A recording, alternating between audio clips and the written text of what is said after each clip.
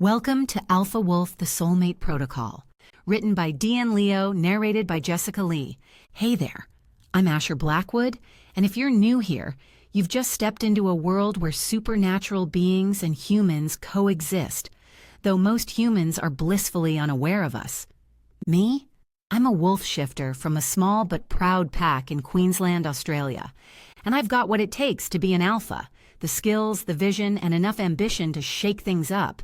See, our pack needs a new alpha, and I'm training for the upcoming challenge. Skills? Check. Leadership qualities? Double check. The drive to modernize outdated pack laws? Absolutely. There's just one tiny problem. I'm mixed blood, and that's an automatic disqualifier. Talk about a kick in the teeth, right? The very rule I want to change is the one keeping me from making that change. It's like being told you can't join the civil rights movement because of your race. Ridiculous, right? But then something incredible happened.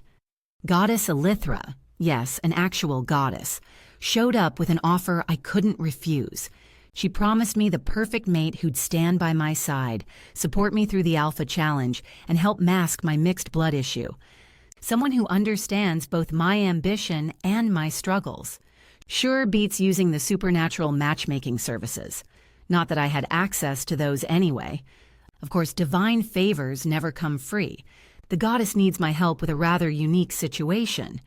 There's this couple, Kieran LeBlanc, a British tech billionaire with more walls around his heart than his high-security company, and Madeleine Roux, a fierce journalist who champions the underdog and doesn't take crap from anyone. They're soulmates, but they've got more obstacles between them than a military obstacle course. Yeah, I might have spectacularly failed my first attempt at getting them together, but that's a story you can catch in the previous installment if you're curious about how a wolf shifter managed to mess up a simple matchmaking task. What matters is the goddess gave me another shot because, apparently, I've got some skills she can't do without. This time should be easier. Through my magical viewing portal, don't worry, it's not creepy, it only shows what's necessary for the mission. I've learned that some lowlife has kidnapped Joe, Madeleine's best friend. Now Madeleine's headed to London to get information from Kieran's company. The universe works in mysterious ways, doesn't it? The rules are simple. No direct interaction with either of them, or the deal's off. But hey, they're practically a warm audience now, unlike their previous mutual hatred. Just need to iron out a few kinks and they'll be good to go. And maybe, just maybe, helping them find their happiness will lead me to mine. Before we dive into their story, though, let me explain something.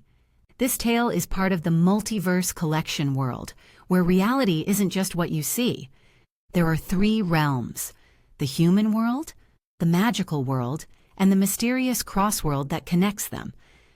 Things can get complicated, so if you want to stay in the loop, hit that subscribe button and like this video. You'll get related books delivered straight to your dashboard, and trust me, each story in this collection adds another piece to this amazing supernatural puzzle. Now let me take you to London, where a stubborn billionaire is about to have his world turned upside down by a determined journalist. And I'll be there, working behind the scenes, making sure these soulmates get their happily ever after, even if I have to pull a few supernatural strings to make it happen. Let's get this show on the road. Asher Blackwood. Bitterly cold. Even for a tough wolf shifter like me, the pre-dawn air at Heathrow's Terminal 3 felt like a physical assault, carrying the sharp scent of jet fuel and wet pavement. "Where's your vampire friend?" My wolf's voice echoed in my head as I scanned the sparse early morning crowd, searching for Jake's familiar face among the bleary-eyed travelers. Not here, obviously. I pulled out my phone, squinting at the screen's harsh glare. And we should refrain from speaking in public. Ordinary humans don't talk to their wolves. But I've done this for centuries. My wolf's tone carried that familiar hint of ancient wisdom mixed with childish petulance. "You've been with me for 35 years, Wolf. I don't know what you were before me, but wolf shifters must behave normally in human society." A distinct mental snort echoed in my mind. And the wolf spirit of a shifter doesn't snort at its host either. I lived for centuries without protocols, Asher, my wolf reminded me, his voice carrying that superior tone I'd grown used to. Well, you're mine now, and I live by protocols, Wolf. Not when you're a free spirit wolf. I'm not a free spirit wolf. I'm an alpha wannabe. My wolf's voice dripped with amusement. Shut up, Wolf. 3 calls to Jake, all straight to voicemail. The fluorescent lights overhead buzzed with annoying persistence. This is what happens when you rely on a vampire, my wolf chuckled in that knowing way of his. They sleep all day. Jake's not just any vampire. He owns a nightclub. He's usually awake at... I checked my watch and groaned. 5 in the morning. You know what else is usually awake at 5 in the morning? My wolf's voice took on that teasing lilt. Those fancy car services. The ones with heated seats, which we could have taken if we're on a budget. I moved away from the terminal doors, extending my supernatural senses. The magical signatures of passing travelers tingled at the edges of my awareness, but no trace of Jake's unique vampire essence anywhere nearby. Budget, my wolf scoffed, because stopping true love is so much more important than comfort. It's your butt I'm worried about, Asher. Thanks for your concern, but my butt is just fine, and we're not stopping true love. I lowered my voice as a group of chattering tourists wheeled their luggage past. We're making sure it happens the right way. The goddess showed us how it's supposed to unfold. Madeline comes to London, meets Kieran at some charity event next week, and they fall madly in love. Yes, yes, my wolf interrupted. Except now someone's gone and kidnapped her best friend, and your perfect timeline's shot to hell. My jaw clenched at the memory of that ransom note, the lingering trace of chaos magic making my teeth ache. If Madeline barges into LeBlanc's office demanding information, instead of meeting at the charity ball where they're supposed to have their magical moment... Exactly. We're trying to fix her impression of Kieran. He's not a bad guy. We need to intercept her, give her the right information before she meets him again. My phone remained stubbornly silent. If Jake would just answer his damn phone. Oh, look! My wolf's excitement bubbled through our connection. One of those double-decker buses. Can we... No. You're no fun when you're jet-lagged, my wolf huffed. Fine. New plan? I shouldered my bag, heading toward the taxi rank. The weight of 24 hours of travel pressed down on my shoulders. Find Jake. Get to Madeline's arrival gate before she does. Prevent a supernatural disaster. Simple, easy. What could possibly go wrong? Don't. I raised my hand for a cab. Just don't. My phone buzzed as it finally connected to the local network. The time display made my stomach drop. Fuck. What's wrong? My wolf's playful tone vanished. I gave Jake the wrong date. Mixed up the conversion between Oz times and UK times while trying to monitor Madeline's New York schedule. This is fucked. The taxi driver caught my eye, then backed away apologetically, moving to take the next passenger. I ducked back inside the terminal. What are you doing now? My wolf asked as I darted into the men's room. Checking on Madeline. I pulled out the small mirror, the intricate spying device the goddess had given me. The silver frame felt cool against my palm. Show me Madeline. The surface remained blank, which could mean one of two things. Either I wasn't privy to information about Madeline right now, or she was in a situation that couldn't be observed. Okay, show me Siren then. The mirror's surface rippled, revealing Kieran running through the misty paths of Hyde Park. My wolf let out an appreciative whistle. That's very inappropriate, I scolded, though I had to admit, for a human, Kieran's physique and agility would put some shifters to shame. Other shifters, I mean. My regular intense training served my body well. Kieran's eyes focused on the misty path ahead, his expression unusually intense for a morning run. I might not be able to read minds, but I'd bet my last dollar he was still brooding over what happened in New York. Instead of the fairy tale awakening we'd hoped for, Sleeping Beauty roused by her prince, all Madeline remembered was that he was the asshole who made expensive medicine. A complete misunderstanding, by the way. One I'd been trying to fix by feeding the right information to Madeline's journalist sources. The goddess would be pleased, my wolf mused. Your plan seems to be working. Madeline's opinion of him is shifting. He was right. Things were heading in a positive direction. With the right nudge at the charity event, everything would fall into place, just as the goddess had shown us. Where are you, Madeline? I whispered to the mirror. That's when it happened. A shadow slammed into Kieran with enough force to make the mirror's surface ripple. Fuck! The curse escaped before I could stop it, echoing off the men's room tiles. A startled businessman shot me a concerned look as he washed his hands. That's not supposed to happen. My wolf's voice was sharp with worry. What are you going to do now, Asher? Plan B, I muttered, referring to the Plan B that I didn't have. Chapter 1. The bomb of scents exploded right onto his face. Rich chocolate, honey, and a hint of cinnamon. The collision jolted Kieran from his punishing run in the frozen pre-dawn air of Hyde Park, London. His feet skidded to a halt on the frost-covered path as his brain struggled to process the familiar yet unexpected aroma. Madeline. She barreled into him, her body colliding with his with enough force to knock the air from his lungs. Time seemed to slow as her wild, panicked eyes locked onto his. Kieran's mind whirled, anger and concern warring for dominance. 3 weeks of silence, and now this? But as he steadied Madeline, her trembling form against his chest, the fury dissipated. Madeline, what? No time, she gasped, her eyes wild. They're coming. His gaze swept the park. Nothing seemed unusual. Who's after you? He asked, keeping his voice low. Her body swayed. He steadied her by holding her shoulders. Joe's in trouble. I followed the blue bubbles.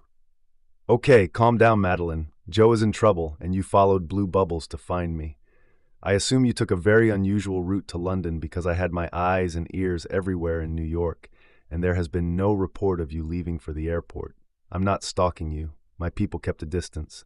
I just want to make sure you're safe. Her teeth chattered. I came here with the mirror. She was too cold and exhausted to complete a cohesive sentence, let alone make any sense to him. I think we'd better get you somewhere warm and cozy. So I'm going to hold you, all right? He didn't wait for permission. He wrapped an arm around her waist, supporting her weight as they walked. She didn't object, and he liked the feel of her body against his, so he said nothing else and kept moving. A flicker of movement caught his eye. Kieran spun, placing himself between Madeline and the threat. His hand flew to the small gun strapped to his ankle. Down! Madeline dropped without question as Kieran fired 2 precise shots.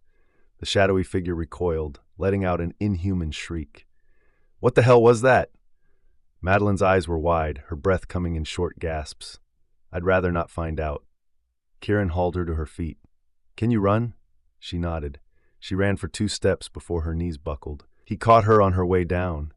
But then a tendril of shadow lashed out, wrapping around Madeline's ankle. Kieran let go of Madeline. He ran to the small shrub near where he saw the creature hiding. It obviously didn't expect him to leave Madeline to go after it, so it was still hunching down and not running away yet. He didn't know what it was. The main body was human-like, but the limbs were not, and it had tentacles. He pointed the gun at where he wagered the head was and pulled the trigger. Substance from the supposed head spurted out, spilling on the ground. The creature crumbled to the ground. Its body started to evaporate and was gone without a trace in seconds. Kieran returned to Madeline, slipping an arm around her waist to support her. Her body trembled against his as they stumbled forward. Joe, she's in danger, Madeline mumbled, her words slurring. I used the scrying. The mirror. He frowned, trying to make sense of her fragmented explanation. Slow down. What mirror? You're my mirror man, she whispered, her eyes unfocused. Mirror man? What do you mean? A sharp pain exploded in his shoulder. The force knocked him off his feet, sending him sprawling onto the frost-covered ground. A dark shape loomed over him. Kieran's hand flew to his gun. He fired, the muzzle flash illuminating a grotesque, inhuman face. The creature's head shattered, its body crumpling mere inches from him. Kieran scrambled to his feet, his shoulder throbbing. His eyes widened as he took in the scene before him. A small army of shadowy figures lurked in the park, approaching fast. Damn, he muttered, knowing his gun wouldn't be enough. He turned to Madeline. Can you run? She nodded weakly. Go, I'll hold them off. Madeline's eyes flashed with anger. Don't be an idiot, Kieran. You're not playing the hero. This isn't a game, Madeline. You need to... No, you need to listen, she snapped. We stick together. Kieran's jaw clenched. Fine, but stay close. He scanned their surroundings, noticing other runners in the park. They jogged by, oblivious to the encroaching shadows. They can't see the shadows, Madeline whispered, echoing his thoughts.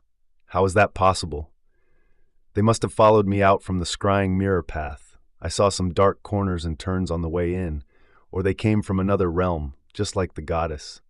Kieran shook his head. You've lost me right there, but this is not the time for a full analysis of the situation.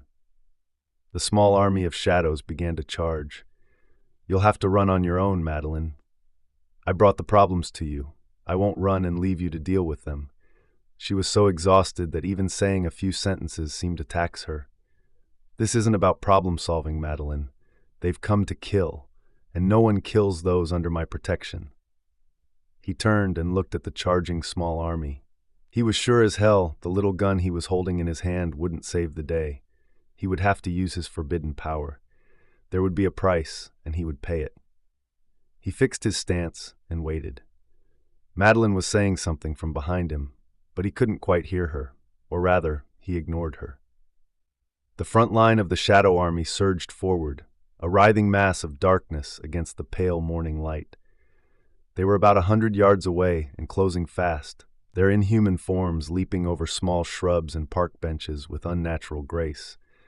Trees that should have impeded their progress were merely obstacles to be sidestepped, their movements fluid and purposeful. Kieran's mind raced, analyzing the situation with cold precision. These shadows, these things, were clearly supernatural, yet they seemed bound by the physical laws of this world. The way they navigated the park's obstacles, the solid thud of their feet against the frost-covered ground, it all pointed to corporeal forms, not mere specters. Just like the two I killed with my gun, he thought, a grim satisfaction settling in his chest. If they're the same, then my hidden power should work. He planted his feet firmly, feeling the earth beneath him as he prepared to unleash the force he'd kept buried for so long. The power thrummed beneath his skin, eager to be released after years of suppression. But even as he began to concentrate, doubt gnawed at him. Using this power would be like setting off a beacon in the supernatural world. Enemies he wasn't prepared to face, enemies that made these shadow creatures look like mere playthings, would instantly know his location. Worse, it would reveal the true extent of his abilities, exposing just how outmatched he truly was in their realm. Damn it all, he thought, jaw clenching. I have no choice. Get down, Kieran. Madeline's voice cut through his concentration, sharp with urgency. What? He growled, frustration and confusion warring in his mind. Was she telling him to duck? Now, of all times? He started to turn, ready to tell her off for the interruption, when her voice rang out again. Don't turn! The command was followed by the sudden pressure of her hands on either side of his head, forcibly keeping him facing forward. What the hell is going on? The question barely had time to form before Madeline's full weight slammed into him from behind, driving him into a squat. A beam of light, blindingly bright and searing hot, shot over their heads. The heat of it prickled against Kieran's scalp, and he could smell the acrid scent of singed hair. The advancing army of shadows halted their charge, their attention drawn upward to the source of the light. In that moment of stillness, Kieran could finally see them clearly. They were a nightmarish menagerie of creatures, most bipedal but with clear inhuman traits. Some sported tails that lashed behind them, others had wicked horns protruding from misshapen skulls. He even recognized a few with the distinctive features of wolf shifters, their muzzles pulled back in silent snarls. As one, the creatures stared into the light. For a heartbeat, nothing happened. Then, as if struck by an invisible force, they began to change. Their forms solidified, flesh turning to rough-hewn stone in a matter of seconds. The statues stood motionless for a moment before crumbling, collapsing into piles of dirt that seemed to evaporate before his eyes. The oppressive weight of Madeline's body suddenly went slack against him. As the blinding light faded, Kieran turned, his arms instinctively moving to catch her. She lay limp in his embrace, her face pale and drawn, All traces of consciousness fled. Kieran's mind whirled with questions, but the most pressing concern was the unconscious woman in his arms. He gathered her close, one hand brushing a stray lock of hair from her face. "Madeline," he murmured, his voice rough with an emotion he couldn't quite name. "What have you done?" The park around them was eerily silent, no trace remaining of the supernatural battle that had just taken place. Kieran knew they couldn't linger. Whatever Madeline had done, whatever power she had unleashed, it was clear that she, and by extension, he, were now part of something far bigger and more dangerous than he had ever imagined. With a grunt of effort, he stood, cradling Madeline against his chest, her head lolled against his shoulder, her breath warm against his neck. As he began to move, his mind was already formulating plans, contingencies, ways to protect them both from whatever would come next. One thing was certain: nothing would ever be the same again. Chapter 2. As she sat up, Madeline realized that she had been defrosted. After being wrapped in a luxurious blanket and snuggled on a plush couch in an opulent apartment for 15 minutes, she began to feel her own body again. "Are you feeling better?" he asked. Madeline slowly looked up at Kieran's soothing yet concerned face. Her heart skipped a beat when she looked at him. His piercing gray eyes held a hint of mystery, as if they held secrets that only he knew. His face was chiseled and angular, with high cheekbones and a strong jawline. It was a face that could launch 1,000 ships, one that seemed to have been crafted by the gods themselves on their best day. His raven dark hair was slightly long, almost touched his shoulders, framing his face like a work of art. And when he smiled at her with those full, inviting lips, it was as if the world around them had faded away, and there was only the two of them in that moment. He handed her a glass of water and 2 pills.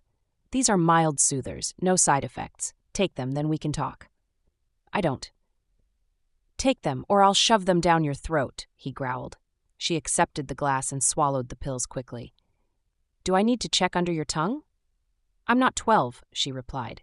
He smiled, though the expression didn't reach his piercing gray eyes. "Ah, there's your smart mouth again. That's what we need." He sat down on the couch facing her, elbows on his knees and hands clasped together. "I'm not sure where to start, but let me prioritize the questions in an order I can understand and do something about. You said Joe's in trouble. Should I call a private jet for an urgent response? Do you need me to call my people?" "You don't have to call for a jet, as what we need is already here." She glanced around. "I mean in London, not in this apartment." He leaned back in his chair. "Is there anything we need to do immediately? By that, I mean rushing out of the apartment and doing it right now. And for your bearings, it's 7 a.m. London time. You passed out for half an hour. What time would it be in New York now?" 2 a.m., Kieran smiled. "That's what you get for operating a global business, an unfortunate internal clock." He explained his immediate answer without checking the clock. Maybe he was reacting to whatever expression she had on her face right now. She scolded herself internally and sat up a bit straighter, still cocooned in the warm blanket. "We have a bit of time to talk. Nobody's working at 2 a.m. in New York, including the guy holding Joe captive." Kieran's eyebrows shot up. "Someone is holding Joe against her will, and that's not urgent?" She shook her head. "Joe and Marie, my adoptive mom, are my family, my top." He reached out and placed a hand on hers. "I'm upsetting you. I apologize. I know who Marie is and how important Joe's family is to you. I've done my research, so let's say I let you tell me what you think is appropriate and important." She nodded. "I woke up in the hospital, didn't remember much. Then Joe and Willow is my guinea pig, reminded me what had happened before that hospital incident. It didn't take long. 3 weeks is a tremendously long time," he cut in. She stared at him. He raised his hands apologetically and gestured for her to continue. She sighed. "I understand and can make sense of some facts about what happened that led to that incident, but there are many holes in the timeline, many things I still don't understand. That's one of the reasons I didn't contact you for 3 weeks." "What are the other reasons for you to hold back from seeking assistance until someone kidnapped Joe, breaking the family you treasure and forcing you to be here?"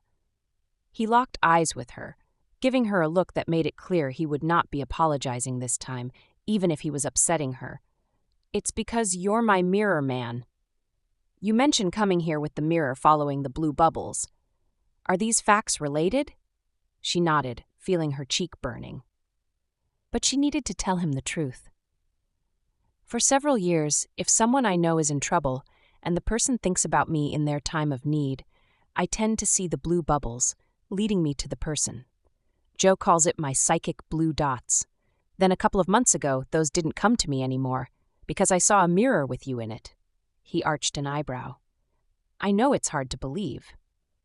Nothing weirds me out, Madeline. I'm just surprised that I didn't feel anything, because what you described is like a psychic connection, and if you somehow called for me via a scrying mirror, I should feel it.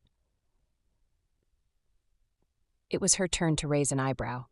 So, you know a lot about unexplained phenomena? He chuckled. I know a thing or two about the supernatural. I'm sure Joe told you I play hologames. She nodded. So I called the mirror up, and you were inside it. We had good conversations. I never saw your face clearly, but I recognized your voice when we met in the New York office. It threw me off a bit. And because of that, I overreacted to whatever we were talking about, and you know what happened next. His eyes twinkled for a split second. Yes, Joe told me you recall finding Juliet's sixpence coin on the street with the assistance of the supernatural before the incident, but you don't recall anything else. She nodded.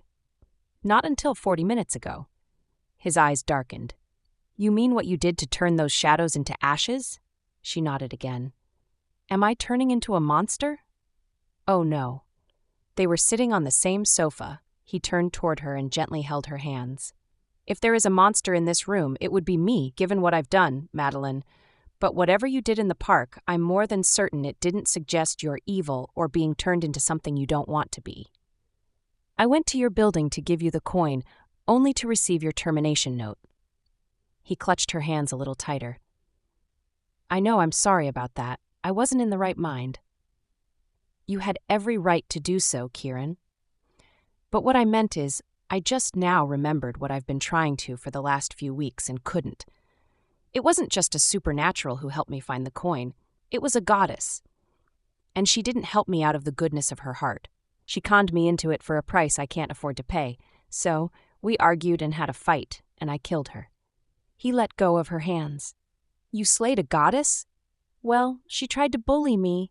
I mean, that's incredible, Madeline. How?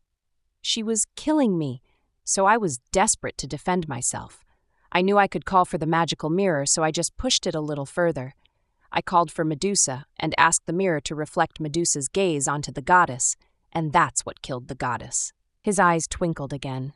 So, in the park, did you call Medusa again? She hesitated, then nodded.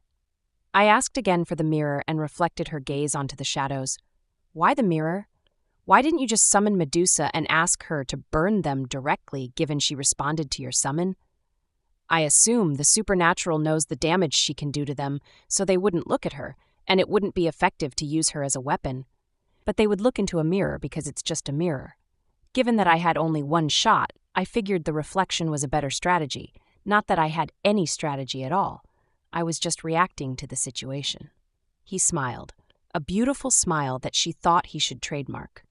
I'm in love, Madeline, with your mind and your ability to act under pressure. It shows your stamina, your strength, and your incredible talent.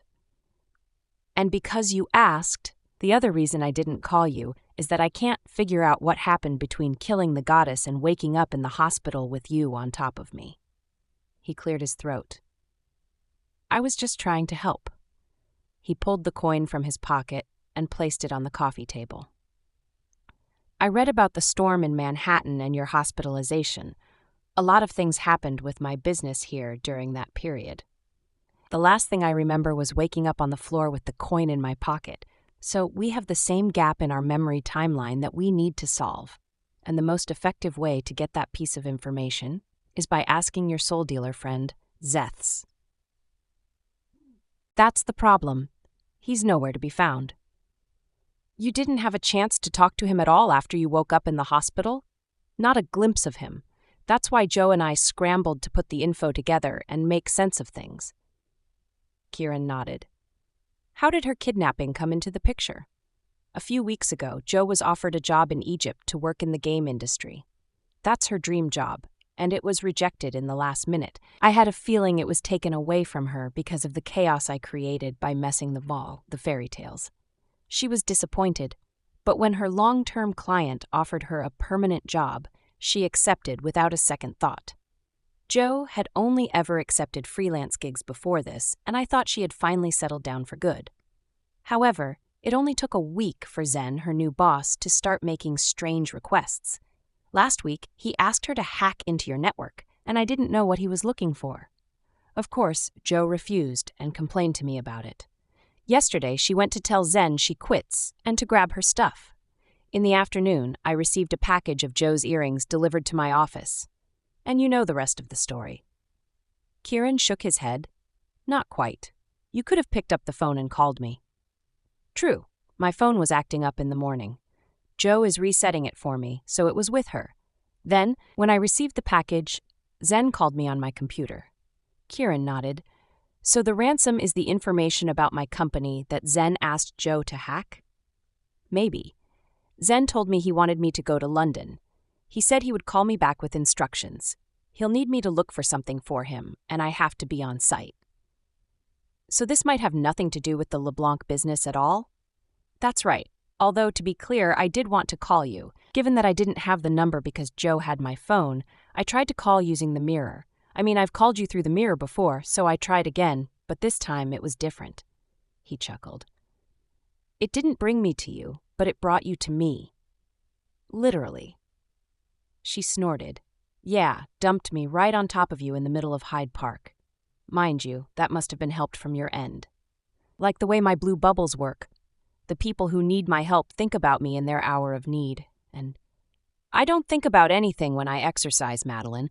That's my one moment of true tranquility in the day, and I try to maintain it as much as I can. So, no, I don't think I was thinking about you so much that it generated blue bubbles that led you to me. She nodded. Must be the naughty mirror, then. He chuckled. It must be, she nodded. Let's wait and see what Zen has to say before we decide on our next steps. Thanks for bringing me here. However, I think it's best if I stay in a hotel once Zen makes contact. I've arranged it, Kieran said, standing. While you were out, my assistant Lily made the booking. You trust her, I assume. Suffice to say, she's part of my inner circle. He walked toward a cabinet, opened it with his thumbprint, and pulled out a small device. Madeline surveyed the opulent Hyde Park apartment, London's most expensive address. Lavish furnishings and extravagant finishes filled the space. Contemporary artwork adorned the walls, illuminated by warm recessed lighting. Her feet sank into plush, silent carpeting as she moved across the room. The sleek, modern aesthetic extended from the cutting-edge kitchen appliances to the minimalist yet homely decor. This is not my apartment. She didn't realize he had returned and stood next to her. So, where's home? He smiled and held out a cell phone to her. I've set this up so you can use it while you're here. Zen will call your laptop. I found it in your crossbody bag and fully charged it. Zen will track your laptop after you engage in a call with him, so only leave your laptop where you're comfortable being tracked. But this cell phone is 100% secure. Are you sure? He smiled. No one can hack LeBlanc's technology. Thanks.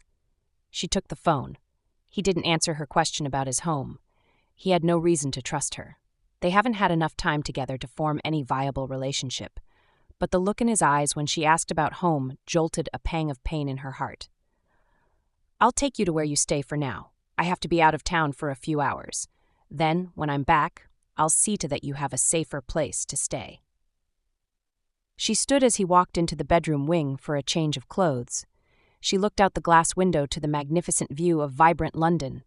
A dark winged figure shot past the window, perching on the ledge. Its gargoyle-like face morphed into that of an elegant woman.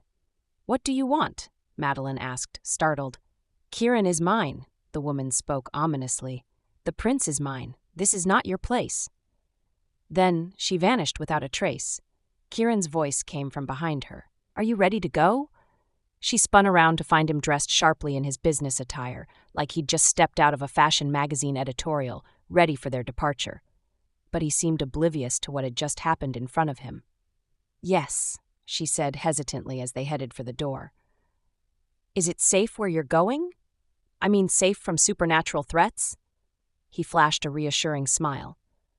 No place except for a few that I have set up are wholly safe from them. I'm having a meeting in France in an ordinary human environment, so no. It won't be safe entirely, but I'll be careful. Chapter 3. Madeline's computer chimed with an incoming call. Her stomach tightened as she saw the caller ID, Zen. She steeled herself and answered. Well, if it isn't my favorite journalist, Zen's voice oozed through the speakers. Cut the crap, Zen. What do you want? A low chuckle. Straight to business, I see. I admire that about you, Madeline. Flattery won't get you anywhere. Where's Jo? Ah, your little friend. She's comfortable, for now. Madeline's jaw clenched. Let me talk to her. All in good time. First, I need something from you. I'm not your errand girl. No? Perhaps this will change your mind. The screen flickered, showing a dimly lit room. Jo sat bound to a chair, her dark hair matted, eyes wide with fear. Madeline's breath caught. Jo! Mad! Jo's cry was cut short as the video feed disappeared.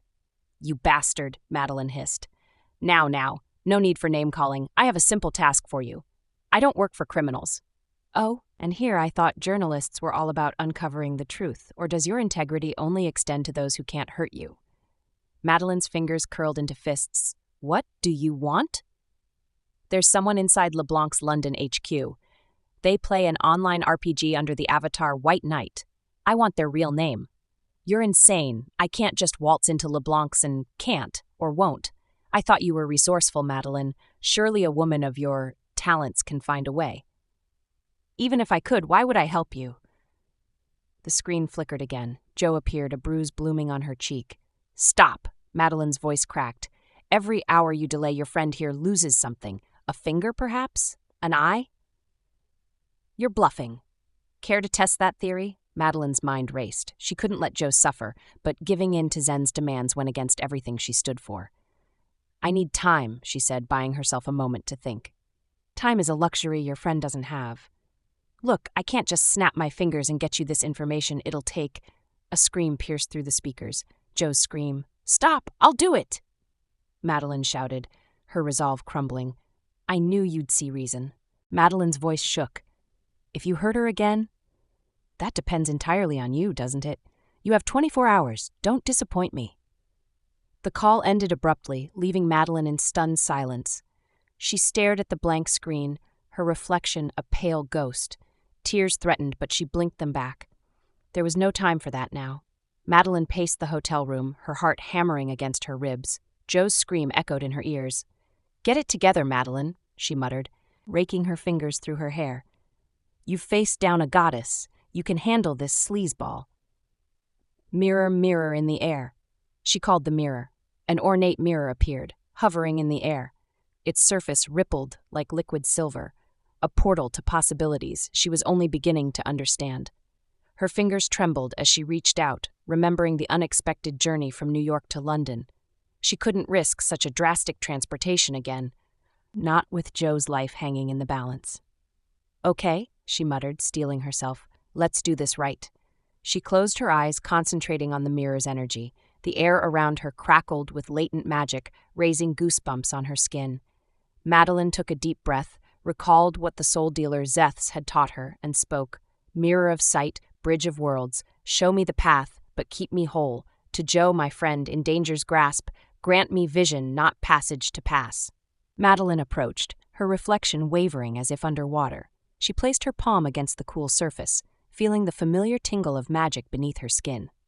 Show me, Jo, she commanded, her voice steady despite the tremor in her hands. The mirror's surface swirled, but remained stubbornly opaque.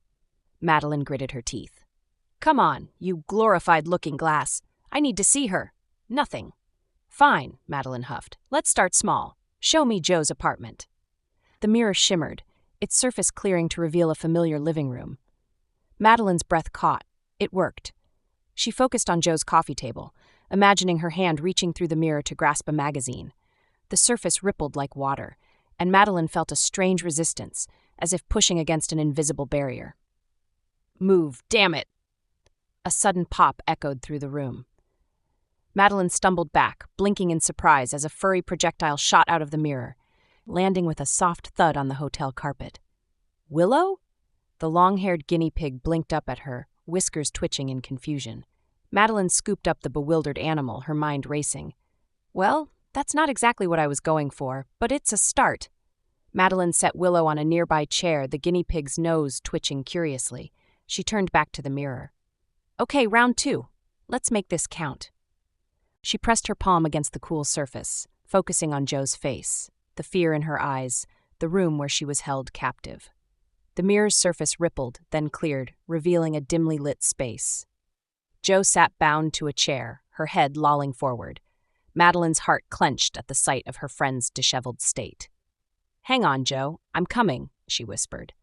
Madeline pushed against the mirror's surface. This time, instead of resistance, her hand slipped through as if dipping into water. She leaned forward, her entire arm disappearing into the silvery portal. The air on the other side felt thick, oppressive. Madeline's fingers brushed against rough rope. She grasped it, tugging experimentally. Joe's head snapped up, eyes widening in disbelief. Madeline? Joe's voice was barely a whisper. Shh, Madeline hissed, working at the knots. I'm getting you out of here. A flicker of movement caught her eye. Something dark coalesced behind Joe, a writhing mass of shadows. No! Madeline leaned forward, trying to pull Joe free. The shadow surged, enveloping her arm. Ice-cold tendrils wrapped around her wrist, yanking her further into the mirror. Madeline planted her feet, straining against the pull. Let go. The shadow pulsed, its grip tightening. Madeline's shoulder slammed against the mirror's frame as she fought to stay in her world. With a violent wrench, the shadow hurled her backward. Madeline flew across the room, crashing into a dresser. Picture frames and trinkets rained down around her as she crumpled to the floor. Pain exploded through her body. She gasped, struggling to breathe as black spots danced across her vision. The last thing Madeline saw before darkness claimed her was Willow, peering down at her from the edge of the chair, whiskers twitching in concern. Madeline winced as she smoothed her blouse, every movement a reminder of her earlier tumble. She glanced at the clock, 6:55 p.m. Kieran would be here any minute. A soft squeak drew her attention. Willow peered up at her from the dresser, whiskers twitching. Don't give me that look, Madeline muttered. I'm fine. A sharp knock cut through the silence. Madeline took a steadying breath and opened the door. Kieran stood there, impeccably dressed as always. His eyes swept over her, narrowing instantly. What happened? He demanded, stepping inside. Madeline forced a smile. Good evening to you, too. Kieran's hand shot out, gently grasping her forearm. She hissed involuntarily as his fingers brushed a tender spot. This, he snarled, his fingers trembling as he pushed up her sleeve, revealing an angry purple bruise. The tendons in his neck strained, a vein pulsing at his temple. Not nothing. Before she could protest, his hand moved to her neck, fingertips grazing another mark she hadn't even noticed. His touch was feather-light, a stark contrast to the storm brewing in his eyes. Madeline? Kieran's voice dropped to a dangerous whisper, each word laced with barely contained fury. The air around him seemed to crackle with tension. Who did this? She stepped back, crossing her arms, suddenly aware of how he towered over her, his broad shoulders blocking out the light. It's not what you think. Really? His eyes flashed, turning from steel to obsidian in an instant. The muscles in his jaw worked furiously as he clenched and unclenched his teeth. Because what I think is that someone dared to lay their hands on you and you're trying to protect them. I'm not some damsel in distress, Kieran. I can handle myself. Her words seemed to bounce off him, doing nothing to quell the rage simmering beneath his surface. Clearly, he scoffed, his voice dripping with sarcasm. He gestured to her injuries, his movements sharp and precise, like a predator ready to strike. The air grew thick with tension, making it hard for Madeline to breathe. Your definition of handling leaves much to be desired. Oh, I'm sorry. Did I mess up your perfect dinner plans? Should I have put on more makeup to hide the fact I'm actually trying to save my friend? Kieran's jaw clenched. That's not... Don't lecture me, Kieran. You have no idea what I'm dealing with. Then tell me. Damn it, Madeline, let me help you. The raw emotion in his voice made her breath catch. I tried using the mirror, she blurted out, the words tumbling from her lips before she could stop them. Kieran went utterly still, his face draining of color. The silence stretched between them, thick and suffocating. You did what? I tried to reach Joe, Madeline continued, unable to stop now that she'd started. Something attacked me, pulled me in. Are you insane? Kieran's voice rose. He surged forward, closing the distance between them in 2 long strides. His eyes, usually a cold gray, now burned with an intensity that made Madeline's heart race. You could have been killed. The air crackled with tension, electric and dangerous. What choice do I have, Kieran? She matched his gaze. Joe's out there, suffering, while I'm here playing dress-up for dinner. Kieran's jaw clenched so tight she could almost hear his teeth grinding. And how exactly, he growled, each word precise and cutting, does getting yourself killed help, Joe? At least I'm doing something, Madeline shot back, her chest heaving with emotion. They glared at each other for a long moment. Kieran's eyes raked over her, as if reassuring himself she was still there, still whole. His hands twitched at his sides, as if fighting the urge to reach for her. In the depths of his steel-gray eyes, she saw something that made her breath catch. A flicker of raw, unguarded pain. It was gone in an instant, but it was enough to douse her anger like a bucket of cold water. Kieran's shoulders sagged almost imperceptibly, the fire in his eyes dimming to embers. He took a deep breath, visibly reining in his emotions. Madeline, he said, his tone softer now, promise me you won't try that again. Not until you've spoken to Zeths, learned to control it. I can put men to guard you, but when it comes to the supernatural. He trailed off, frustration evident in the set of his jaw. Madeline nodded, understanding dawning. Your control is limited there, she finished for him. Exactly, Kieran agreed, a hint of relief in his eyes at her comprehension. I understand, Kieran. You're a man of action. I wouldn't want you to have to deal with the supernatural for my safety. She offered a small smile. Besides, I actually have a little more magic than you do. Using weapons the way you did in the park earlier won't always work with the supernaturals. Something flickered in Kieran's eyes at her words, a fleeting expression that suggested he wanted to say more. But he held back, his lips pressing into a thin line before he nodded curtly. A soft chirping sound came from a corner of the room. She turned, spotting Willow peering at them from the edge of the dresser. Oh, she said, her voice lighter now. I almost forgot. Kieran, meet Willow. Kieran's eyebrow quirked upward, a hint of amusement replacing the earlier storm in his eyes. Willow? Madeline scooped up the guinea pig, cradling him gently. Indeed. I got him here when I practiced using the mirror. I wasn't half bad. She trailed off as Kieran's eyes darkened several shades at the mention of the mirror. Quickly changing the subject, she added, He's been quite the unexpected companion. Kieran's gaze softened as he looked at the small creature. Well, hello there, Willow, he said. He reached out, letting Willow sniff his finger. As Willow's whiskers twitched curiously, Madeline felt the last of the tension melt away. She smiled at the sight of the imposing Kieran LeBlanc being so gentle with a tiny guinea pig. It was a side of him she hadn't expected to see, and it stirred something warm in her chest. Do you want to discuss Zen's demands now or over dinner? She shook her head. There's nothing to discuss.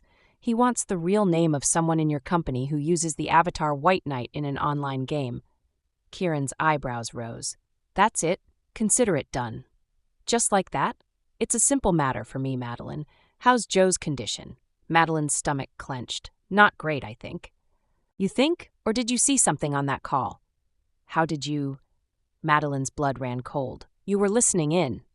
Kieran's face hardened into an impenetrable mask, his eyes turning to shards of ice.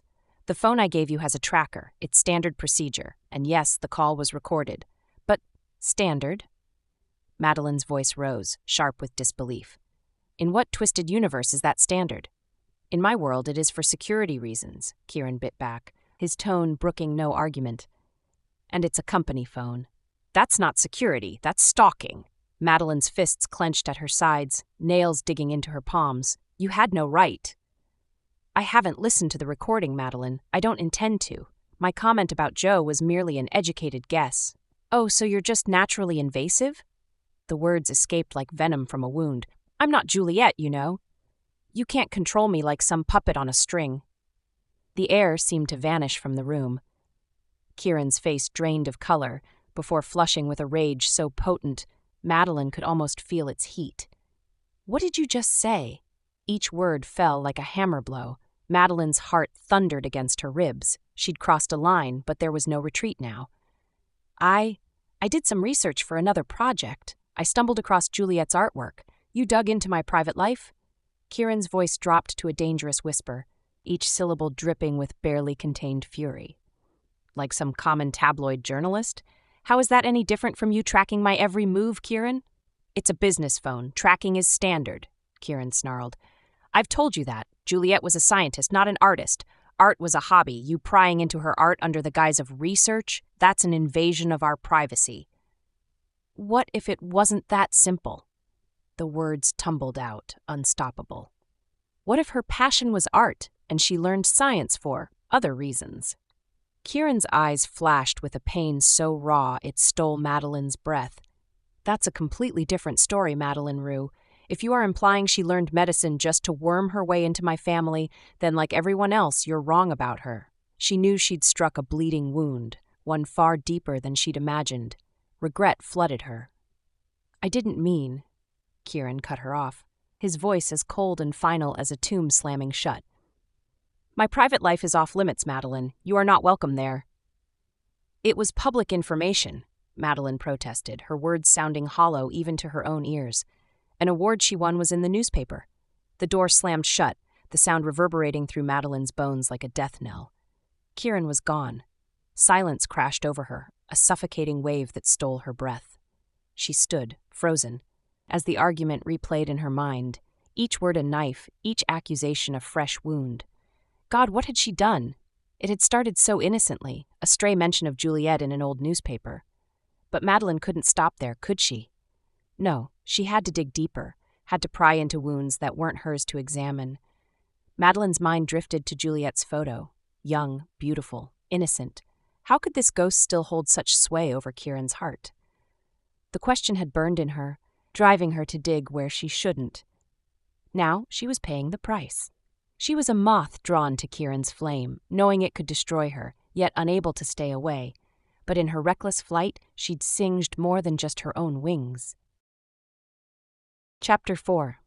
The phone's screen flared to life, casting an eerie glow across Madeline's face as she sat alone at the small coffee table. Outside, the tiny garden lay still, a stark contrast to the storm brewing within her. Her fingers drummed an anxious rhythm on the tabletop, each second stretching into eternity as she waited for Zen's call. The cell phone Kieran had given her rested on the desk like a ticking time bomb. Its presence was a constant reminder of the invisible eyes watching her every move. After last night's events, she harbored no illusions about Kieran reaching out. Not soon. Maybe not ever. With a deep breath, Madeline pressed the call button. The phone flashed, ready and waiting. A fleeting thought crossed her mind. Kieran hadn't completely severed their connection. She opened the address book, her heart skipping a beat at the sight of the lone entry. Kieran. His direct number. So simple. So intimate. Just him. Her thumb hovered over his name, a moment of hesitation before she snapped the address book shut. This wasn't the time for sentimentality. Suddenly, Zen's voice sliced through the silence. "You've got good news for me, Madeline?" She steeled herself, her voice steady despite the adrenaline coursing through her veins. "Put the video on. I want to see Joe." The screen flickered, revealing Joe's pale, drugged form. Madeline's jaw clenched, anger simmering just beneath her composed exterior. She knew that once free, Joe would be a force to reckon with. "I expect some good news, Madeline." Zen's threat hung in the air, heavy and ominous. Madeline's eyes drifted to the painting on her wall, drawing strength from its chaotic swirls. She took a deliberate sip of coffee, her mind racing through the high-stakes game she was about to play. Samuel Kandinsky. That's the name. Zen's eyes widened, and Madeline knew she had just lit the fuse on a powder keg. There was no turning back now. "Give me his contact details so I can talk to him," Zen demanded. "That wasn't the deal, Zen. The name is all I've got. It was hard enough getting that out of the LeBlanc headquarters. I've seen the guy so I can draw him out as we agreed, but he didn't exactly hand me his CV and contact details." "You were inside the LeBlanc headquarters?" "Impressive, huh? I spoke to Kieran LeBlanc myself. Samuel is definitely who you want. He's probably off work by now. Do you want me to talk to him, or will you handle it?" No, I'll do it myself." Zen's eyes lit up with anticipation. When will you let Joe go? My task is finished if you're going to talk to him yourself. No, there's a step 2. Madeline clenched her teeth. The last one? Yes, and this one's easy. There's an alchemist named John Dee. He died in the 1500s and is buried in Mortlake. Go there and retrieve an artifact that was buried with him. It's only about an hour outside London. Piece of cake. The guy's been dead for centuries. No one will care what you're doing. Madeline stared at Zen for a long moment, raising an eyebrow. Say that again? Zen exhaled, trying to stay calm. John Dee was... I heard that part. You really want me to dig up the grave of a dead alchemist? Well, it's not exactly Tomb Raider work. Just bring a shovel. Why don't you do it yourself? I could, but it wouldn't be efficient. I need to bring Joe to London to negotiate with White Knight. Once he agrees, the artifact must be ready for him. I can't be in 2 places at once. Alchemists, huh? The ones who tried to turn steel into gold? If you're after gold, wouldn't it be easier just to rob a bank or jewelry store? Like most ordinary people, you're short-sighted, Madeline. Get me the artifact and we'll talk. I might even throw in some gold dust if you cooperate. What exactly is the artifact, and when do you need it? It's in a box buried with him. Just take the whole thing. The item will be inside. If there was anything valuable, wouldn't someone have taken it by now? That's not your concern. Just get the box. I need it within 24 hours. No, I'm serious. I'm booking the plane tickets now. We'll be there in 24 hours. The artifact needs to be ready, and you'll need to locate White Knight for me. Zen paused, staring at Madeline. This is time-sensitive. If you screw this up, I won't show any mercy to you or your little friend. Madeline met his gaze sternly. Joe can't travel long distances without her medication. If you stopped drugging her long enough to notice, she'd tell you she's diabetic and probably overdue for her dose. Zen scratched his head in frustration, muttering curses under his breath. Fine, I'll get her the meds. Do you know where she gets them? Ask her yourself. I think it's somewhere in Midtown, between Park and Madison. Zen nodded, noting it down. Madeline smiled coldly. I can dig up an old grave. The dead won't mind, and I'll happily dig one for you, too. Zen grinned crookedly. See you soon, he said, then abruptly hung up. As soon as the screen went black, Madeline noticed her hand trembling. Now wasn't the time for shaking. She needed to focus. As soon as the screen went black, Madeline noticed her hand trembling. Now wasn't the time for shaking. She needed focus. She had flirted with fire. Taking a deep breath, she picked up her internet phone and made a call. On the other end, Stephen's sleepy voice answered. Hello? You're sleeping at this hour, Stephen? Madeline's tone was a mix of amusement and exasperation. Madeline? There was a rustling sound followed by a thud. Ow! Damn it. Did you just fall out of bed? No comment. Where have you been? I stopped by your office and Paul said you're on vacation. You? Vacation? Almost as unbelievable as an alien invasion. Madeline chuckled despite herself. I see your wit hasn't improved with sleep. Hey, I'm plenty witty. Why are you calling me on your internet phone? Did you finally decide to embrace the digital age? My cell is with Joe. I'm in London. There was a pause. Wow, you really are on vacation. Who are you? And what have you done with the real Madeline Rue? Listen, I need your help. Of course. Really, Stephen? You don't even know what I need yet. No, really. But okay, tell me. Is it fashion advice? Because I've been told my pajama game is strong. Madeline rolled her eyes, grateful for the moment of levity. You know Zen, Joe's new boss, right? Yeah, I saw him once at Joe's office. Looked like he had a stick up his... Stephen. Madeline cut him off, her voice serious. This is going to sound strange, but it's serious. Zen kidnapped Joe because of some role-playing game she developed. He made me come to London to identify a player using the avatar White Knight. If I don't give Zen what he wants, he's threatened to kill Joe. There was a long pause. When Stephen spoke again, all traces of humor were gone from his voice. And you didn't think calling the cops was your first move? How fast do you think they'd pull things together in a case like this? You're right. Good call. I'll be faster. His voice softened. Why didn't you call me sooner, Madeline? Madeline sighed. I don't know. It all happened so fast. Hey, it's okay. We'll figure this out. So, are you calling me now because you don't have what Zen wants? I thought I had it last night. Turns out I don't. Long story. I gave Zen false info to buy time, and now he's flying to London. I'll try to find what he needs before he gets here. But you want me to stop him before he leaves New York? What do you mean by stop him? I can't do anything official yet. I need to find Joe or get something concrete on Zen first, but I'll hold him off until I can. How, Stephen? I'll figure it out. I'll keep you posted. Maybe I'll challenge him to a pajama off. Despite the gravity of the situation, Madeline found herself smiling. Be careful. I don't want you getting hurt, Stephen snorted. Please, I'm indestructible. Remember that time in college when I ate that entire ghost pepper on a dare? You cried for an hour and begged me to put you out of your misery. Details. The point is, I survived. Madeline's voice turned serious again. Zen's probably given Joe's family some excuse for her disappearance.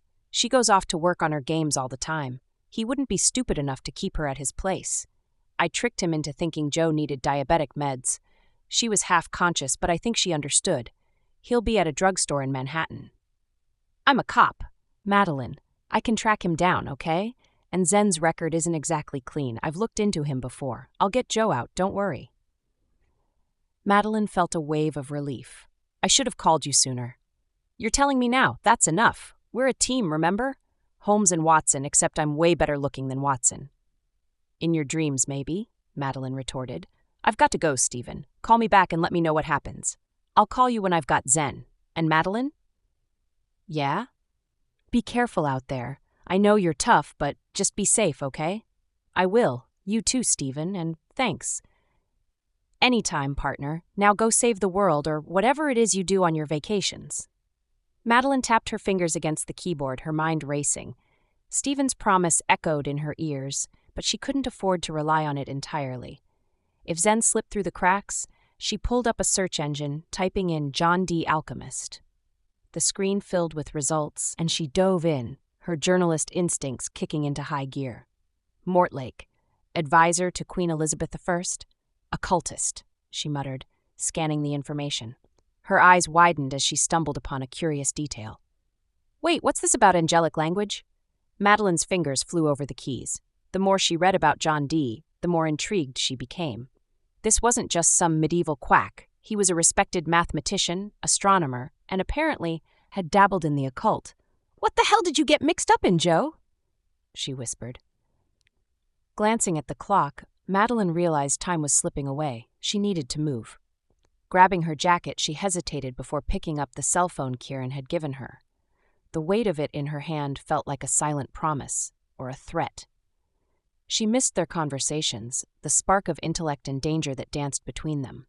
But now wasn't the time for sentimentality. Kieran would be tracking her movements, and she needed to stay focused. As she stepped out onto the street, a chill wind whipped her hair. The rental car agency was just a few blocks away. Madeline walked briskly, her mind churning with questions. Why did Zen want an artifact from John Dee's grave? What connection could a 16th century alchemist have to Joe's computer game? And why did she feel like she was walking into something far bigger than she could handle? At the agency, Madeline flashed her most charming smile. I need a car for a day trip, something reliable. The clerk eyed her suspiciously. Planning on doing any digging? Madeline's smile never faltered. Just some sightseeing. Why do you ask? No reason, he shrugged, handing over the keys. Enjoy your trip to Mortlake. As Madeline slid into the driver's seat, her hands gripped the wheel tightly. How did he know? Was she being watched, or was she just being paranoid? Then she noticed a stack of flyers she had collected at the car rental entrance, promoting tourist destinations like caves, mines, and underground secret tunnels. That explained the clerk's strange question. She was definitely being paranoid. She pulled out of the lot, her destination set. The phone from Kieran sat on the passenger's seat, a silent reminder of the complex web she was entangled in. As the cityscape gave way to more rural surroundings, Madeline's mind drifted back to John Dee. What secrets had he taken to his grave? And more importantly, what would she unleash by disturbing his rest? The road stretched out before her, leading to Mortlake and whatever mysteries awaited. Madeline took a deep breath, steeling herself for what lay ahead. She was a journalist, after all. Uncovering the truth was what she did best, even if that truth was buried 6 feet under. Chapter 5. Heading out of London, hearing the shovel rattling in the trunk of the car, Madeline shook her head in disbelief about what she was about to do. The portable GPS, called Tom, that she had requested with the car, was blurting out the instructions in a monotone female voice. She had to remember to drive on the left-hand side of the road. After a couple of wrong turns, she started to scold the machine. "You're female. Why in world do they call you Tom? Is that why you don't understand that I have to not only get from A to B in one piece, but also have to drive on the opposite side of the road?" The machine didn't answer her. While trying to dodge a black cab that was honking at her, Madeline heard the machine instruct, "In 200 yards, turn left." "So much for English manners," Madeline muttered to herself, thinking of the black cab. She glanced ahead and gestured to the machine. "Turn left into what?" Then she realized that she was talking to the machine again, and of course there would not be a response. Madeline made a guess and turned left onto a smaller, paved road, only to discover that it was a dead end. The machine calmly instructed, "Make a U-turn when possible." "Of course," Madeline spoke to herself. She turned into a private driveway and made a U-turn. She heard a dog barking at her from inside a peaceful cottage at the end of the driveway. "Bark away, and bark real loud, 'cause you can't bite me." Madeline turned left on the next block and was relieved because there was no objection from Tom the guide. "You have arrived at your destination," the machine cheerfully announced. Madeline stared at the destination. It was a roundabout. She didn't want to waste any more time arguing with the machine, so she parked on a small street and walked towards St. Mary's Church. It was a beautiful church. Based on Madeline's research this morning, this was where she might find some useful information. She stood at the entrance of the church, staring at the door as if admiring its magnificence. Instead, a stream of strategies flew through her head, none of them viable. Going inside and asking for the grave of John Dee so that she could dig it up wouldn't go down well. The church did publicize that they had no information about the exact location of the tomb. Of course they had to say that they did not know where the tomb was, Madeline deduced. It would only take a few more scumbags like Zen, and the church would have a gold rush on its hands. The door of the church slid open, and a lady in a beige sweater and a light green coat walked out. Noticing Madeline, she approached. "May I help you?" "Ah, my name is Madeline Rue. I'm working on a research project on theology. I'd like to see Dr. John Dee's plaque and some exhibits of his life and his work, if possible, but I noticed that you don't have a service today and aren't open to public visits." "Oh, I'm Maggie. I don't work here. I'm visiting my friends. But you've come to the right place for this. They've just obtained some funds from the government, along with generous public donations, to make the plaque. They've organized an association in the name of Dr. John Dee of Mortlake. Let me tell you, they're very proud of it. Or I should say, we are so proud of the doctor for his achievements. We appreciate the recognition he brought to Mortlake. Even Queen Elizabeth visited his house. Come on in." Maggie's words flowed effortlessly like a river, spilling out a stream of information about John Dee that Madeline had already uncovered in her research. Despite this, she politely followed Maggie inside the old church, marveling at the intricate stained glass windows and the musty scent of age that permeated the air. The gentle creaking of wooden pews echoed through the quiet space as they made their way to the altar, where Maggie continued her animated retelling of Dee's life and accomplishments. Madeline couldn't help but feel a sense of reverence and awe in the presence of such historical significance and beauty. "Waste of time," said an old man sitting on the steps in front of the church. "Excuse me?" Madeline stepped back outside. Maggie interrupted. "Oh, Sean, aren't you supposed to be at the library? Don't tell me you're drunk again at this hour." There were some movements from beneath a thick carpet of beard on Sean's face. Madeline suspected it was a grin to Lady Maggie. "It's winter, Maggie. There isn't much to do in the gardens. People go to a public library to read, not to look at flowers in the gardens. I'm waiting for you here, my lady. You're my flower." Sean stood up and approached Maggie. "Excuse me, I'm sorry to interrupt. You were saying something about me wasting time?" Aware of her time constraints, Madeline butted in. "Ah, at least 3 times in the last month I saw people asking the same questions as you did, looking at the doctor's stuff as if they admired him. Then they ended up searching the graveyard for his tomb. Let me tell you now, it's a waste of time. Maggie looked astonished. Sean, have you been stalking the church? Oh no, I would never do such a thing. Feeling uneasy, Madeline shifted her shoulders. What's wrong if people just want to show their respect at his tomb? Sean laughed. I don't think they wanted to show respect. They looked like they wanted to dig out the gold he buried with him. Don't say such a thing, Sean. It's not nice and it's disrespectful to the doctor, Maggie protested. Sean looked at Madeline. You see, now I've upset my lady. Look, I don't care if you want the gold in his coffin or not. He wasn't buried here. How do you know that? Maggie's voice was high-pitched. Sean smiled secretly. A man knows many secrets. Maggie put her hands on her hips, insistent. All right. I helped Mrs. Hanson with her gardens many times. That's what I got as payment. Stories. You know her. Full of mysterious stories. Mrs. Hanson in the Rose Cottage? Green Rose's cottage. There is no such thing as a green rose.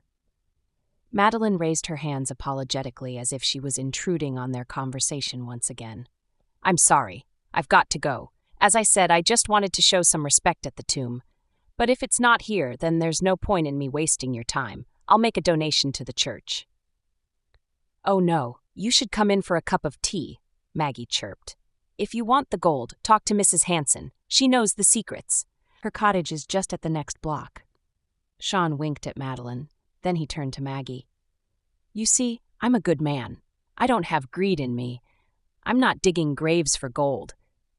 Madeline's phone rang. She grabbed at it like a drowning person grabbing at a life preserver and went to a quiet corner to talk. At the other end of the line, Stephen's voice sounded scratchy. Madeline noted that it was the middle of the night in New York. I'm sorry, Madeline. Madeline felt a chill run down her spine. Instead of asking nonsense questions, she waited. I messed everything up, Stephen continued. I ran some information on Zen after I talked to you. I found out he owns a cabin in the hunting ground in the national park. I couldn't help it. I went there. I figured if he'd hidden Joe there, then I could wrap it up sweet. Bottom line, Stephen, is Joe okay? Yeah, she is. She's valuable to Zen. He'd pull the trigger on me, not on her. What? A gunfight? He shot at you? Are you okay? Just a scratch. I'm fine. But it was unfair to have 5 of them on one of me, and I couldn't fire the weapon without reciting the procedures. I wasn't there in an official capacity. Madeline's heart raced as she collapsed onto a nearby bench. Stephen's words echoed in her mind, sending shivers down her spine. He recognized me as Joe's friend, he said, his voice strained with emotion. He knew I was a cop. Madeline's grip tightened on the bench, her knuckles turning white with fear. But he still shot at you? She asked, her voice trembling. If I had been in my official position, he wouldn't have dared, Stephen replied, his jaw clenched tight in anger. But danger is always a package deal with my job. Madeline's eyes filled with tears as she realized the danger she had put Stephen in by involving him in her own personal vendetta against Zen. She muttered an apology, but Stephen didn't seem to hear it. I can't believe a computer geek like Zen could run an entire organized crime ring in the middle of a jungle, Stephen continued, his voice growing more intense with each word. And they were all armed. He wants more than just winning a computer game, Madeline mumbled, her mind racing with thoughts of what Zen's true intentions could be. Stephen's next words sent chills down Madeline's spine. He knows I was sent by you, and now he's coming after me too. Madeline shook her head in disbelief. There wasn't any time to talk or ask questions, Stephen explained. It was chaos, gunshots and shouting. He took Joe and fled, heading straight for the airport. Even if I had called backup, we wouldn't have made it in time. Madeline felt helpless and vulnerable as she thought about Zen making his way towards her. But before she could even process the situation, Stephen spoke again. I'm coming over there, Madeline, he said firmly. No, Madeline pleaded. Please don't put yourself in any more danger because of me. I've already asked too much of you. Stephen's voice lowered to a whisper. I'm not asking anything of you, Madeline. I just want you to trust me and let me help you. Stephen, I'll get Zen and then I'll find you, Stephen declared before abruptly ending the call. Madeline sat on the bench, stunned by Stephen's actions. It was the first time he had ever hung up on her. Usually she was the one cutting off their conversations. This was a total screw-up, Madeline thought. Stephen not only couldn't get Zen, but had alerted him that she had sent a cop in. Now she had to execute the plan B she didn't even have. She had to find the artifact first in John Dee's grave. Madeline drove around the block to the Green Rose cottage and approached the small gate on foot. Madeline approached the Green Rose cottage, her steps faltering as she neared the gate. The black Pomeranian's growl died in its throat, replaced by a whimper as it retreated from her presence. Mrs. Hanson appeared at the door, her eyes widening with recognition. "You," she breathed, her voice a mix of awe and fear. "The one who walks with shadows." Madeline froze. "Mrs. Hanson? Silence, child," the old woman hissed, raising a gnarled finger. "Your words carry no weight here. It's your essence that speaks volumes." Mrs. Hanson's eyes narrowed, seeming to peer into Madeline's very soul. "I see the mirror's mark upon you, the fairy tale's chosen, yet abandoned by the light." Madeline's breath caught in her throat. "How do you know?" Mrs. Hanson cackled, the sound sharp and brittle. "The shadows whisper, child. They speak of an orphan cast adrift in a sea of magic and misery." The old woman's words struck Madeline like physical blows, each one opening old wounds she thought long healed. "Even darkness shuns you," Mrs. Hanson continued, her voice dropping to a whisper. "What manner of curse must you carry, to be forsaken by shadow itself?" Madeline stumbled back, her eyes stinging with unshed tears. "No, that's not. Truth hurts, doesn't it?" Mrs. Hanson's eyes softened with something akin to pity. "You seek John Dee's grave, but beware. The path you walk is treacherous." The old woman reached out, her fingers barely brushing Madeline's cheek. Madeline gasped at the contact, images flashing through her mind, a shattered mirror, a weeping willow, a lonely child standing in an empty room. "Once touched by shadow, there's no escape," Mrs. Hanson murmured. "Your love is poison, your touch a blight. All who draw close to you will suffer." Madeline recoiled, her heart pounding. "Stop it," she pleaded, her voice cracking. Mrs. Hanson's eyes blazed with an otherworldly light. "Run, child of shadow. Run before you destroy all you hold dear, your friend, your allies. They're all in danger while you remain." "No!" Madeline cried, tears now flowing freely. "I'm trying to save them." "And in doing so, you doom them," Mrs. Hanson countered. She pointed down the street with a trembling finger. "Fossaway holds what you seek, but it may be your undoing. The Roman guards await, blind to the difference between greed and desperation." Madeline backed away, her legs shaking. Mrs. Hanson's words echoed in her mind, mixing with memories of loss and loneliness. "Remember, shadow child." "Mrs. Hanson called as Madeline turned to flee. "Every step you take toward your goal leads those you love closer to their doom. The curse you bear is not yours alone to suffer." Asher Blackwood. I paced along the bank of the River Thames, the freezing air biting at my skin like a pack of angry geese. My wolf stirred within me, layers of discomfort curling up like overcooked pasta, a tight knot in my gut. Why do we have to be out here in this Arctic hellhole?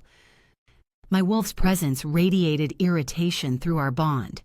You could have picked a nice coffee shop for your grand epiphanies, one with heating and pastries. I inhaled the sharp winter air, letting it burn my lungs. The cold sharpens my senses. The dark waters of the Thames swirled with remnants of winter, while the city skyline loomed in the distance, shrouded in gray mist. Sharp scents of wet pavement and distant smoke filled my nostrils. I needed a solution, but clarity kept slipping away. Right, because standing here, turning into a wolf cycle, is the ultimate path to enlightenment, my wolf drawled. You just had to peek into that mirror, didn't you? And now here we are, freezing our collective tail off. Brilliant strategy, really. My fingers curled into fists. Madeline's in danger. I couldn't just... Don't growl at me, pup. That's my department, he interrupted, amusement dancing through our connection. Why not call your vampire friend? The one who owns that delightfully warm nightclub? I pulled out my phone, the screen reflecting the gray sky above. Jake's not answering. By the time he gets moving, it'll be too late. Kieran could have his people there in minutes. Ah, yes, calling Siren. Because throwing away everything you've done for the goddess is such a stellar idea. My wolf's sarcasm rippled through me. I'm sure she'll be thrilled. The phone felt heavy in my hand. Madeline's life is worth more than any deal. How noble. Then why not warn her directly? Or is martyrdom more your style today? New phone, new number. The Thames churned below, matching the twisting in my gut. Hold up. My wolf's presence perked up like a dog spotting a squirrel. You're telling me you can't get her number, but somehow you have the private line to Mr. Security is my middle name LeBlanc? The man whose company probably has satellites tracking wayward pigeons? I hovered my thumb over the phone screen, the cold bit deeper into my bones. Oh, I see how it is.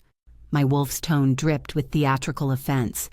Keeping secrets from your own spirit animal. That's cold, Asher.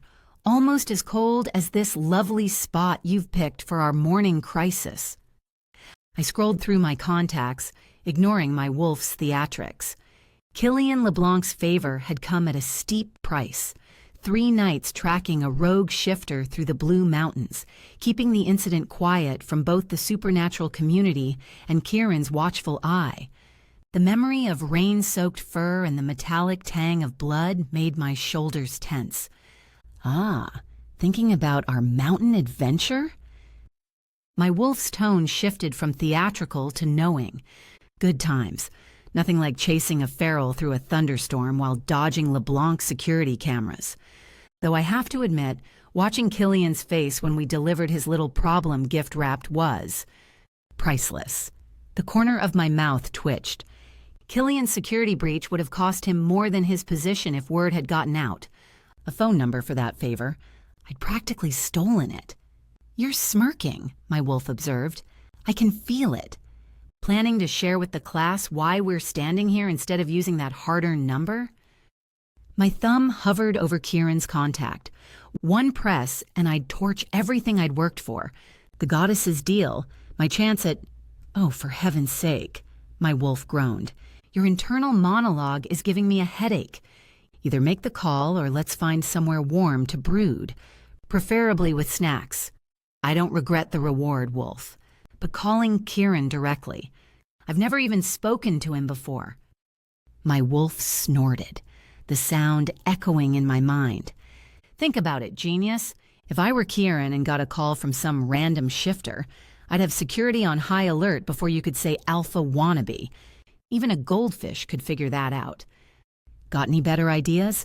You're full of criticism, but I haven't heard anything useful from you yet. Or is sarcasm your only talent? Of course I have a solution. His enthusiasm made my teeth ache. I narrowed my eyes at the river. That tone never meant anything good. I'm listening. Simple. We get someone with authority. Someone Kieran actually listens to and feed them the information. What, like his mother? Do you listen to your mother?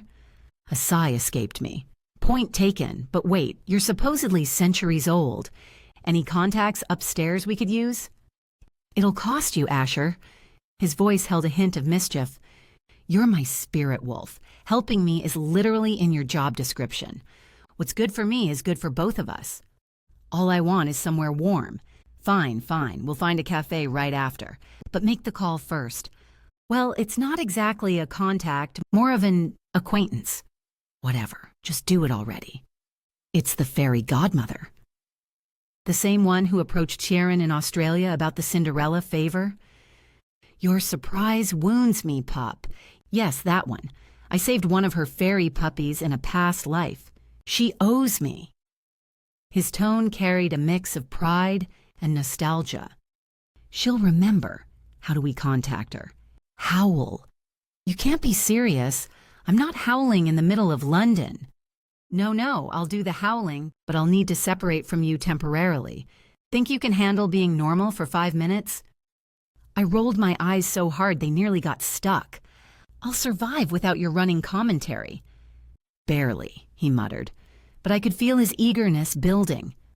Finally, a plan was taking shape, even if it meant trusting my wolf's mysterious past and a fairy's memory. Chapter 6. Kieran drummed his fingers on the steering wheel, his jaw clenched as he inched forward in London's gridlocked traffic. The sleek black Aston Martin purred beneath him, a stark contrast to the chaos of his thoughts. Bloody hell. He exhaled sharply, his breath fogging the windshield. Outside, the bitter winter air nipped at pedestrians hurrying along the sidewalks, but inside the car, a different kind of chill permeated.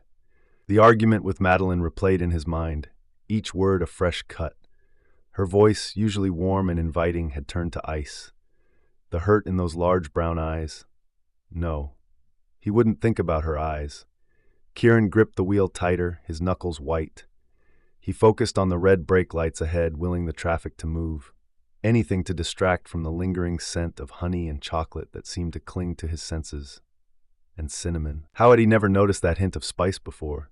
Damn it all. He reached for his phone, unlocking it with a swipe. No missed calls, no messages. The screen remained stubbornly blank, mocking him. She won't call. You know she won't. Kieran tossed the phone onto the passenger seat, disgusted with himself. He was Kieran LeBlanc, for Christ's sake. He didn't pine after women. He didn't obsess over the curve of a smile or the sound of a laugh or that maddening dimple. The car behind him honked, jarring him from his thoughts. Kieran eased off the brake, creeping forward a few inches before stopping again. He loosened his tie, suddenly feeling confined in the luxurious interior of his beloved car. This was ridiculous. He had an empire to run, deals to close. He didn't have time for what? For someone who challenged him? Someone who saw through his carefully constructed walls? Kieran's fingers twitched toward his phone again, but he caught himself. No, he wouldn't be the one to break. He'd said his piece, laid out his boundaries. If Madeline wanted to apologize, to explain herself, she knew where to find him. The light changed, and traffic finally began to move. Kieran shifted gears, the familiar action grounding him. He was in control, always in control. As he navigated through the city streets toward LeBlanc HQ, Kieran pushed thoughts of Madeline aside. He had work to do, a company to run. He couldn't afford distractions. Kieran swung the Aston Martin onto a side street, his GPS recalculating. The new route snaked through narrow alleys, but at least it was moving. As he rounded the corner near LeBlanc HQ, a plume of black smoke billowed into the sky. Bloody hell. He slammed on the brakes. The adjacent building was engulfed in flames, fire trucks crowding the street.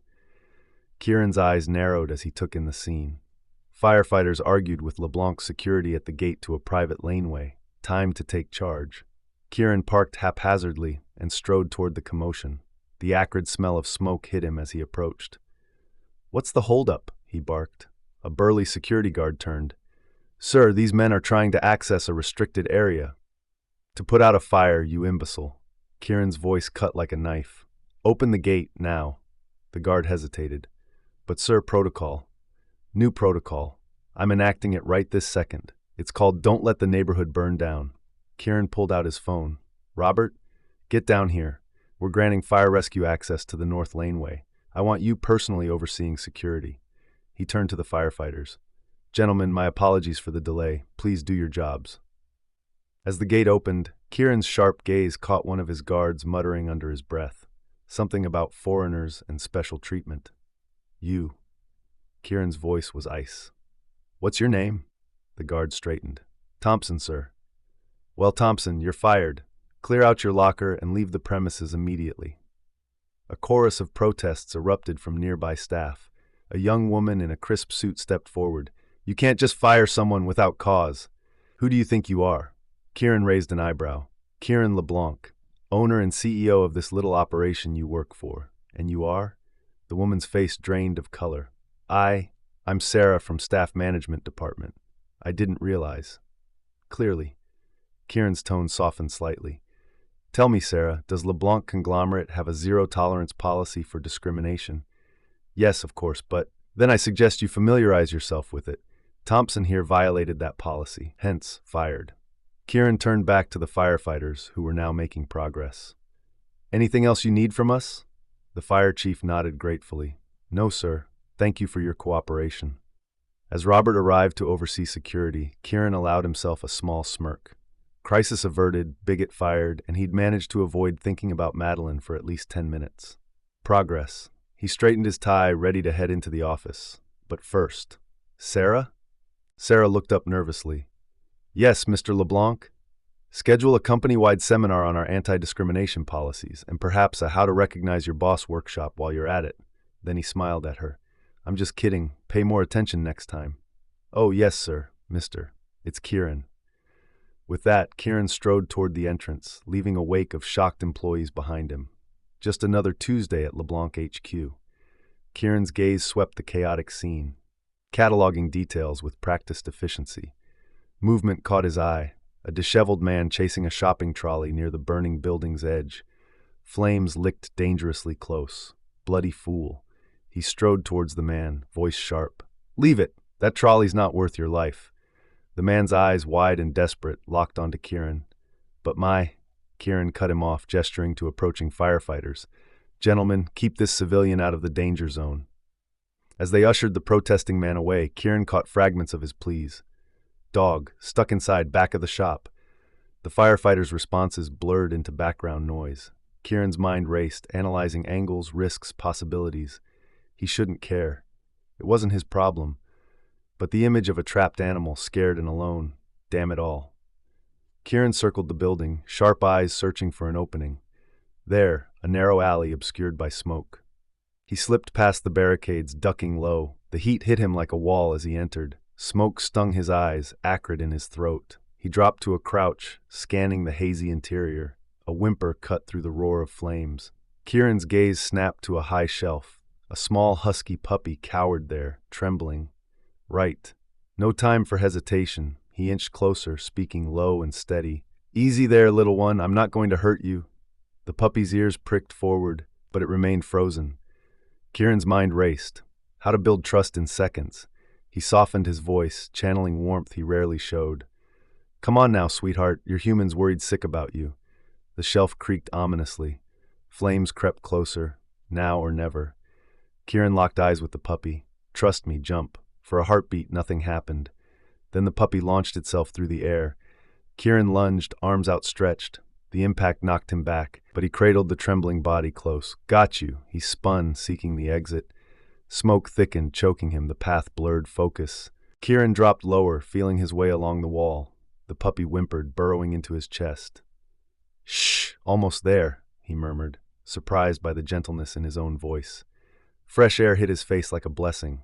Kieran stumbled out, gulping oxygen. Shouts erupted. Firefighters converged, but Kieran waved them off. He scanned the crowd, zeroing in on the homeless man. Their eyes met. Kieran strode over, carefully depositing the puppy into trembling arms. Oh God, thank you! The man sobbed, clutching the dog close. Kieran nodded curtly, already turning away. He had a reputation to maintain, after all. But as he walked back towards LeBlanc HQ, he couldn't quite suppress the small smile tugging at his lips. Kieran slipped through the back entrance of LeBlanc HQ, his steps quick and purposeful. The private elevator beckoned, promising a swift escape from the chaos outside.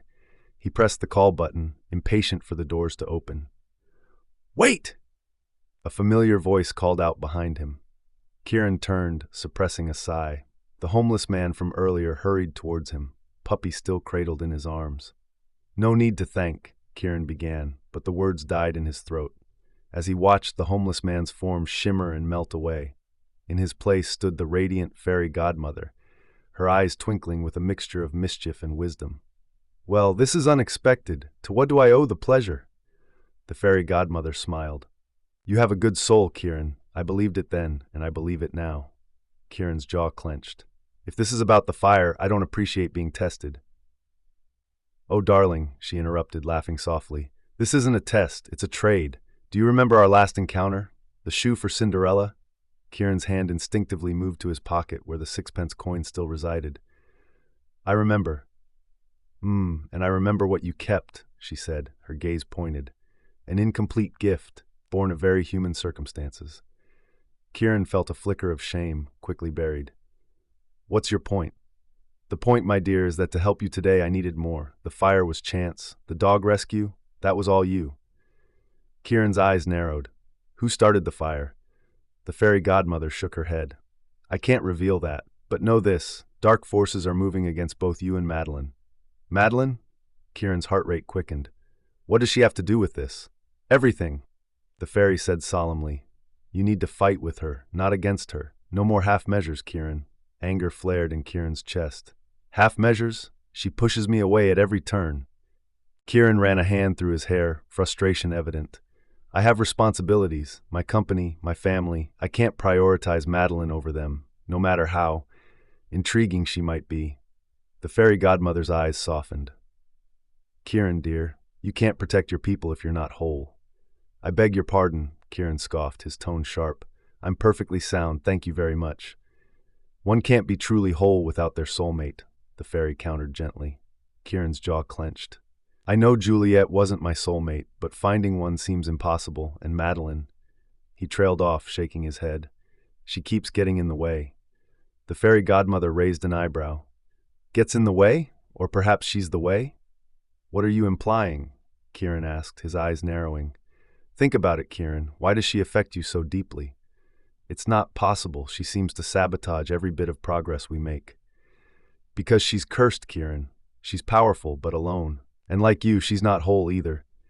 Kieran's head snapped up, his gaze locking onto the fairy. A slow smile spread across his face, triumph gleaming in his eyes. Thank you for the information, he said, his voice smooth as silk. The fairy godmother's eyes widened as she realized her slip. Well, you've just confirmed it, haven't you? Kieran pressed, his voice low and intense.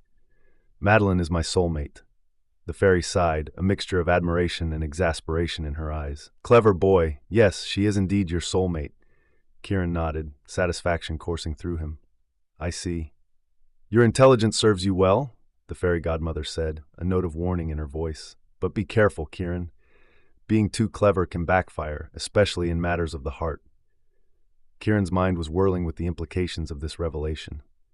You mentioned trading some information? The fairy's expression turned grave. Madeline is in danger. She's at Mortlake, and her enemies are closing in. She needs you, Kieran. Enemies? Supernaturals or humans? Kieran demanded, but the fairy godmother was already fading away. Remember, fight with her, not against her. Her voice echoed as she vanished, leaving behind only the husky puppy, who looked up at Kieran with soulful eyes. Kieran glanced at his watch, mind already formulating a plan. Mortlake, Madeline, danger. The elevator dinged, doors sliding open. Kieran stepped inside, the puppy at his heels. As the doors closed, he pulled out his phone, fingers flying over the screen. Lily, please cancel my meetings, and tell Robert to meet me at Mortlake with his men. His heart raced, a mixture of fear and determination coursing through him. Soulmate or not, Madeline was in trouble, and Kieran LeBlanc didn't leave his people behind. The elevator descended, carrying him toward an uncertain future, and the woman who apparently held the key to his very soul. Chapter 7. Madeline's eyes burned as she blinked rapidly, trying to focus on the road ahead. The steering wheel felt heavy under her hands, her exhaustion seeping into every fiber of her being. She hadn't slept more than a couple of hours a day in the past week, and now hunger gnawed at her insides, a constant reminder of her neglected needs. Come on, Madeline, she muttered to herself, slapping her cheeks lightly. Stay awake, you've got this. She fumbled with her GPS, attempting to program in Fosse way.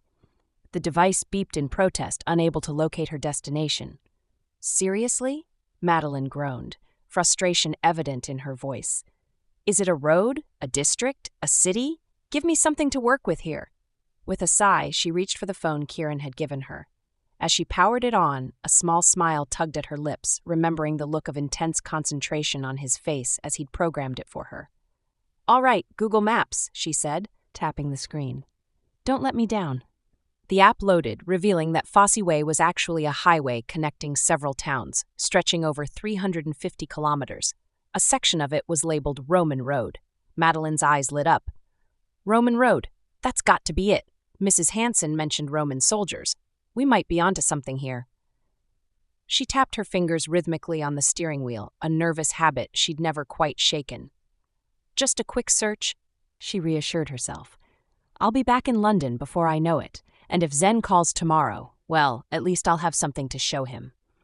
As she veered off the highway onto smaller, bumpier roads, the sky began to darken.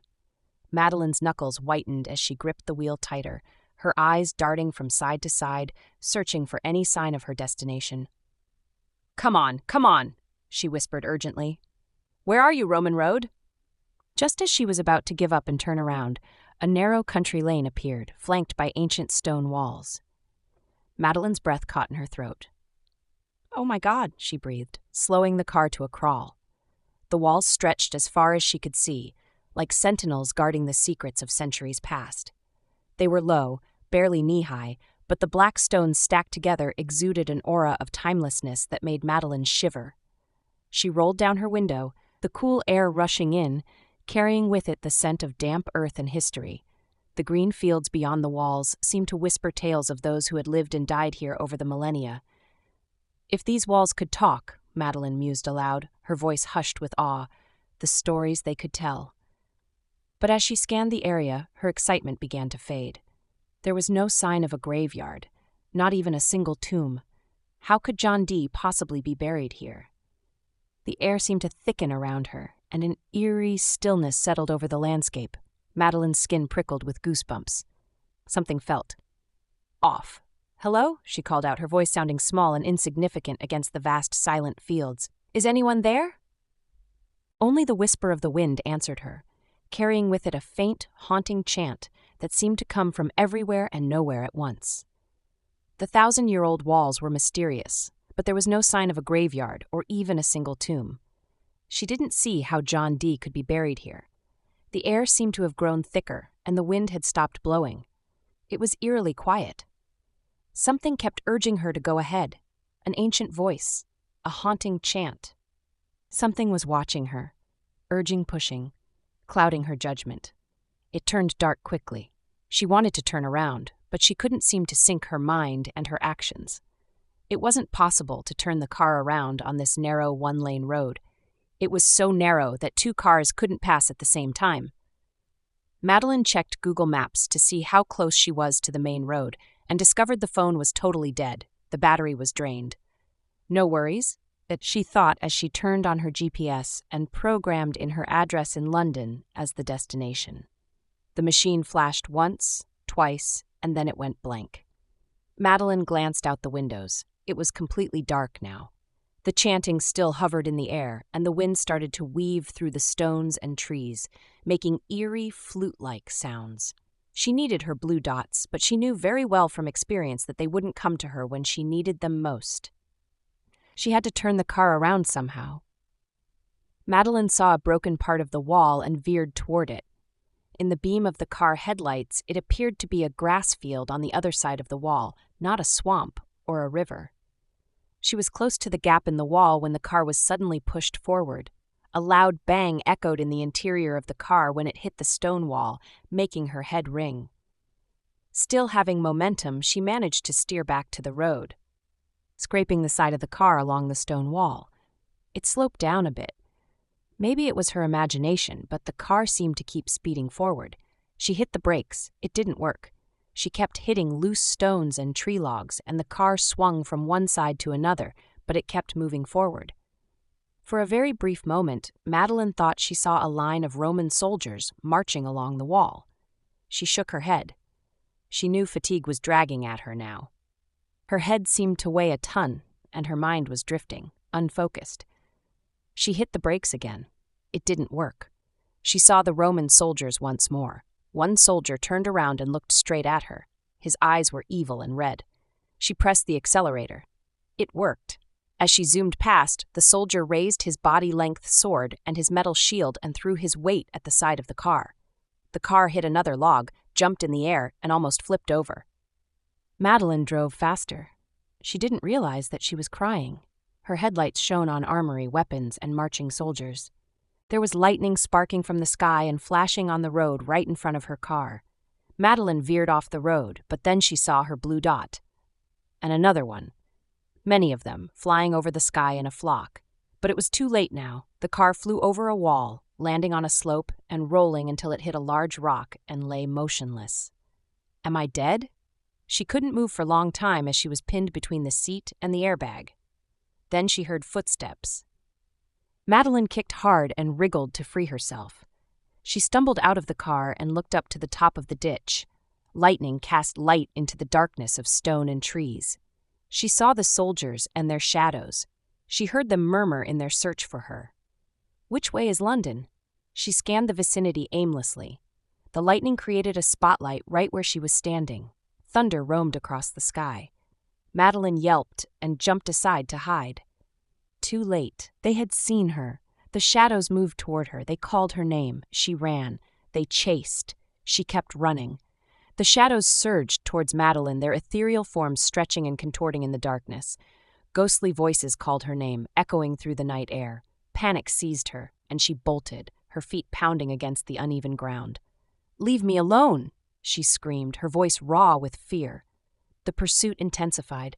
Shadowy tendrils reached for her, grazing her skin with icy touches. Madeline's lungs burned as she pushed herself harder, ducking under low-hanging branches and leaping over gnarled roots. Suddenly, her foot caught on a hidden rock. She tumbled forward, her body slamming into the earth. Pain exploded through her as she rolled violently down a slope, sharp stones and broken branches tearing at her clothes and skin. "Get up," she hissed through gritted teeth, forcing herself to her feet. Blood trickled from a gash on her forehead, partially obscuring her vision. She stumbled forward, willing her battered body to keep moving. Then, amidst the chaos, a familiar voice cut through the night. "Madeline!" Her heart leapt. She knew that voice. Lightning split the sky, illuminating a figure running towards her. Kieran. "Kieran!" she cried out, relief flooding through her. He sprinted toward her, his face a mask of determination. Just as they were about to reach each other, a spectral form materialized between them. Kieran didn't hesitate. He barreled through the shadow, dispersing it momentarily, and grabbed Madeline's arm. The force of his momentum sent them both tumbling to the ground. They rolled across the rocky terrain, Kieran instinctively shielding Madeline's body with his own. When they came to a stop, he quickly pulled her to her feet. Madeline clung to him, her body shaking with sobs of relief and fear. "Kieran? No time?"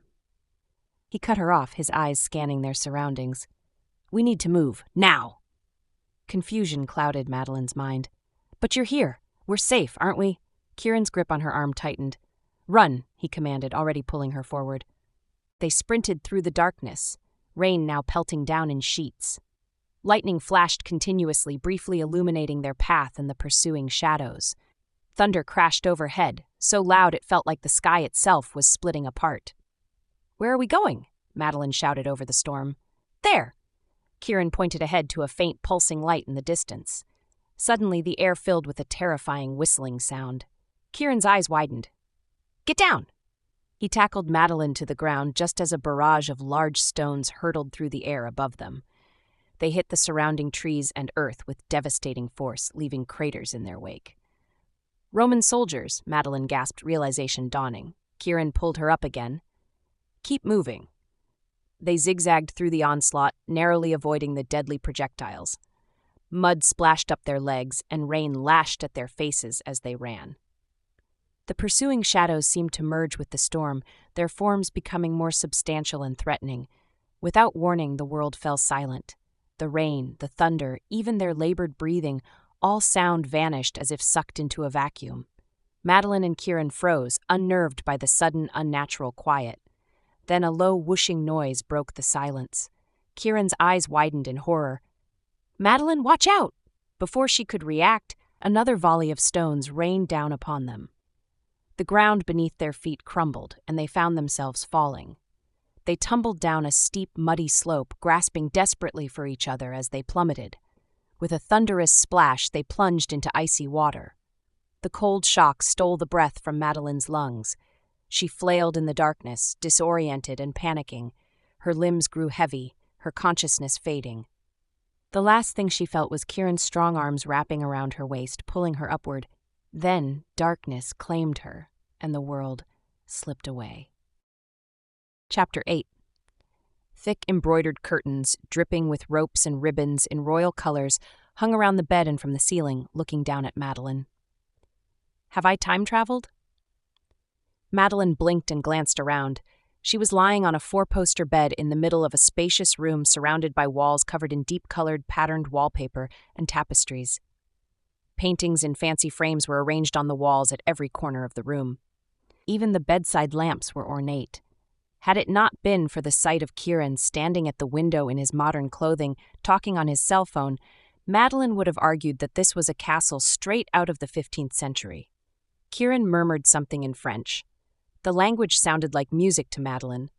Then, sensing Madeline's gaze, he finished the conversation and turned around. He completes the scene, Madeline thought. Complementing the setting of the room, he looked like a king. His long hair was swept back, revealing a broad forehead and sculptured face, the face of a dark angel. He was too young to be a king, but she couldn't settle for a lesser description. Within seconds, as quick and gentle as a cat, he was at her bedside. "How are you feeling?" Kieran slid the phone into his pocket. Madeline moved her shoulders a bit. She ached everywhere. "I've been better. Are we in a castle? Is this your house?" Kieran grinned. "Yes, we are indeed in a castle. But this is not my house. It's Lumley Castle, converted into a hotel. It's the closest place I could find where the helicopter could drop us, as you didn't want to go to the hospital, nor did you want me to contact the authorities regarding the incident last night. So the Queen's Suite is what you have here." "The haunted Lumley Castle?" Madeline's eyes widened. Kieran winked at her. "A commercial myth. Don't disappoint me by buying into it." Madeline was puzzled and about to ask more questions, but Kieran raised a finger, gesturing her to hold on. He picked up the handset of the phone at the desk. "Yes, this is Kieran. Yes, could you please bring it up here? Also, there should be a fax waiting for me. My CEO, Lindsay, would have gotten it by now. He's in the courtyard room. Could you bring me the document as well? Thank you. In the Queen's Suite? Yes, thanks." Kieran turned around, smiling at Madeline. "I didn't know what you like to eat, so I ordered the whole lot. The doctor said you can have solid food when you wake. Also, hold on a sec. What's going on here? What happened last night?" Madeline gestured widely. Everything was confusing to her at the moment. "I should ask these questions, Madeline.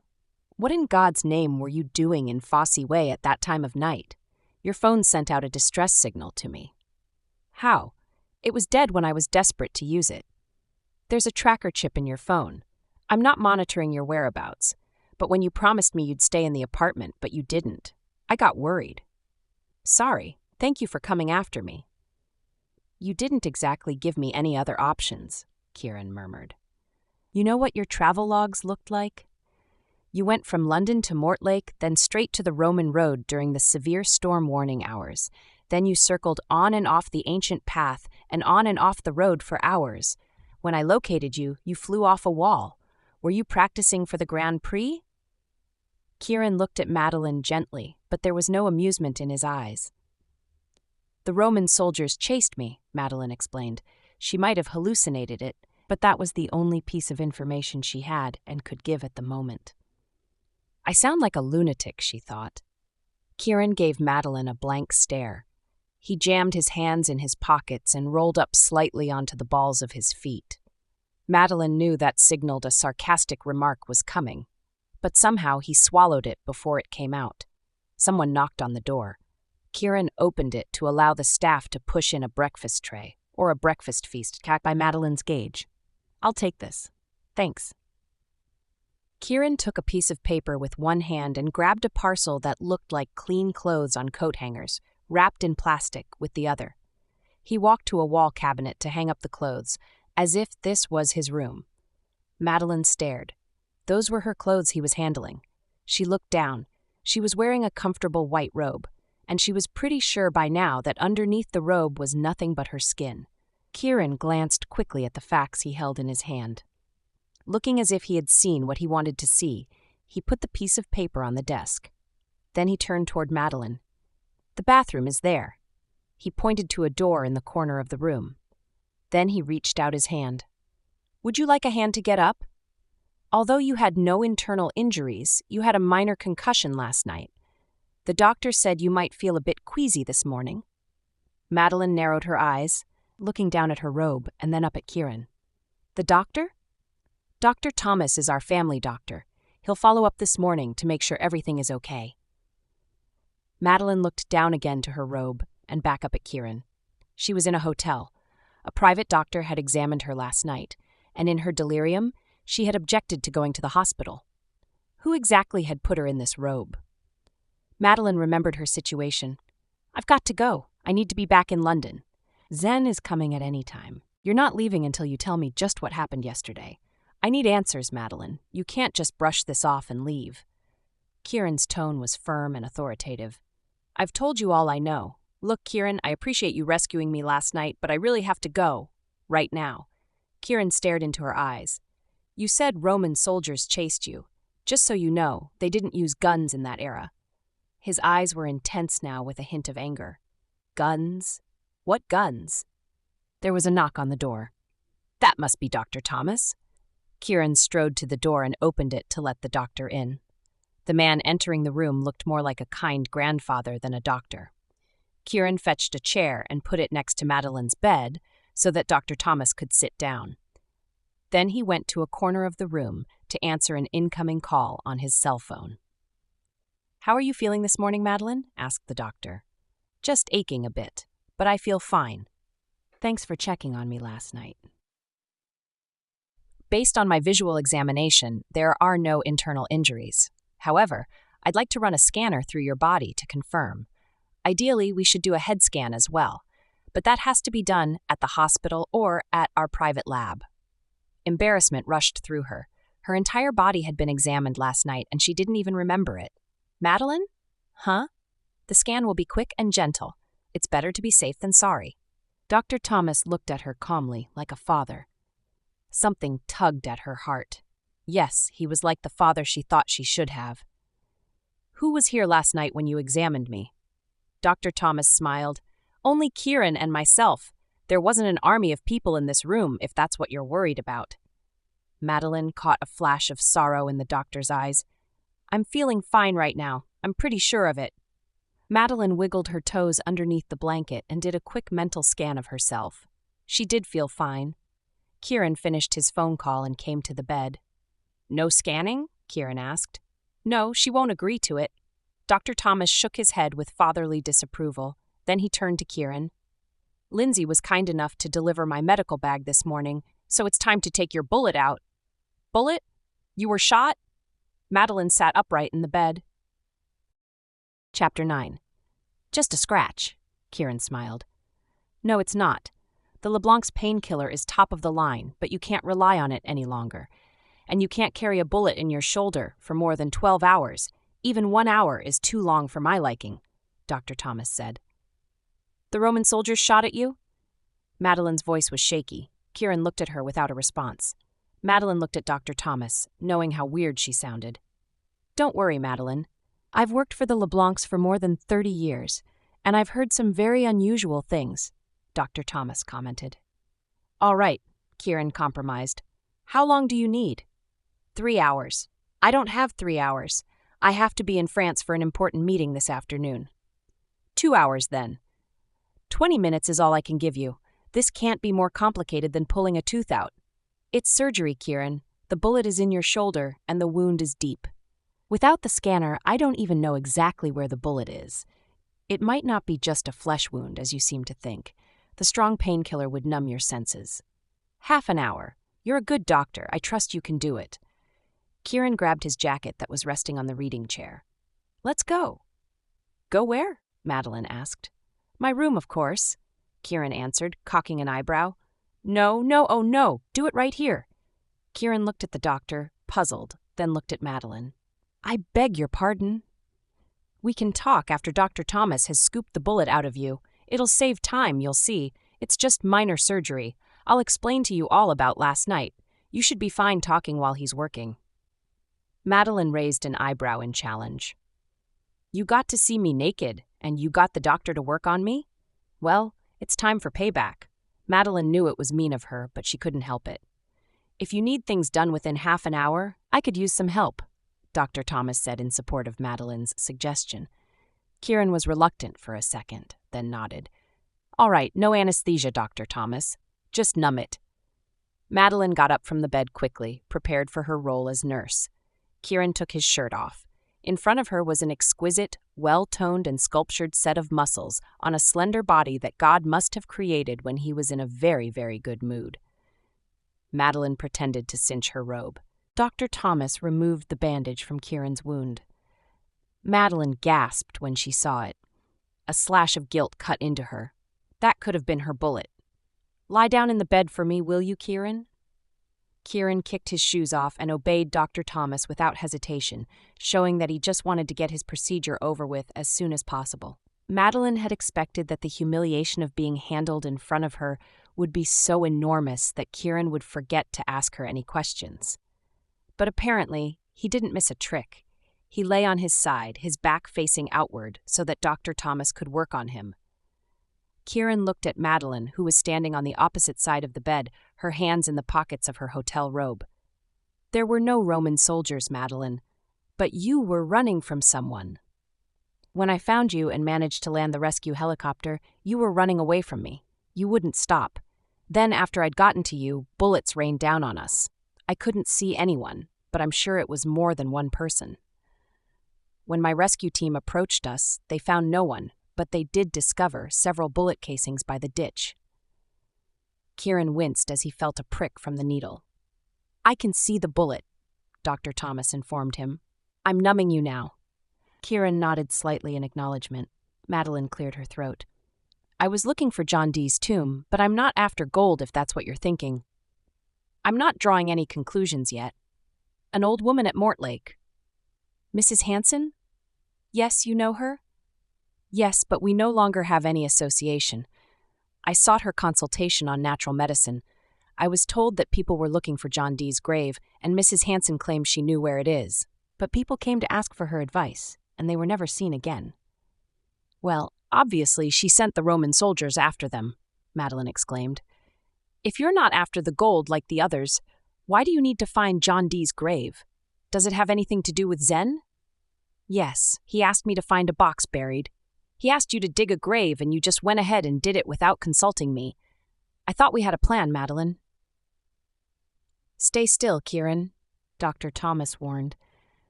Sorry, Kieran muttered, his eyes flashing with anger but calming quickly. First, Stephen took a bullet, now Kieran. Who will be next?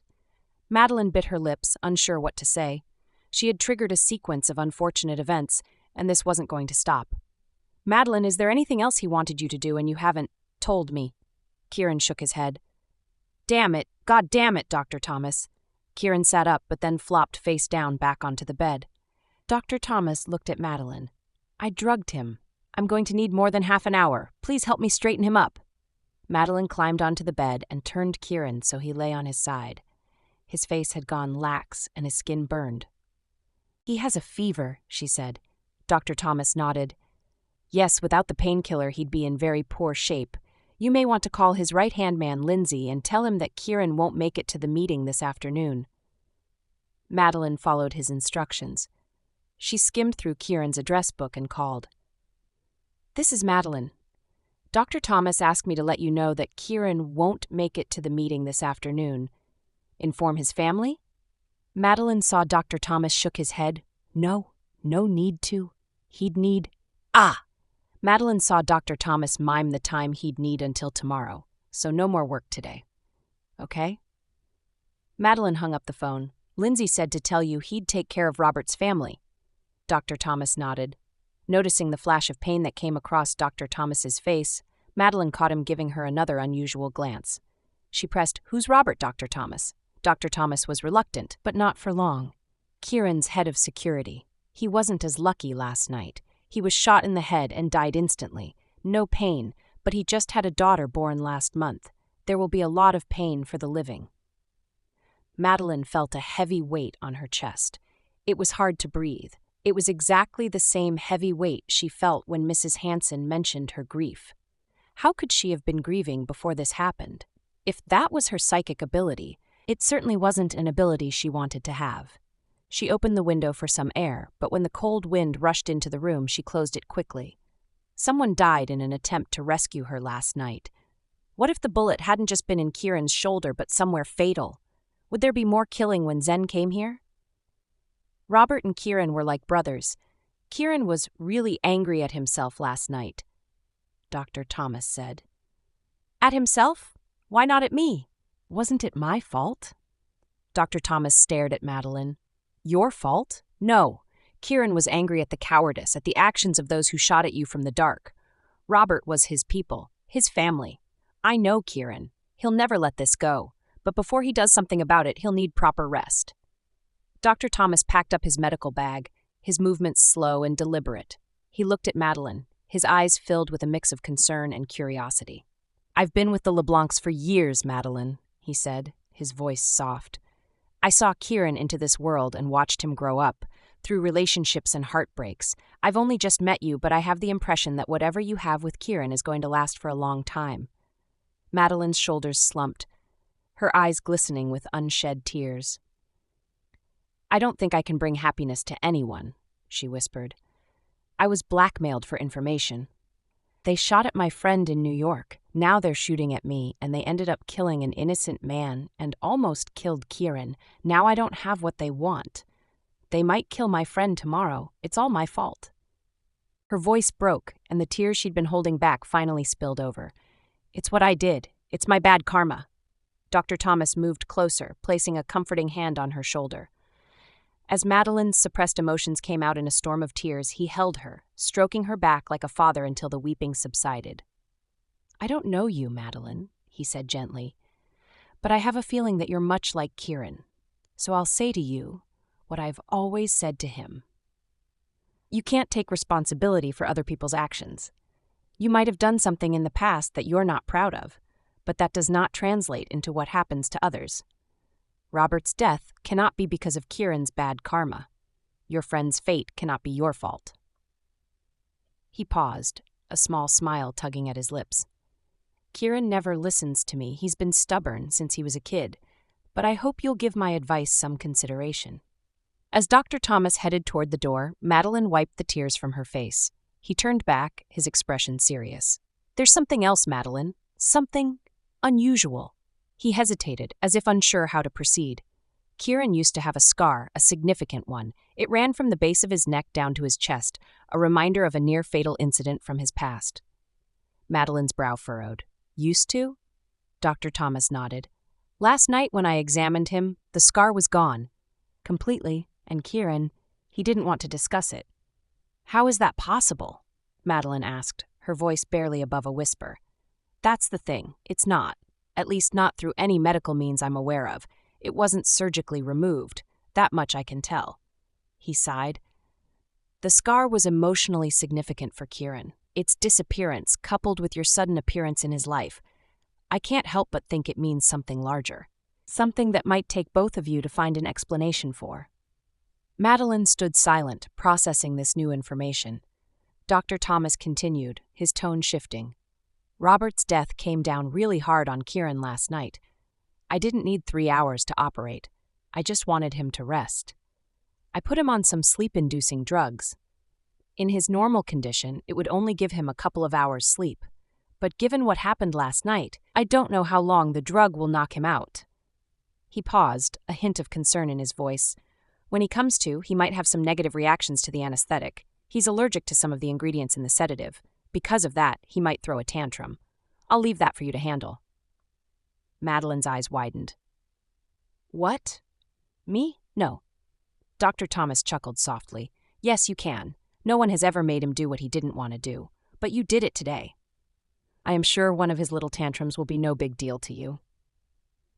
With a final, enigmatic smile, the doctor left the room, leaving Madeline alone with her thoughts and the unconscious Kieran. She turned to look at him, her mind reeling from everything she'd just learned. The missing scar, the connection between them, the larger mystery at play. Chapter 10. Madeline's fingers twitched as she paced the opulent hotel room, her gaze darting between Kieran's unconscious form and the ordinary mirror hanging on the wall. The memory of her first encounter with Zeth's flashed through her mind, vivid and unsettling. "Mirrors," she muttered, running a hand through her hair. "Always with the damn mirrors." She approached the wall mirror, studying her reflection. Dark circles under her eyes betrayed her exhaustion. "I've done this before. I can do it again. Fairy tale world to human world, Times Square to wherever that goddess was. I turned those shadow creatures to stone in the park the other day." Her heart raced as she recalled Kieran's fury when he saw the bruises on her after the failed attempt to use the magical mirror. Why the inconsistencies? Different mirrors? Different destinations? She glanced at Kieran's still form. "God, where's Zeth's when you need him?" Kieran stirred slightly, mumbling something incoherent. "Sorry, Kieran," she whispered. "I need my laptop. I have to try something." Taking a deep breath, Madeline closed her eyes and focused. The air around her crackled with energy, making the hairs on her arms stand on end. "Mirror, mirror, in the air," she intoned, visualizing a small mirror in her mind. A soft pop made her eyes fly open. Hovering before her was a small, shimmering mirror, no larger than her hand. Madeline's breath caught in her throat. "It worked," she gasped, reaching out tentatively. Her fingers brushed the mirror's surface, sending ripples across it like disturbed water. "Okay, Madeline, you can do this. It's just your hand. Worst case. Well, let's not think about that." With a shaky inhale, Madeline steeled herself and plunged her hand through the mirror's surface. She focused on her apartment, picturing her laptop's exact location. The mirror's surface rippled like disturbed water, then cleared to reveal her familiar room in the hotel at Hyde Park. Madeline's heart raced. She angled the mirror, searching for her target. There, her laptop sat on the coffee table, tantalizingly close. Gritting her teeth, Madeline pushed her arm further. The air around the mirror shimmered, distorting like a heat haze. She stretched, fingertips grazing the laptop's edge. A high-pitched squeal pierced the air. Madeline jerked back. Willow, her guinea pig, stood on her hind legs in her cage, whiskers twitching furiously. "Shh, Willow, it's just me!" The guinea pig wasn't having it. She darted around her enclosure, emitting a series of alarmed weeks.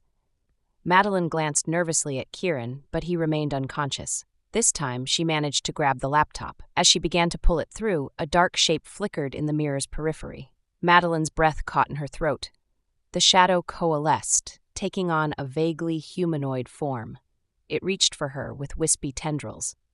Madeline yanked the laptop through the portal with a strangled cry. The magical mirror shattered into millions of pieces and vanished into thin air. She stumbled backward, clutching the laptop to her chest. Her heart pounded as she surveyed the room, half expecting the shadow to materialize. Nothing. Willow's frantic squeaks echoed from the floor. "Willow, you hitched a ride through the transportation?" The small animal squeaked a confirmation. Madeline sagged against the wall, adrenaline leaving her limbs shaky. She'd done it. She had her laptop. She pointed at Willow.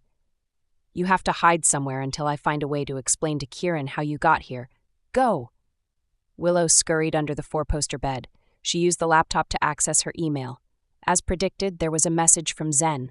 The message read, "We had a date and you stood me up. I'm with Joe now in London. Looking forward to seeing you again. Joe says hi, by the way. She misses you. Also, thanks for sending your friend to pay me a visit. Please send him my regards. Hope to catch up soon. Love from Zen." He didn't know what she was up to. As long as she didn't talk to him, he wouldn't do anything drastic and wouldn't hurt Joe. She was his only bargaining power. Madeline sent Stephen an email asking his whereabouts and got an instant message back from his email saying he was still in transit. She made herself a cup of coffee. The caffeine jolted her system and made her feel a lot better. The longer she could keep Zen in the dark, the better it would be. The immediate issue was the man lying on her bed. He had taken a bullet for her and lost a friend because of her. If what Dr. Thomas said was true, and they did have a special connection, perhaps even a relationship, she had no idea how to make it work. Madeline went over to the bed, laying her hand on Kieran's forehead to check his temperature. She was pleased to find that it had gone down. She tucked away a strand of stray hair on his forehead. She couldn't help it but trace her finger over his lips. He looked so peaceful when he slept. How many women have kissed those lips? She glanced at the clock. It had been 4 hours since he had fallen asleep, double the amount the doctor expected. She came back to the computer to do more work. When she next looked up, it had become dark and she was famished. On the bed, Kieran stirred. Madeline picked up the hotel phone and ordered dinner. Shortly afterward, Kieran opened his eyes. She sat at his bedside and smiled. He didn't smile back. He tried to sit up and was successful on his second attempt. Kieran stood from the bed. He swayed with dizziness and leaned against the wall to get his balance. Madeline watched and said nothing. Kieran grabbed his shirt and walked toward the door. She stopped him on his way and handed him a couple of pills and a glass of water. "Painkillers. Dr. Thomas said you'll need them." "No thanks." Kieran tried to walk away as quickly as he could, but it was too late. His legs gave way and he collapsed to the floor with a loud thud. His breathing became ragged and strained, his face turning an eerie blue as he gasped for air. "Kieran, what can I do? Get away from me." It felt like hours passed before the episode finally ended, leaving Kieran exhausted and slumped against the wall. His skin was pale and clammy, drained of all color. Dr. Thomas had been right about the anesthesia taking a toll on his body. Slowly, Kieran stood, raising a hand to ward off any attempts to approach him. With one last shuddering breath, he straightened himself up, as if nothing had just happened. Dinner arrived just in time to break the awkward silence. "Damn it," she thought. She was usually a lot better at handling situations like this. "Hungry?" she asked with a smile. Kieran shook his head. "I should go back to my room." "Why don't you have something to eat?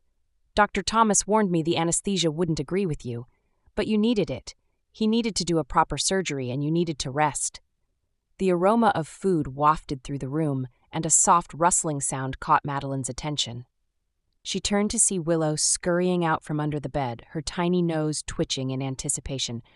Kieran's eyes widened, darting between the guinea pig and the laptop on the table. His jaw clenched, a storm brewing in his gaze. "What the hell?" he growled, his voice low and dangerous. Madeline's heart raced. She held up her hands, palms out. "I can explain." "Explain? You used that damn mirror again, didn't you?" Kieran's voice rose. "No, not exactly. I have a theory." "A theory?" He scoffed. "Your theories nearly got you killed last time." Madeline took a deep breath, forcing herself to remain calm. "I can control smaller mirrors as portals. No bruises this time, see?" She held out her arms, turning them to show unblemished skin. Kieran's eyes narrowed, scanning her for any sign of injury. His shoulders relaxed slightly, but the tension didn't leave his face. "You're fine?" "Completely," Madeline assured him. "Look, I know you're angry, but can we talk about this? Please, stay and eat something." Kieran ran a hand through his hair, conflict evident in his expression. "What's there to talk about?" "Everything," Madeline said softly. "We can't keep going like this, Kieran." He hesitated, then sank into a chair. "Fine, but if you're going to try and tell me Robert's death isn't my fault, don't waste your breath." Madeline sat across from him, pushing a plate of food his way. "I wasn't going to say that. I don't know enough to make that call, but I do know you're carrying a lot of guilt, and it's eating you alive." Kieran stabbed at his food with more force than necessary. "You don't know anything about it." "Then tell me," Madeline challenged, her voice a mix of frustration and concern. "Help me understand." Kieran looked up, meeting her gaze. The raw pain in his eyes made her heart ache, a visceral reminder of the wounds he carried. "You want to understand? Fine." His voice was low, barely controlled. "Robert died because I wasn't fast enough, and I grossly underestimated what came at us. I thought if they were humans, I had enough men and technology to handle the situation. If they were supernatural, I had the basics covered. I was wrong on both counts." He stood abruptly, pacing the room like a caged animal. "I failed him for one simple reason. I don't know enough about our adversaries. This lack of knowledge, it's a failure I can't fix quickly, and Robert paid the ultimate price for it." His voice cracked. "I shouldn't have called him. I shouldn't have let him be in the field with me. He didn't sign up for this madness." Kieran moved towards the door, his shoulders hunched with the weight of his guilt. Madeline followed, her heart racing. "Kieran, wait." He whirled around, his eyes blazing. "And you know what, Madeline? Knowledge is what Juliet had. She was an unlimited well of knowledge, brimming with passion to learn. And I failed her too." "I agree," Madeline said softly, treading carefully. "Juliet loved natural science. Art was just a side project. She didn't lean into science just to be with you or infiltrate your family."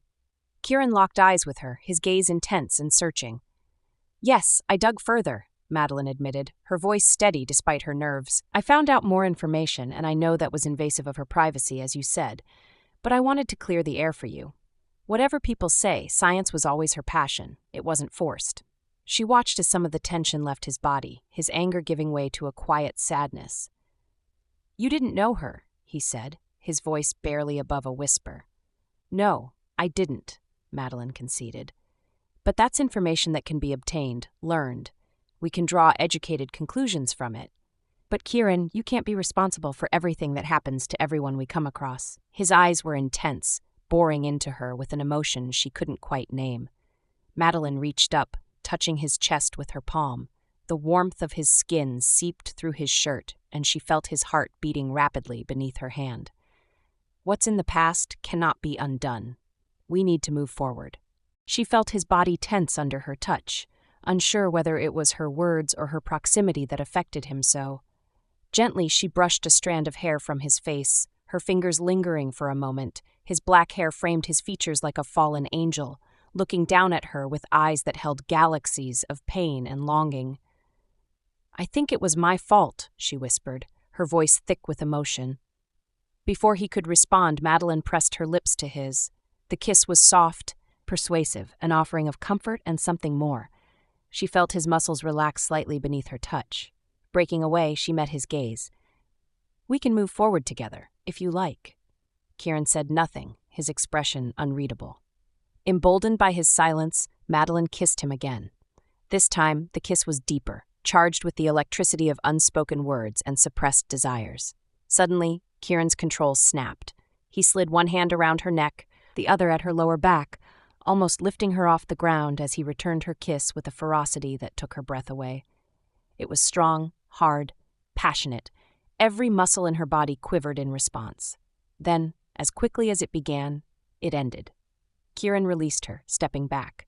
His voice was husky when he spoke. "You don't have to feel responsible for my guilt. Those are your words, Madeline. Thanks for the sympathy kiss. I appreciate it."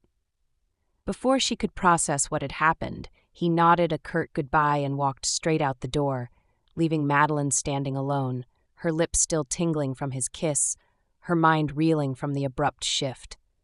The slam of the door echoed in the room, a stark reminder of the chasm that still lay between them, despite their moment of connection. Madeline stood frozen, her heart pounding, as she tried to make sense of what had just transpired and where they would go from here. Chapter 11. Kieran yanked off his shirt and tossed it onto the bed, the fabric barely making a sound as it hit the plush comforter. The cool air of the hotel room chilled his skin, but it did nothing to quell the inferno raging inside him. He stalked into the bathroom, his reflection in the mirror. A stranger, wild-eyed, dangerous. He peeled off the bandage from his back. Warm blood trickled down his spine, a macabre caress that only fueled his anger. "Damn it all to hell," he growled, bracing his hands on the basin. He closed his eyes, absorbing the sensation of his own blood, a reminder of his failures. People he loved, people he was supposed to protect, had been hurt. The faces of his father and Robert flashed before his eyes, accusation in their gazes. He turned on the tap, letting the cold water run. The sound of it filled the small space, drowning out the roaring in his ears. He dipped his head under the stream, gasping as the icy water hit his scalp. But it wasn't enough to cool the fury boiling in his veins. Lifting his head, he stared at his reflection again. Gray eyes, usually cool and controlled, now burned with an unholy fire. He was losing control, and he knew it. The demon inside him, the rage his father had always warned him about, was clawing its way to the surface. A sudden knock on the door startled him from his dark reverie. He ignored it, turning back to the mirror, watching the water and blood mix as they dripped down his torso. The knock came again, more insistent this time. "Bloody hell," Kieran growled, running his fingers through his wet hair. He stormed to the door, leaving a trail of water and blood in his wake. With a forceful yank, he threw it open, ready to unleash his fury on whoever dared to disturb him. But the sight before him stopped him cold. Madeline stood there, wrapped in nothing but a hotel robe, her feet bare on the plush carpet. Her eyes, usually warm and inviting, now sparked with an anger that rivaled his own. The sight of her, vulnerable yet fierce, sent a jolt through his system that had nothing to do with rage. Kieran leaned against the doorframe, suddenly needing the support. "Madeline," he said, his voice rougher than he intended.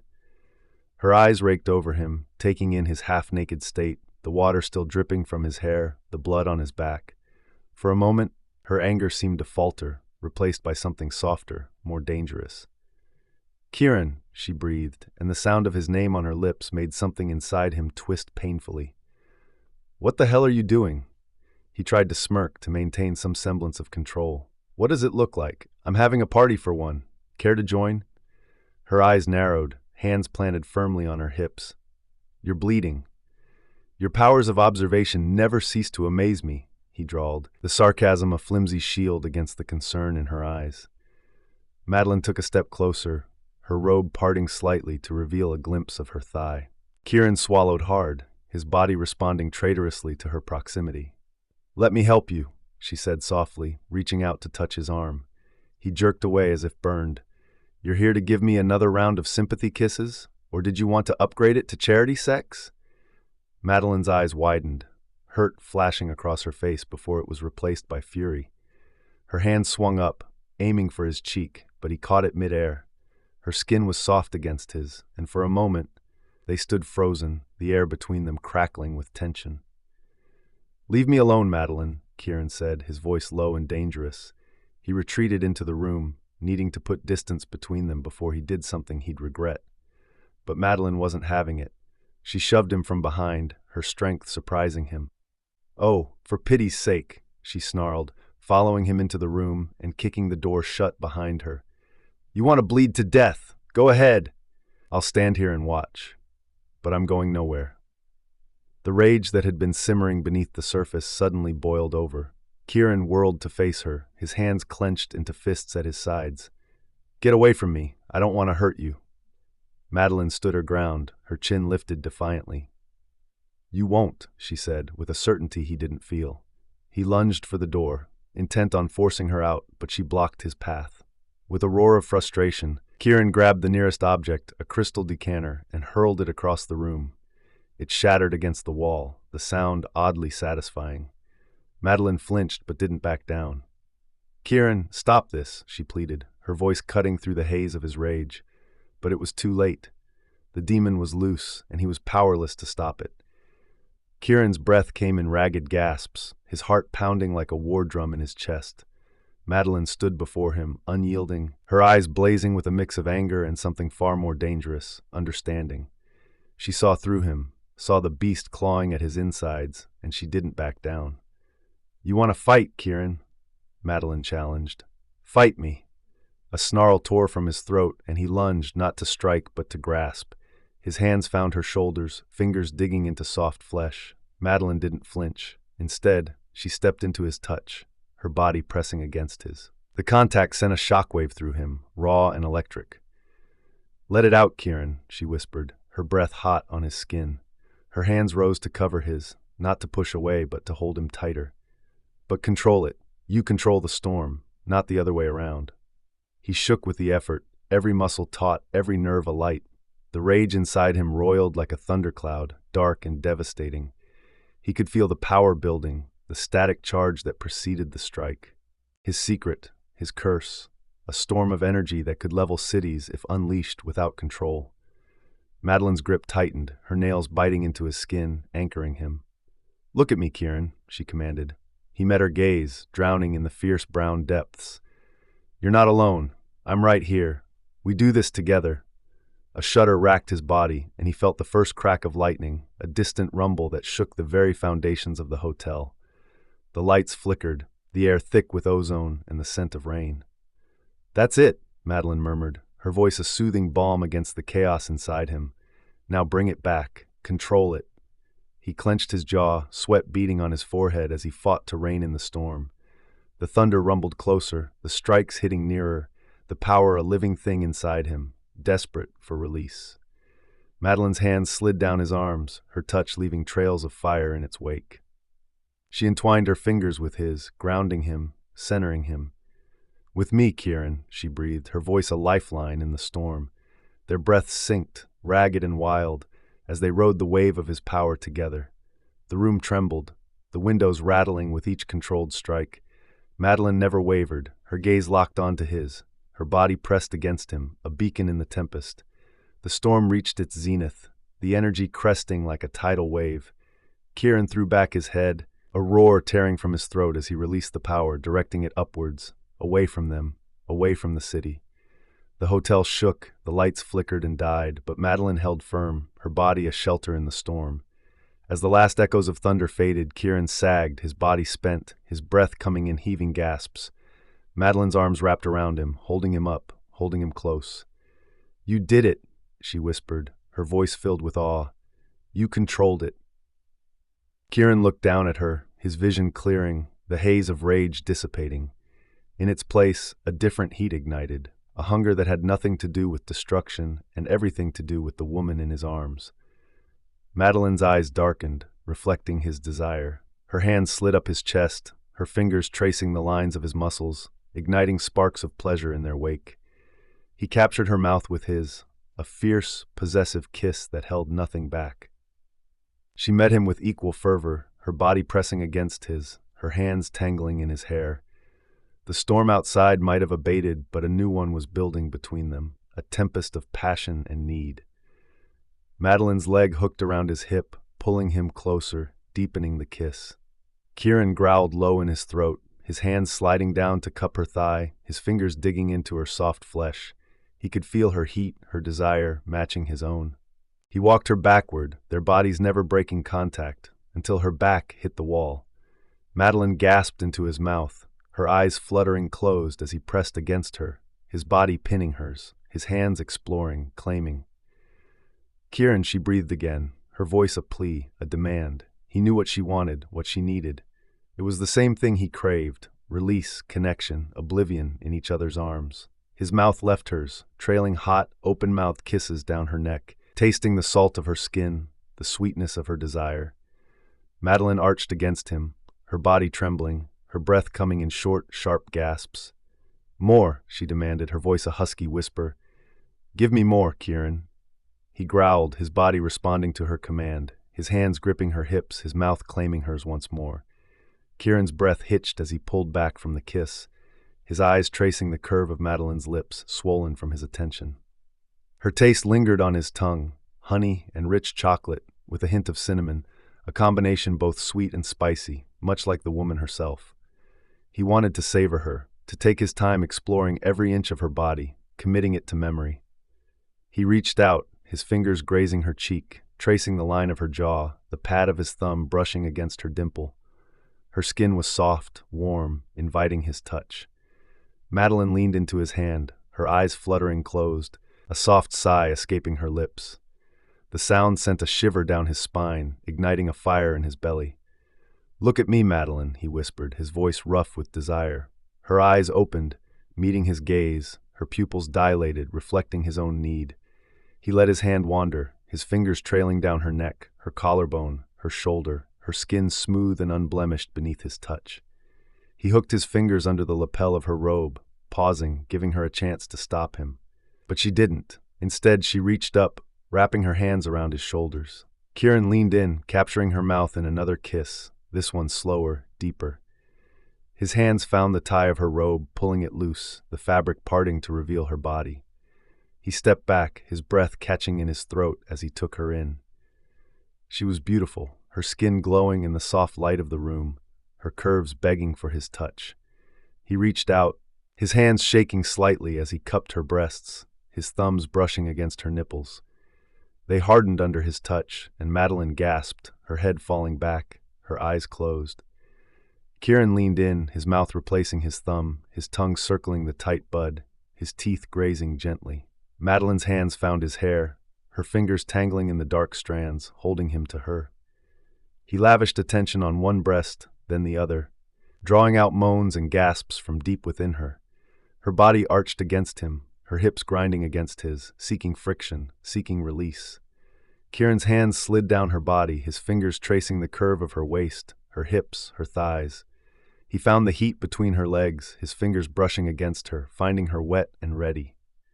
He groaned, the sound vibrating against her skin, his body aching with need. He slipped a finger inside her, then another, her body clenching around him, drawing him deeper.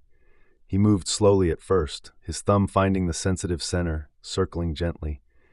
Madeline's hips moved in time with his hand, her body writhing. Kieran lifted his head, his eyes finding hers. He wanted to watch her, to see the pleasure in her eyes, to know that he was the one giving it to her. He increased the pace, his fingers moving faster, his thumb pressing harder. Madeline's body tensed, her muscles coiling, her breath hitching. "Kieran," she cried out his name. He felt her body clench around him, her orgasm crashing over her, her body convulsing. He slowed his movements, drawing out her pleasure, his eyes never leaving hers. He watched as she came down, her body relaxing, her breath evening out. A soft smile played at the corners of her mouth, her eyes glazed, her body sated. But he was far from done. He scooped her up, his arms wrapping around her, holding her close. He carried her to the bed, laying her down gently, his body covering hers. He kissed her again, his body pressing against hers. Madeline's legs wrapped around him, her heels digging into his back, urging him on. Kieran reached between them, positioning himself at her entrance. He paused, his eyes finding hers, seeking permission, seeking connection. She nodded, her hands finding his face, her fingers tracing the line of his jaw, the curve of his lips. "Yes," she whispered. He slid into her, his body shaking with the effort of holding back, of going slow. She was tight. He moved slowly at first, his hips rocking against hers, his body finding a rhythm that matched the beat of their hearts. Her body moved with his, her hips meeting his thrust for thrust. Her body convulsed, her orgasm crashing over her body clenching around him, drawing him deeper, pushing him over the edge. He came with a roar, his body shaking, his breath coming in short, sharp gasps. He collapsed on top of her, his body spent, his heart pounding in his chest. Her arms wrapped around him, holding him close, her body a safe harbor in the storm of their passion. And in that moment, Kieran knew that he was home. He had found his place, his purpose, his peace. And it was all because of her, because of Madeline. His soulmate. Chapter 12. A few hours passed. Madeline still stared at the broken cabinet doors. Lying in the bed in Kieran's arms, she felt every movement of his body, his energy. Their bodies fit like two pieces of a jigsaw puzzle that were meant to be next to each other. What would the big picture be like? Her life? His life? And everyone else around them? Would they make a complete picture? His heart rate had slowed, the pain that was seeping out of his pores had subdued, and he was once again peacefully asleep. Then he stirred.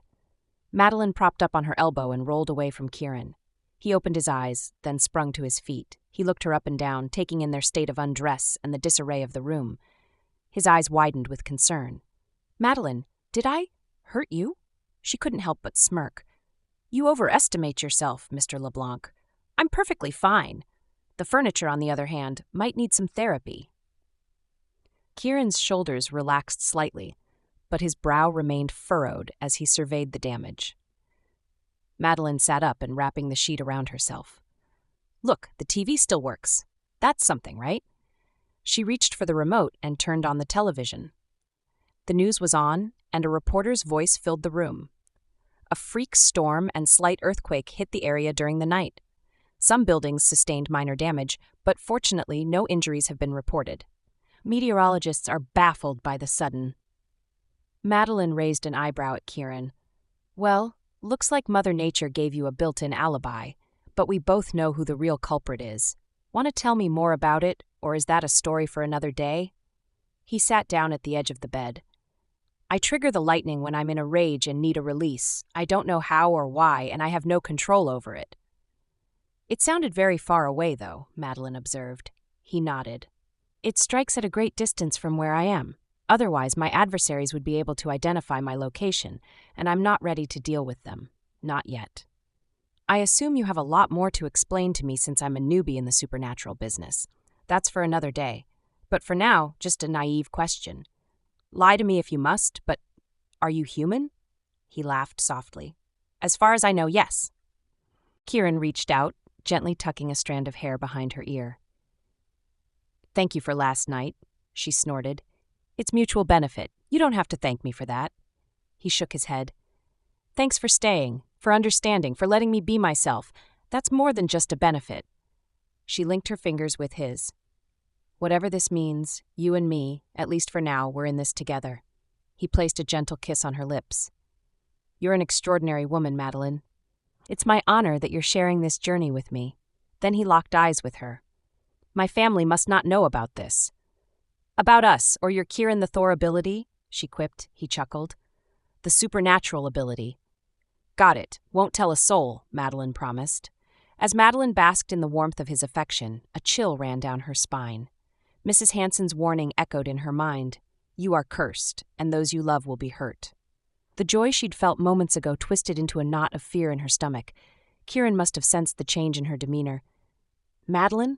What's wrong? She forced a smile, pushing the dark thoughts aside. Nothing. Just hungry, are you? Starving, he admitted. Well, there's an absolute feast in my room that used to be dinner. Interested? Kieran smiled, his eyes twinkling with affection. I'd love to. A few minutes later, Madeline and Kieran sat across from each other, the remnants of their dinner pushed aside. A bottle of rich red wine stood between them, half empty. Madeline had just finished recounting the events with Zen, Joe, and her misadventures in Mortlake. Kieran swirled the wine in his glass, a contemplative look on his face. So, Kieran said, his gray eyes twinkling with amusement, this Stephen character.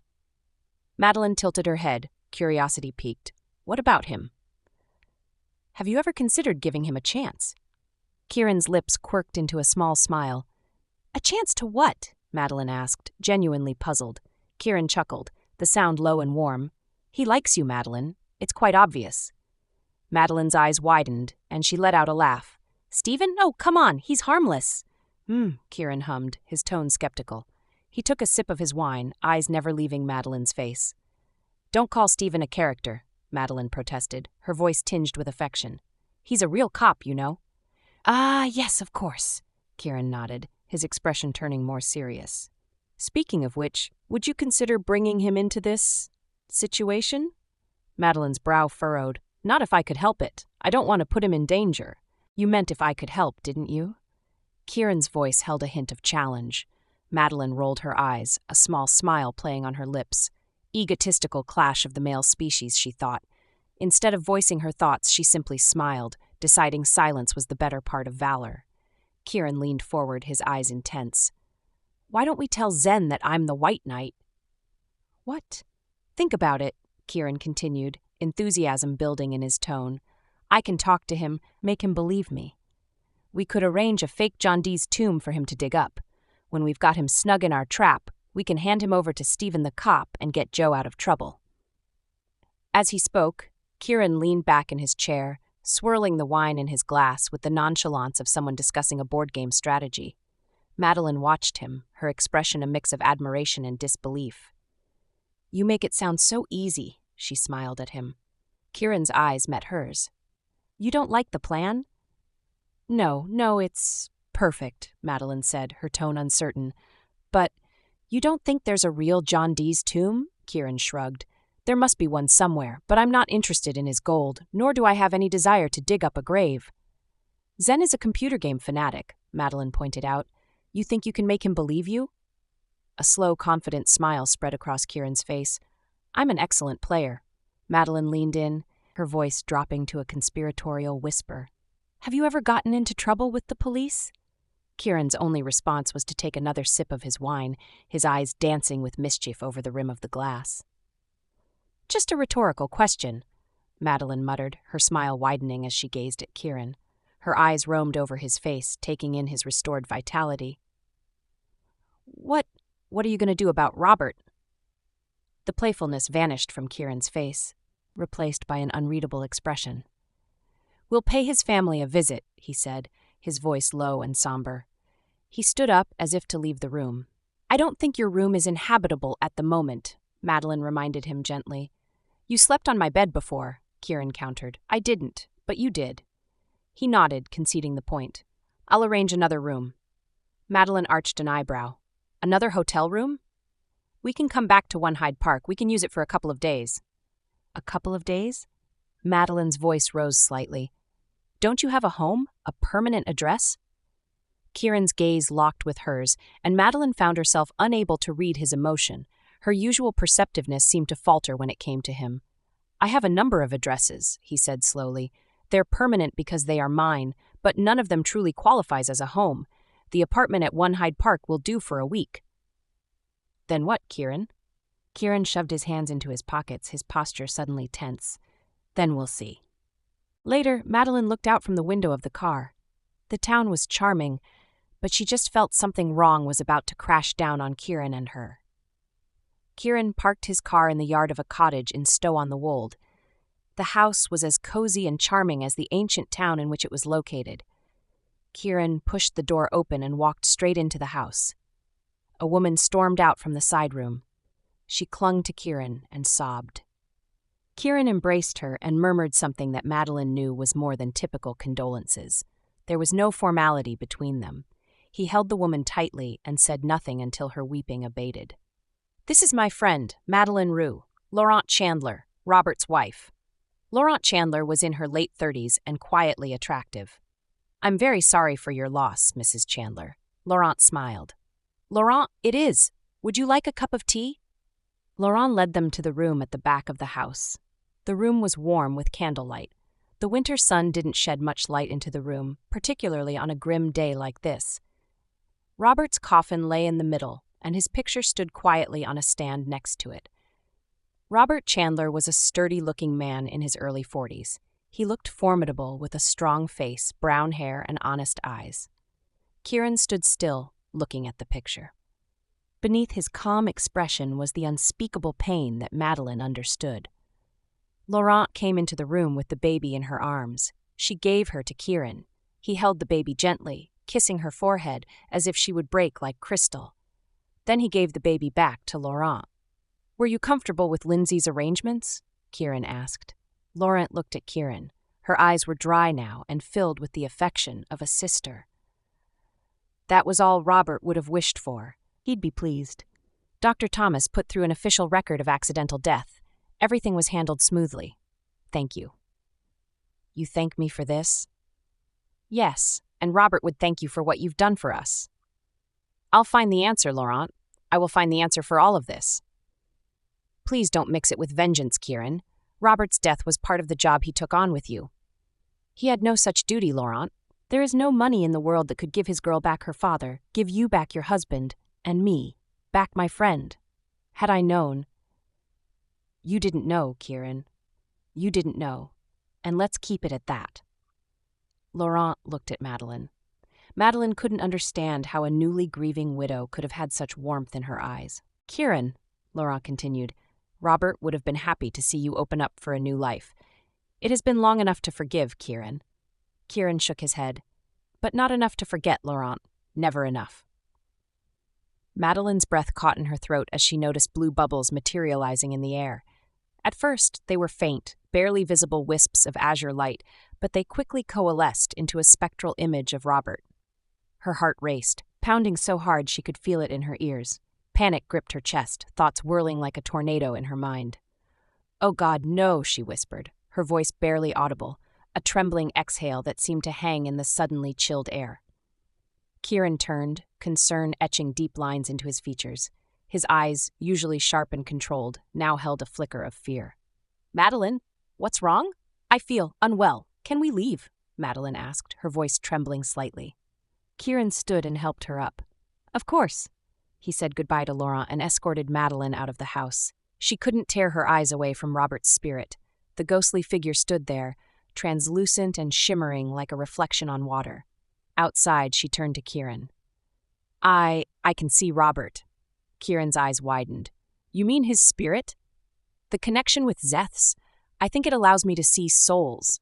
Zeth said spirits who died violently struggle to cross over. They linger."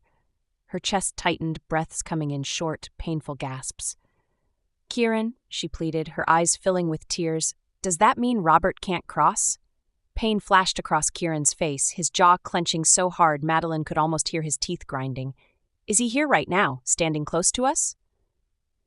As if responding to Kieran's question, Robert's spirit appeared again. He was pointing insistently at a small flower pot in the front yard, his spectral form flickering like a faulty light. "Yes, Kieran, and he's pointing at those flowers." She pointed to guide Kieran toward the flowers. Kieran's gaze snapped to the flowers growing just outside the fence. His expression darkened from confusion to recognition, then to a fury so intense it made Madeline take a step back. The flowers were delicate and beautiful, with 5-petaled blossoms in a deep, rich purple. Their centers were of vibrant yellow, creating a striking contrast. The leaves were a dark green, almost glossy in appearance. Despite their beauty, there was something unsettling about them, as if they carried a hidden menace. "I know those flowers," he growled, his voice low and dangerous, "and I know who put them there." He stormed toward his car, fury radiating off him in waves. The gravel crunched under his feet. Madeline hurried after him, her heart racing. She slid into the passenger seat before he could stop her. He peeled out of the driveway, tires screeching on the pavement and leaving the acrid smell of burning rubber in their wake. As they sped away, Madeline caught one last glimpse of Robert's spirit in the rearview mirror, his form fading like mist in the morning sun. She closed her eyes, sending a silent prayer to whatever powers might be listening. "Please, let us find a way to help him." She stared at Kieran's profile. His jaw was set, eyes fixed on the road ahead, but she could see the muscle twitching in his cheek, the barely contained storm of emotions threatening to break free. "Kieran, where are we going? What do those flowers mean?" For a long moment, she thought he wouldn't answer. Then, without taking his eyes off the road, he spoke, his voice low and filled with a mixture of pain and rage. "Those flowers. They're a signature, a calling card left by someone who should be rotting in hell for what they've done." Madeline's breath caught in her throat. "Who?" she whispered. Kieran's hands tightened on the steering wheel, his knuckles turning white.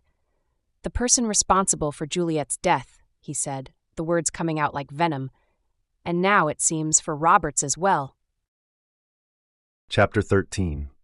The narrow lanes of the Cotswolds wound through a patchwork of emerald fields and honey-colored stone cottages, a picturesque scene that belied the tension coiled within Kieran's chest. He guided the car around yet another bend, the tires crunching on loose gravel. "You're sure this is the right way?" Madeline asked, her fingers drumming in anxious rhythm on the passenger door. Kieran's jaw clenched. "Unfortunately, yes. I remember every inch of this godforsaken road." The car crested a small hill, revealing a vista of rolling countryside dotted with grazing sheep. In the distance, a quaint village nestled in a valley, its church spire piercing the misty air. "It's beautiful," Madeline murmured, then caught herself. "I mean, considering we're basically walking into the lair of a murderous witch." Kieran's laugh was sharp and humorless. "Careful. Mrs. Hanson might take that as a compliment." He pulled off the main road, parking behind a weathered stone wall draped in ivy. The cottage lay just ahead, its thatched roof and climbing roses the very picture of rural charm. "Stay close," Kieran warned as they approached on foot. "And whatever you do, don't eat or drink anything she offers. I don't care if it's just a glass of water." Madeline nodded, her expression grim. Noted. No snacking at the evil witch's house. They pushed open a creaking wrought iron gate, stepping onto a cobblestone path lined with an array of vibrant, yet unsettling flowers. Kieran's eyes narrowed as he recognized the distinctive black petals of the flowers of death scattered among the blooms. Before they could reach the door, it swung open. Mrs. Hanson materialized on the threshold, her appearance a jarring contrast to the idyllic setting. Straggly gray hair framed a face etched with deep lines, and her eyes glittered with unsettling intensity. "Well, well," she crooned, her voice raspy. "If it isn't young Mr. LeBlanc, come back for another taste of the old ways, have you?" Kieran's shoulders tensed. "You know damn well why I'm here, Mrs. Hanson." The old woman's gaze slid to Madeline, a sly smile playing at her lips. "And you've brought a friend. How unexpected." She descended the worn stone steps, bizarre earrings jangling with each movement. They looked like tiny bones, Madeline realized with a shudder. "I'm surprised to see you again so soon, my dear," Mrs. Hanson said, addressing Madeline directly. "Found what you were looking for, did you?" Madeline opened her mouth to respond, but Kieran cut her off. "Enough games," he growled. "You know why we're here, and don't pretend you're not disappointed to see her alive." Mrs. Hanson's eyebrows shot up in mock surprise. "Such accusations. I merely gave the young lady directions. I can't be held responsible for where the road takes her." She grinned, revealing teeth blackened with decay. Madeline fought the urge to recoil. Kieran took a menacing step forward. "You killed Robert. I want to know why." "Tsk-tsk," Mrs. Hanson clucked her tongue. "In the real world, Kieran, you'd find yourself in quite a bit of trouble, throwing around baseless claims like that." "But this isn't the real world anymore, is it?" Kieran's voice was low, dangerous. Not when you can kill with a thought, not with your dark arts. Mrs. Hanson's eyes glittered. If you had proof, you'd have sent your hounds to finish me off long ago. But you haven't, have you? I saw the flowers of death, Kieran spat. Your calling card. Ah, so you visited the poor boy's remains, Mrs. Hanson mused, her tone almost wistful. Madeline bristled. That poor boy was a good man, a friend. Mrs. Hanson's laughter was like dry leaves scraping across stone. My, the two of you together, isn't that something? I was warned, you know. Should have listened, I suppose, but no matter. I serve a higher purpose now. The Lord has answered my prayers. She spread her arms wide, as if embracing the misty air around them. So I find myself in a charitable mood. How can I help you? Kieran's eyes narrowed. I couldn't care less about your delusions of divine favor. You sent Robert to his death, and you never do anything without a price. Tell me who hired you, and I'll walk away. Mrs. Hanson's laughter rang out again, echoing off the stone walls of the cottage. Oh, Kieran, always so focused on the material world. You can't see beyond the veil, can you? If there's a God involved, Kieran growled, then that's exactly who I want to know about. The old woman's smile faded, her eyes taking on a distant, glassy quality. The air around them seemed to thicken, charged with an unseen energy. Kieran's jaw clenched as Mrs. Hanson's eyes gleamed with malicious amusement. The air around them seemed to thicken, charged with an unseen energy that made the hairs on the back of his neck stand on end. The bullet wasn't meant for Robert, Kieran. Mrs. Hanson's voice slithered through the air. It was meant for you.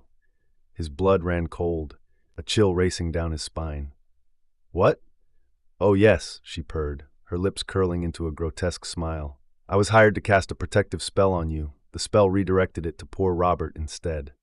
Kieran scoffed, disbelief etched across his face. His mind raced, trying to process the implications of her words. You expect me to believe you can cast spells? Mrs. Hanson's lips curled into a sly smile. I've been blessed by the divine, dear boy. My powers have grown. Bullshit! Kieran spat, his hands clenching into fists at his sides. Such language, she tutted, her tone mockingly maternal. But if you don't believe in my magic, perhaps there's another explanation. Her gaze slid to Madeline, and Kieran's muscles tensed instinctively. He shifted his weight, ready to move at a moment's notice. Maybe it was Madeline's shadow that reflected the bullet onto Robert to protect you. Rage boiled in Kieran's veins, his vision tinged with red. Leave her out of this, he growled, voice low and dangerous. Why? She's already knee-deep in our world, isn't she? Kieran took a menacing step forward, looming over the old woman. I'm warning you.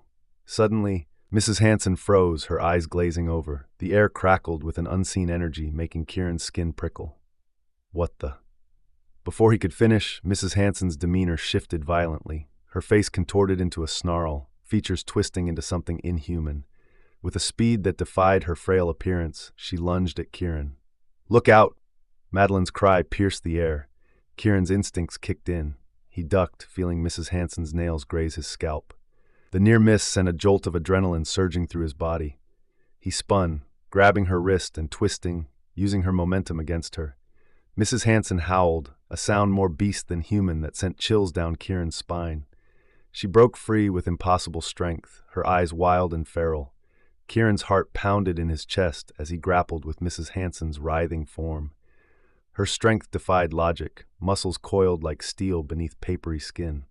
He struggled to maintain his hold, every fiber of his being screaming danger. Kieran! Madeline's voice cut through the chaos. There are spirits. They're everywhere. He risked a glance at Madeline, seeing her eyes dart wildly, tracking invisible entities. What do you mean? He grunted, narrowly avoiding Mrs. Hanson's clawing fingers. They're hovering in and out of her body. Madeline's voice cracked with panic. Like they're trying to break through from somewhere else. Kieran's mind raced, trying to process this new information while fending off Mrs. Hanson's relentless assault. She's become a vessel, he managed to say, his breath coming in short gasps. But for what? I don't...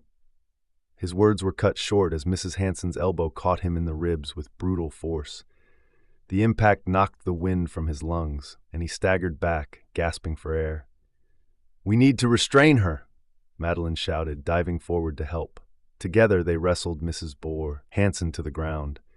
Kieran's muscles strained against her inhuman strength, sweat beading on his forehead. "There's a garden hose by the fence," he panted, spotting their potential salvation. "Grab it." Madeline sprinted for the hose while Kieran pinned Mrs. Hanson's thrashing limbs. Her eyes rolled back in her head, mouth foaming. The sight sent a chill through him, but he held firm. "Hurry!" he yelled as Madeline returned, hose in hand. They worked frantically to secure Mrs. Hanson's arms and legs, Kieran's heart racing as he anticipated her breaking free at any moment. Just as he tightened the final knot, a surge of energy exploded from her body. The force catapulted him through the air.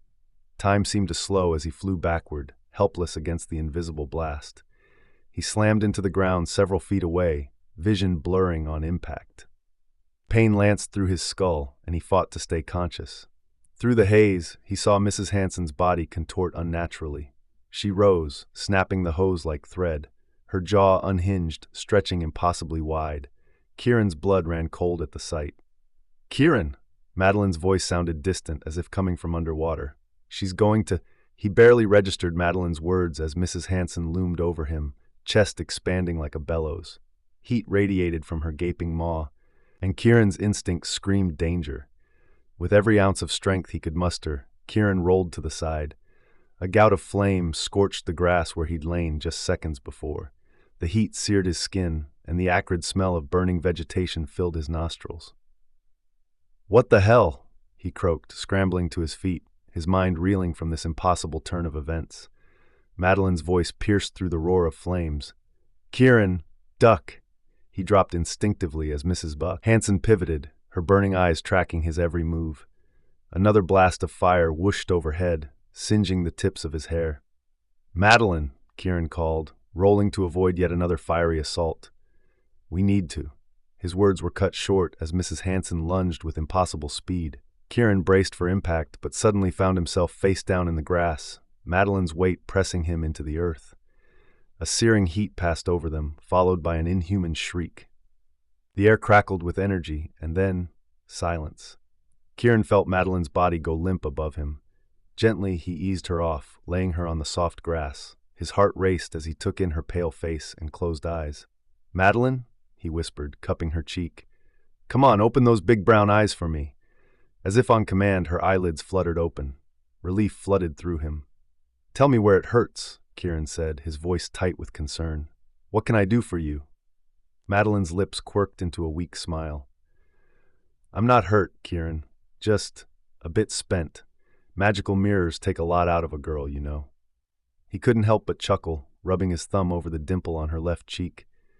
"I'm going to help you up, take you to the car, and then we're going home. You're not going to shatter if I sit you up, are you?" "I'm not a crystal vase, Kieran," she retorted, rolling her eyes. As he gently helped her into a sitting position, Madeline's gaze fell on the garden. Where Mrs. Hanson had stood moments ago, there was now only a pile of stone and dirt. "I only used a small mirror for emergencies," Madeline said quickly, her words tumbling out. "She was going to burn you to a crisp. Don't be mad." Kieran's eyebrows shot up. "Mad? You single-handedly saved the day. Again, you quite literally stood between me and certain death. How could I possibly be mad?" "Well, when you put it that way," Madeline grinned. "Although," Kieran added, helping her to her feet, "next time I'd prefer we discuss strategy first." "I'm pretty sure I could have dodged that fire," Madeline snorted. "Sure you could have, hotshot," Kieran chuckled. "We'll discuss your questionable self-preservation technique later." She shook her head. "There's no real technique to it. I called Medusa. Don't freak out, but it seems only I can see her. Then I used a small magical mirror to reflect her gaze onto Mrs. Hanson. And well, you know the rest." Kieran opened his mouth to respond, but was interrupted by the sound of approaching footsteps. They turned to see a man entering the yard, a look of exasperation on his weathered face. "Oh, hello there," the man called out, his eyes landing on Madeline. "Fancy seeing you again, miss." "Sean!" Madeline exclaimed. "How? Unexpected to run into you here." The gardener's gaze swept over the disheveled yard, lingering on the pile of rubble. He sighed heavily. "Blimey, not again. Someone's gone and shattered Mrs. Hanson's garden gargoyle. Third time this month." Kieran and Madeline exchanged a look, biting back laughter. "That's quite unfortunate." Kieran managed, his voice strained with suppressed mirth. Sean shook his head, muttering about kids these days as he shuffled off to tend to the garden. As they made their way out of the cottage grounds, Kieran's eyes caught sight of something that made his blood run cold. There, nestled among Mrs. Hanson's flower beds, were the distinctive black petals of the flowers of death. Madeline, he nodded toward the ominous blooms. She followed his gaze, her eyes widening. Flowers of death. Yes, Kieran confirmed grimly. It seems Mrs. Hanson's secrets didn't die with her. Chapter 14. Madeline stepped into the opulent foyer of No. 1 Hyde Park, her eyes widening at the luxurious surroundings. The marble floors gleamed beneath her feet, reflecting the soft light from crystal chandeliers that hung like frozen waterfalls from the vaulted ceiling. It was a far cry from her cozy apartment, a reminder of the vast world Kieran inhabited. Kieran's hand rested lightly on the small of her back, guiding her forward with a gentleness that belied his imposing presence. The warmth of his touch sent a subtle shiver up her spine, a stark contrast to the cool, polished surfaces surrounding them. "Welcome to my humble abode again," Kieran murmured, his striking gray eyes softening as they met hers. The corners of his mouth twitched in what might have been the ghost of a smile. Before Madeline could respond, a whirlwind of energy burst through the doorway, shattering the quiet elegance of the moment. "Captain Grumpy, you're alive!" A tall, handsome man with soft gray eyes swept Kieran into a bear hug, lifting him off his feet as if he were a rag doll. Kieran's face contorted in a mix of pain and annoyance, his usual composure crumbling under the assault of affection. "Put me down, you overgrown chimpanzee," Kieran growled, but Madeline caught the hint of affection in his tone. It was like watching a grizzly bear being cuddled by an enthusiastic Saint Bernard. The man, who could only be Tada, Kieran's younger brother, set him down and turned to Madeline with a dazzling smile that could have powered half of London. "This must be Madeline," he beamed, "a vision of a modern princess, a kick-ass version of Cinderella. Dr. Thomas's words, not mine, though I wholeheartedly agree." Before Madeline could introduce herself or process the whiplash of Tag's exuberance, she found herself enveloped in a fierce embrace. Sandwiched between two impressively tall men, she noted the family resemblance despite their differing demeanors. It was like being caught between a storm and a stone wall. "Tad, release her before you scare her off," Kieran said, his voice a mix of exasperation and amusement. "She's faced enough terrors lately without adding you to the list." Tada stepped back, grinning unabashedly. "My apologies. I'm just thrilled to see my brother in one piece. When Dr. Thomas called, I feared I'd find him wrapped head to toe in bandages, scowling through a gap." Kieran's eyes narrowed. "So Dr. Thomas called you home from your safari trip to assist me in things I don't need." You put words in his mouth, twisted and added your version of what he said regarding Madeline. "You were shot," Tag countered, his smile fading slightly. "Is that true or not, Kieran?" "It was hardly more than a scratch," Kieran muttered, shifting uncomfortably. Madeline raised an eyebrow, unable to contain herself. "A scratch that required surgery and a drug that knocked you out for 4 hours? I've seen paper cuts more benign."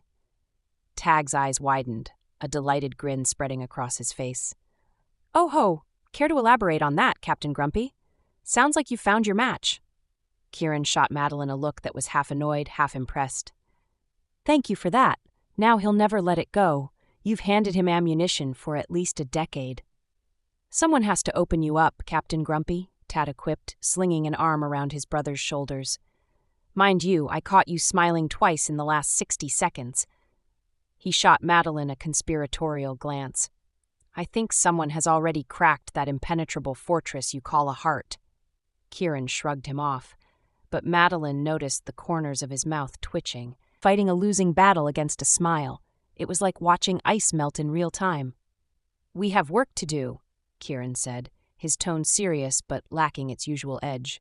"I need to set up a filter to block our location, Madeline. Then you can turn on your laptop and let Zen make contact." "Ooh, spy stuff!" Tag's eyes lit up like a child on Christmas morning. "Can I help? I promise I won't press any big red buttons, unless they're really shiny." Kieran pinched the bridge of his nose, a gesture Madeline was beginning to recognize as his go-to move when exasperated. "This isn't a game, Tad."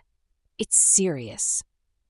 I know, Tad nodded, his expression sobering, but surely you could use an extra set of hands. I promise to behave. Scout's honor. He held up 3 fingers in what was probably supposed to be the scout salute, but looked more like a mangled peace sign. Kieran shook his head and started working on a small device, his fingers moving with practiced precision. How about some coffee while the genius works? Tag turned to Madeline, flashing what appeared to be his most charming smile. But Madeline was beginning to realize that the LeBlanc brothers could trademark their smiles. There was no need to try. They were naturally disarming. Coffee would be lovely, Tag. She smiled back, grateful for a moment to catch her breath in this whirlwind of fraternal dynamics. But touch nothing without my express permission, Kieran called out, not looking up from the small device. We're not reliving the great coffee machine disaster of 2018. Tag clutched his chest in mock offense, stumbling back as if physically struck. That was one time, and I maintain it was the machine's fault. It had it out for me from the start. You nearly flooded my entire kitchen with espresso, Kieran retorted. I was finding coffee grounds in my shoes for weeks. I was trying to make you smile, Tag protested. You'd been working for 72 hours straight. I thought a little caffeine waterfall might perk you up. Madeline couldn't help but laugh at their banter, the tension of the past few days momentarily forgotten. I'm sensing there's a story here. Several, actually. Tad's eyes twinkled mischievously, a look that promised a treasure trove of embarrassing tales. Oh, there are many stories. Has he told you about the time he... That's quite enough, Tad, Kieran interrupted, clipping the small device onto Madeline's laptop with a finality that brooked no argument. You can switch on your laptop now, Madeline. Let's get back to the matter at hand. As Madeline's laptop screen flickered to life, a shrill ring pierced the air. Her heart leaped into her throat as she answered the call, her voice trembling. Hello? Ah, Madeline. Zen's silky voice slithered through the speaker, dripping with false warmth. How nice to hear your voice. Did you enjoy your little road trip? Madeline's eyes darted to Kieran, who nodded encouragingly. It was eventful, she managed, her mind racing. The storm in Fosse Way was quite something. Oh, I'm sure it was, Zen purred. But let's cut to the chase, shall we? Where's John Dee's grave? Madeline's throat tightened. I want to speak to Joe first. That was our deal. A chilling laugh echoed through the room.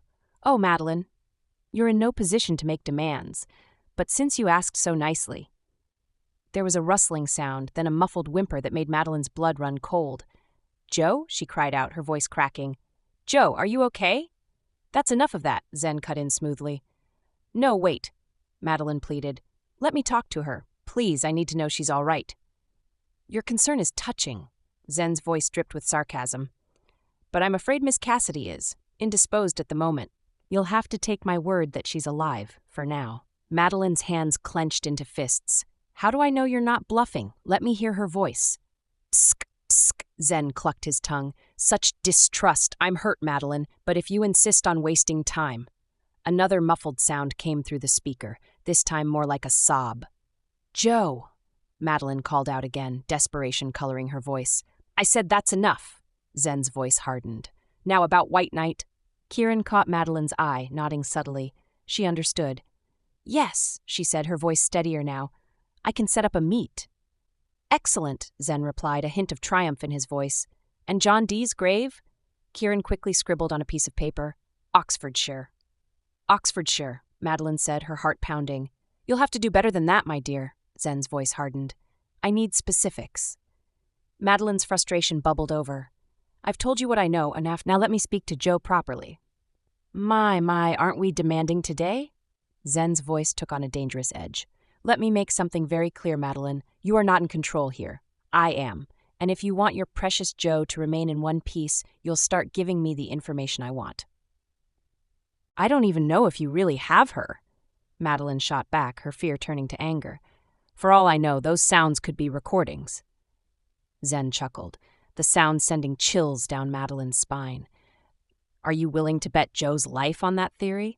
Because I assure you the consequences of being wrong would be most unpleasant for her. Suddenly the call cut off mid-sentence. The lights flickered ominously, casting eerie shadows across the room before plunging the apartment into total darkness. The abrupt silence was deafening, broken only by Madeline's sharp intake of breath. "We're under attack." Kieran's voice sliced through the gloom, cold and razor-sharp. "Tad?" "On it," Tatter replied, his usual playfulness evaporating like mist in sunlight.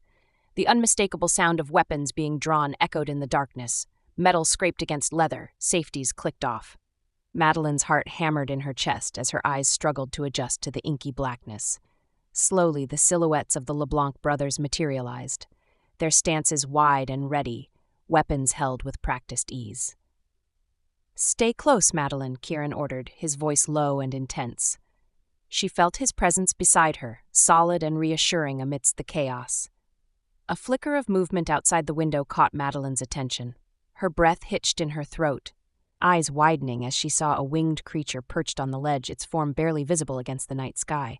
As she watched, transfixed, it began to change.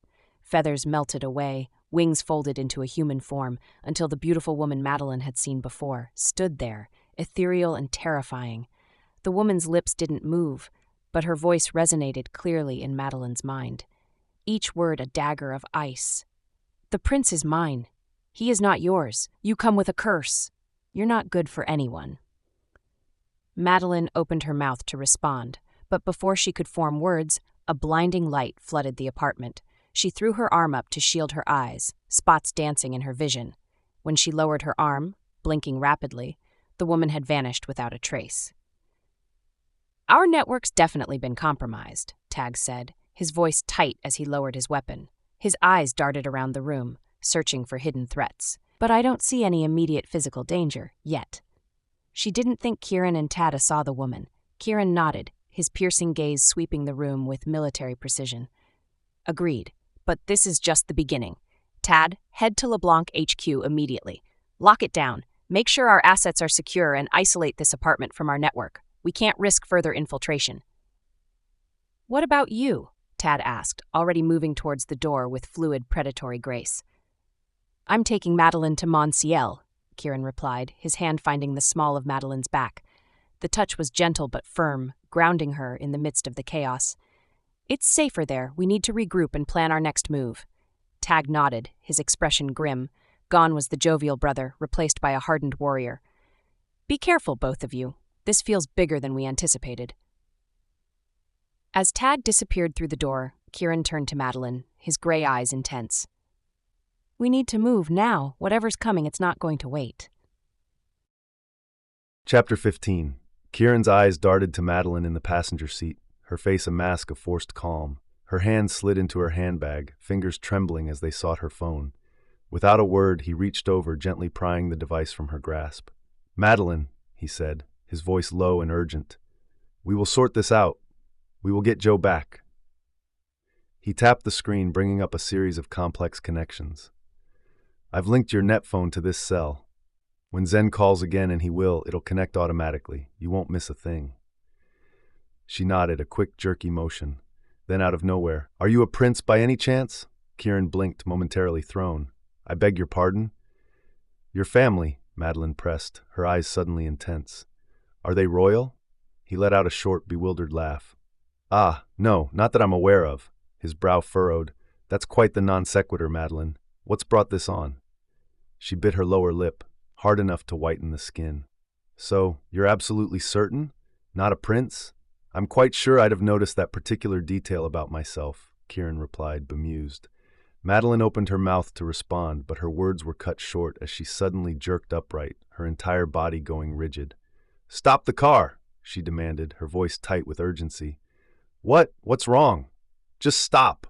Madeline's voice cracked. "Please, Kieran, now!" He yanked the wheel, tires screeching as they veered onto the shoulder.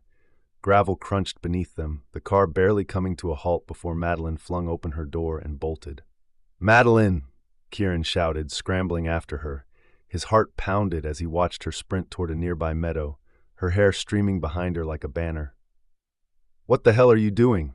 She whirled to face him, her eyes wild and desperate. "I need to see Joe," she panted. "I have to make sure she's alive. I can't just sit there and wonder." Realization hit Kieran like a punch to the gut. The mirror. Oh, God. "Madeline, wait." But it was too late. Her hands were already raised, fingers splayed wide. The air before her shimmered and twisted, reality bending to her will. In seconds, a massive, ornate mirror materialized, hovering inches above the waving grass. Kieran's breath caught in his throat. It was beautiful and terrifying all at once, raw power radiating from its gleaming surface. "Joe," Madeline cried, pressing her palms against the glass. "Joe, can you hear me?" Through the mirror's depths, Kieran glimpsed a small, dark space. His stomach lurched as he made out a figure, Joe, motionless and bound. "She's breathing," he murmured, relief washing over him. "Madeline, look, she's alive." But Madeline wasn't listening. Her fingers scrabbled frantically at the mirror's surface. "I have to get her out," she sobbed. "Joe, I'm coming." "No." Kieran lunged forward, grabbing her wrists and yanking her back. "You can't." She fought against his grip like a wild thing. "Let me go," she snarled. "I have to save her." "Listen to me," he hissed, struggling to hold her. "Even if you untie her, you can't pull her through. And if Zen sees—" "I don't care!" Madeline's voice was raw with desperation. "He's unpredictable, Madeline," Kieran pleaded. "Who knows what he'll do if he finds out about this? We can't risk it." With a cry of frustration, she wrenched free, reaching for the mirror once more. Kieran had no choice. He tackled her, pinning her to the ground with his body weight. "Get off me!" she screamed, tears streaming down her face. Her fists pounded against his chest. "Not until you calm down," he growled, struggling to hold her. "Please, Madeline, I'm begging you. Think this through." Madeline's struggles gradually weakened, her body going limp beneath Kieran's as sobs racked her frame. The massive mirror flickered and vanished, leaving only empty air where it had stood. Kieran's chest ached at the sight of her anguish. He loosened his grip, gently cupping her face in his hands. "I know you're scared," he murmured, his thumbs brushing away her tears. "But we'll get her back, I promise you, Madeline. We'll find a way." Her eyes, red-rimmed and filled with pain, met his. Slowly, almost imperceptibly, she nodded.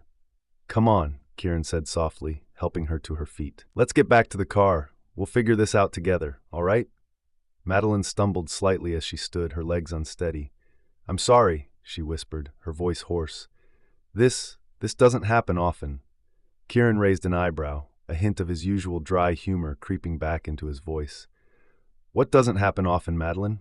You calling up magical mirrors, or you acting so impulsively?" She let out a watery chuckle. "Well, Joe doesn't get kidnapped every day. Where am I supposed to practice strategy?" He couldn't help but smile. "There's the smart mouth I know. Welcome back." They made their way back to the car, Kieran's hand hovering near the small of Madeline's back, ready to steady her if needed. Once there, he reached into the glove compartment, pulling out 2 water bottles from a hidden cooler. "Here," he said, handing one to Madeline. "Drink this. You need to stay hydrated." She took it gratefully, her hands still trembling slightly as she unscrewed the cap. Kieran opened his own bottle, taking a long swallow before stepping out of the car once more. He leaned against the hood, his eyes scanning the rolling hillsides and meadows that stretched out beside the highway. After a moment, Madeline joined him, her shoulder barely brushing against his. "Thank you," she said quietly. Kieran turned to face her, his gaze drawn to those captivating brown eyes. Without thinking, he reached up, his thumb gently tracing the dimple on her left cheek. "Thanking me for what?" Madeline's breath hitched at his touch. "For being an anchor in the storm," she replied, her voice barely above a whisper. "I needed that. And I have a feeling this is just the beginning of something much larger than we realize." Kieran's hand dropped back to his side, but his eyes remained locked on hers. "Is that what your friend Zeth told you? That we're some kind of fated mates?" She frowned, her brow furrowing in concentration. "I'm not sure. I don't recall him mentioning anything about fated mates specifically, but I'll ask him next time he makes one of his cryptic cameo appearances." A small smile played at the corners of her mouth. "But if we are indeed spiritually connected, I believe we can just feel it. We don't need any divine announcements, do we?" Kieran felt as though he could drown in those eyes. His voice was husky when he spoke. "And do you feel it, that connection?" He swallowed hard. "I know we've been intimate, and it's significant for me, but I can't speak for you, Madeline." Her smile widened, a hint of mischief dancing in her eyes. "Ditto," she said simply, then turned to head back to the passenger side of the car. Kieran's head snapped up, his mind reeling. "Ditto?" What did she mean by that? Before he could process the implications, he saw Madeline stumble, her legs giving out beneath her. In an instant, he was there, catching her before she could hit the ground. Easy, easy, he murmured, cradling her against his chest. Her head lolled onto his shoulder, her eyes fluttering closed. With careful movements, he eased her into the back seat of the car, where she lay peacefully asleep. Kieran checked the small puncture mark he'd made at the base of her neck when he tackled her earlier. It was just a mild sedative. She'd have a good sleep while he sorted things out with Zen. This wasn't part of the plan, but he couldn't risk her calling the mirror again while he talked to Zen.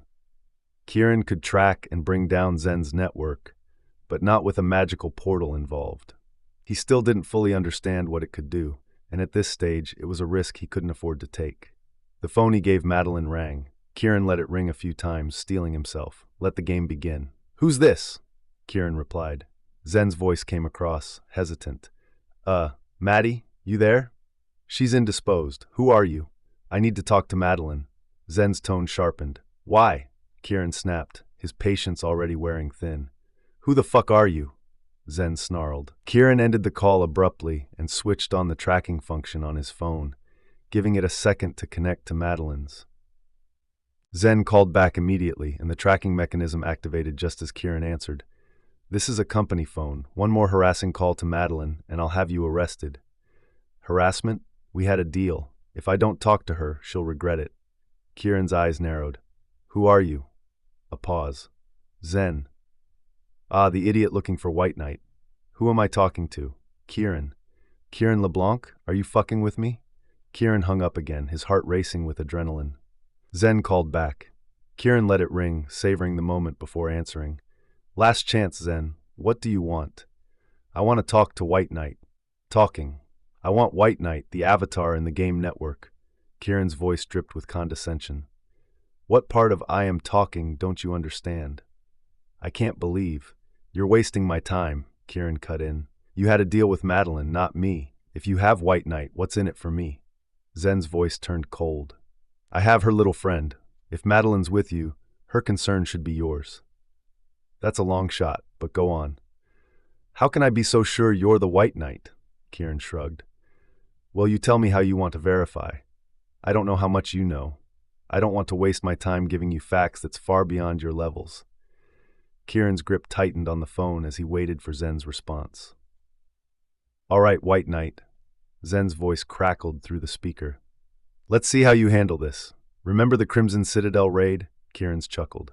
"Which one? There were 3, if memory serves." A pause. "The second. What was your build?" "Tank Mage Hybrid," Kieran replied without hesitation. "Spec for AoE crowd control and damage mitigation. Unconventional, but effective against the blood-sworn mobs." Zen grunted. "Not bad, but anyone could look that up. Let's dig deeper. What was your strategy for the Lich King's vault?" Kieran leaned back against the car, his free hand absently tracing patterns on the cool metal. "Ah, that was a tricky one. Used a glitch to clip through the wall near the second checkpoint. Bypassed the entire trapped corridor sequence. Risky, but saved us a good 20 minutes on the speed run." "Holy shit," Zen breathed. "That was you? That strat revolutionized the meta." "Indeed," Kieran replied. "Now, are we done with this little pop quiz?" Kieran's phone signaled that the tracking was complete and the location identified. He forwarded the coordinates to his team with a message. "Take him down. Make sure the female hostage is 100% safe." Zen's voice hardened. "One more test. The Shadowmere server event. What was your role?"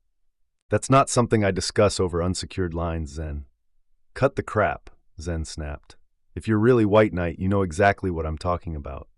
"What was your role?" Kieran closed his eyes, memories flooding back. The chaos, the screams, the lines of code unraveling reality itself. "I was the failsafe," he said quietly. "When everything went to hell, I initiated the server wipe. Saved thousands of players from being trapped in a corrupted instance. At the cost of their characters, their progress, everything." Silence stretched between them. Finally, Zen spoke, his voice tinged with awe and a hint of fear. "It really is you. Holy fuck." "Satisfied?" Kieran asked, his tone clipped. "Yeah," Zen replied. "Yeah, I am. So, White Knight, now that we've established your credentials, let's talk business." Kieran's eyes flicked to the back seat where Madeline lay peacefully unconscious, his jaw clenched. "Indeed," he said coolly. "Let's talk about how you're going to return Josephine Cassidy, unharmed. If you're White Knight, there is a game I need you to help unlock. There's also an artifact buried with John D., a crucifix. I want both. Then Madeline gets her friend back. Call me tomorrow. I'll give you John D.'s tomb location then." "Why not now? I don't trust scum like you to keep promises. We'll arrange an exchange tomorrow, Joe for the artifact." You don't have a choice, Zen. There's nothing in this for me." "Fine, I'll call tomorrow. But if there's nothing in it for you, you won't care what I do to this bitch tonight. She'll be alive, that's all I promise." A gunshot cracked through the phone. "Fuck you, Zen," Kieran snarled, but the line was already dead. Kieran stared at the winding road ahead, his confidence wavering. The gunshot echoed in his mind. Had he miscalculated? His eyes darted to Madeline's sleeping form. Suddenly, the phone buzzed with a text, a video attachment. Kieran's hands shook as he opened it. The screen showed Joe bound and gagged, blood trickling from a graze on her temple. Zen's voice, cold and mocking, came through. "Next time, it won't be a warning shot, LeBlanc. Don't play games with me." The video cut to black, leaving Kieran frozen, the weight of his actions crashing down on him. He had drugged Madeline, thinking he could handle this. Now Joe's life hung in the balance, and he had severely underestimated Zen's ruthlessness. As the gravity of the situation sank in, Kieran realized he was in over his head. The long road ahead suddenly seemed much darker, and for the first time in years, Kieran LeBlanc felt the icy grip of fear. Chapter 16. The sound of tires rolling over gravel on the long driveway woke Madeline. She sat up in the back seat, blinking away the remnants of sleep, and beheld the magnificence of Monsiel. It was a palace, Kieran's home. She didn't need an introduction to know where she was and what she was seeing. This place was a world in itself, separated from the outside world by an invisible barrier of wealth and secrecy. It was more than a castle, Madeline thought. This palace had the warm feeling of a home. This was the place that Kieran called home, the place that he would not share with outsiders. But wasn't he sharing it with her by bringing her here, though? "Don't flatter yourself," she thought, a twinge of bitterness coloring her inner voice. Who knew how many women had shared his bed in this palace? She rubbed her forehead, wincing. Her head was pounding, a dull ache that seemed to pulse with each heartbeat. As Kieran stopped the car, Madeline recalled what had happened before. She stormed out of the car, her movements fueled by a mixture of anger and anxiety. Quick as a cat, Kieran was out of the driver's seat and after her, his long strides easily catching up. "Did Zen call?" Madeline asked, her voice tight with worry. "Yes, we talked. Joe's fine. He'll call again tomorrow." Kieran spoke as quickly as he could, his words tumbling out in a rush. Madeline stared at him, searching his face for any sign of deception. Then she nodded, a small gesture of acceptance. "Why did I drop like a stone?" He smiled, but it didn't quite reach his eyes. "You were tired. The last few days took a toll on you." "Is this your home?" she asked, changing the subject as her gaze swept over the imposing structure once more. Kieran nodded. He wrapped his arm around her waist to guide her inside, the warmth of his touch a stark contrast to the cool evening air. It surprised her that Kieran seemed to have no live-in staff to maintain such an enormous place. The silence was almost eerie. "Be careful when you walk around. There are security cameras everywhere," Kieran warned, his voice low. She frowned and glanced around, eyes darting from corner to corner.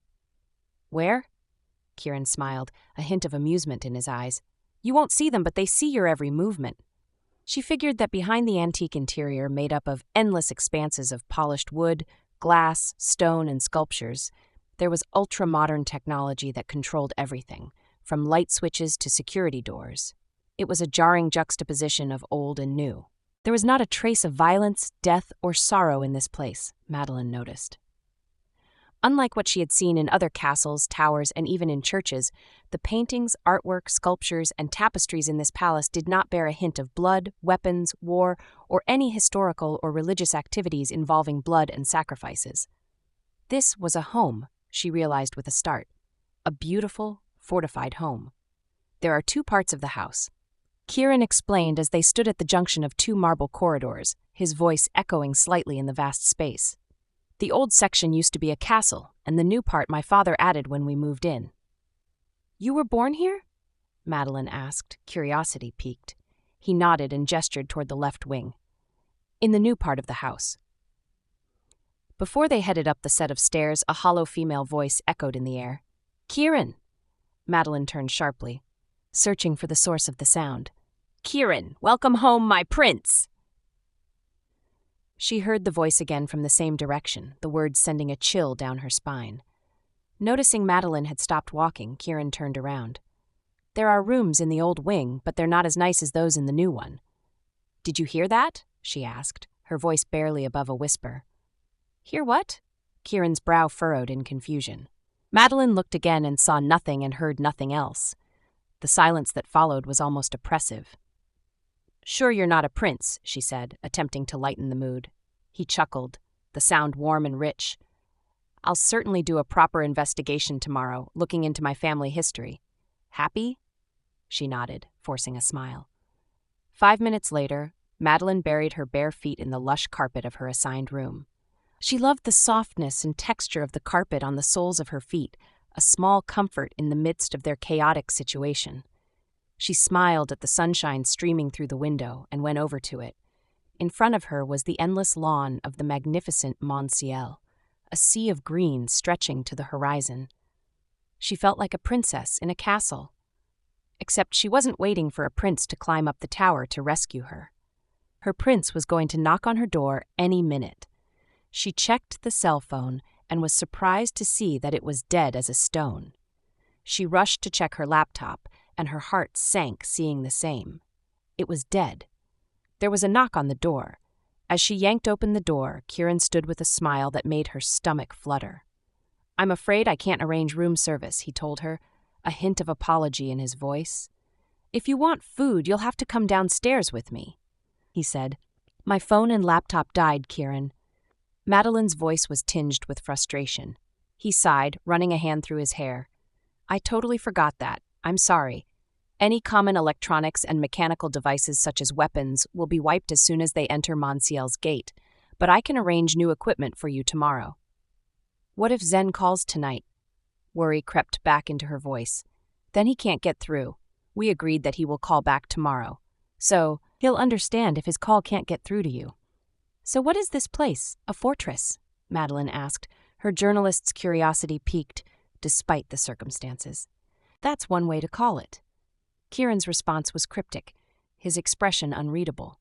She nodded and followed him outside, her mind racing with questions about Mont Ciel, Kieran, and what lay ahead of them. The kitchen at Mont Ciel was vast and silent, a stark contrast to the bustling heart of most homes. Madeline's eyes swept over the gleaming countertops and state-of-the-art appliances, noting the absence of any prepared breakfast. Kieran moved with practiced ease, starting the coffee machine before rummaging through the cabinets. "I told the staff to clear out," he explained, a wry smile playing on his lips. "Thought we might enjoy a little adventure in foraging." Madeline leaned against the counter, her journalist's curiosity piqued. "So, the great Kieran LeBlanc doesn't spend much time in his childhood home?" "Not anymore," he admitted, his voice tinged with something that might have been nostalgia. "But growing up here." He trailed off, then gestured towards the garden. "See that headless statue out there?" Madeline followed his gaze, spotting the bizarre sight. "Don't tell me." "My handiwork," Kieran confirmed, a mischievous glint in his eye. "The goddess of kindness, victim of my first successful chemical experiment." "You're joking," Madeline said, torn between disbelief and amusement. "I wish I were. I was barely out of diapers, already dabbling in explosives. My father was. Less than pleased." He left it there as a reminder of my youthful indiscretions. Madeline shook her head, trying to picture a young Kieran, all wide-eyed innocence and destructive genius. "Most kids play with blocks. You were synthesizing compounds." "What can I say? I was an unusual child. Homeschooled, devouring advanced chemistry texts while my peers were learning their ABCs. There was a hint of pride in his voice, but also something else, a loneliness, perhaps. Their conversation was interrupted by a kind-looking woman, her arms laden with grocery bags. The change in Kieran was immediate and striking. His face lit up, years seeming to fall away as he rushed to greet her. "Mrs. Rutherford," he exclaimed, enveloping the older woman in a warm embrace. You haven't aged a day. Oh, you silver-tongued charmer, she chuckled, patting his cheek affectionately. Her eyes narrowed as she took in his appearance. You're too pale. What trouble have you been getting into now? Dr. Thomas said you were injured. He was so right to worry about you. What have you done to yourself? And now you're about to eat this stale food. Mrs. Rutherford's voice trailed off when she saw Madeline. You're not going to force your very pretty friend here to have meal in a box, are you? This is Madeline Rue. She's a reporter from New York. Boxed meals are quite normal in her line of work. You're making too big of an assumption, Kieran. I have my own chef. Ask my co-editor. Madeline corrected him. A reporter. You must be smart, just like Mrs. Rutherford. Kieran cut in. She caught herself. No one is going to have any meal in any box in my kitchen. I swear, Kieran, Mrs. Rutherford was saying as she cracked eggs into a bowl. You work too hard, just like your father. When was the last time you had a home-cooked meal? You know me, always on the move. Too much on the move, if you ask me. You need to slow down, enjoy life a little. Mrs. Rutherford turned and smiled at Madeline. Settle and give your mother beautiful rugrats. Kieran chuckled. Someone had to learn the ropes of the family business. Your brother certainly wasn't going to, Mrs. Rutherford muttered, then caught herself. Oh, I shouldn't speak ill of Tad. He's a good boy in his own way. The conversation was cut short by the sound of sliding doors and high heels clicking on marble. Kieran tensed, his easy demeanor evaporating in an instant. Duty calls, he said, squeezing Mrs. Rutherford's hand before heading towards the sound. As Madeline moved to follow, Mrs. Rutherford caught her arm. He likes you. A lot. I can see it in his eyes. I haven't seen him bring anyone home since. Well, it's been a long time. He's a good man, Madeline. Complicated, but good. Madeline nodded, processing this new information. I'm beginning to see that, she replied, her gaze lingering on Kieran's retreating form. The old woman looked as if she wanted to say a lot more, but decided not to. Madeline gave her a courtesy nod and followed Kieran. They exited a long hallway that led to a large reception room. A tall woman waited there, her presence commanding attention. Madeline's breath caught in her throat as she realized this must be Kieran's mother. It wasn't just her beauty that Madeline envied, but the aura of formidability that surrounded her. The woman's long, dark hair was tied at the nape of her neck, accentuating her lean oval face. Her almond eyes, sharp as lasers, seemed to pierce right through Madeline. Years of journalistic experience allowed Madeline to see beyond the cold exterior, catching glimpses of a mother's love and warmth, skillfully masked beneath layers of control. Kieran, the woman's voice rang out, melodious yet tinged with steel. I hear you were injured because of this, girl? Kieran tensed beside Madeline, his jaw clenching. Mother, you shouldn't have come all the way from Dublin. Dr. Thomas worries too much. This is Madeline Rue, and I wasn't injured because of her. I was shot at. Jennifer's eyes narrowed as they swept over Madeline. Ah, so this is the famous Madeline, as pretty as Tag described. My younger boy has exquisite taste in women. Madeline felt her cheeks flush with anger, but she kept her voice level. With all due respect, Mrs. LeBlanc, I don't make a living with my appearance. My work speaks for itself. A smart cookie, too. Jennifer's laugh was brittle, her smile not reaching her eyes. Please call me Jennifer. Her gaze flicked to Kieran. Send my regards to Robert's poor family. Now about security. Montiel is secure, Mother, Kieran cut in, his voice tight with barely contained frustration. Jennifer strode to a chair at the head of a long table, claiming the power position. Is it? Madeline, our family has much at stake. We know the DNA of every person who's set foot in this household. No stranger is ever allowed in. Madeline is not a stranger, Kieran growled, his hand instinctively moving to Madeline's lower back. Jennifer's eyes flashed. Unknown parents, foster care, broken families. There are too many question marks, Kieran. Risks we cannot afford. None of that was her fault. Kieran's voice rose, echoing off the high ceilings. Madeline placed a hand on Kieran's arm, feeling the tension in his muscles. It's okay, Kieran, she said softly, before turning to Jennifer. While I don't appreciate being vetted without my knowledge, my background isn't a secret. I was left at an orphanage without so much as a note.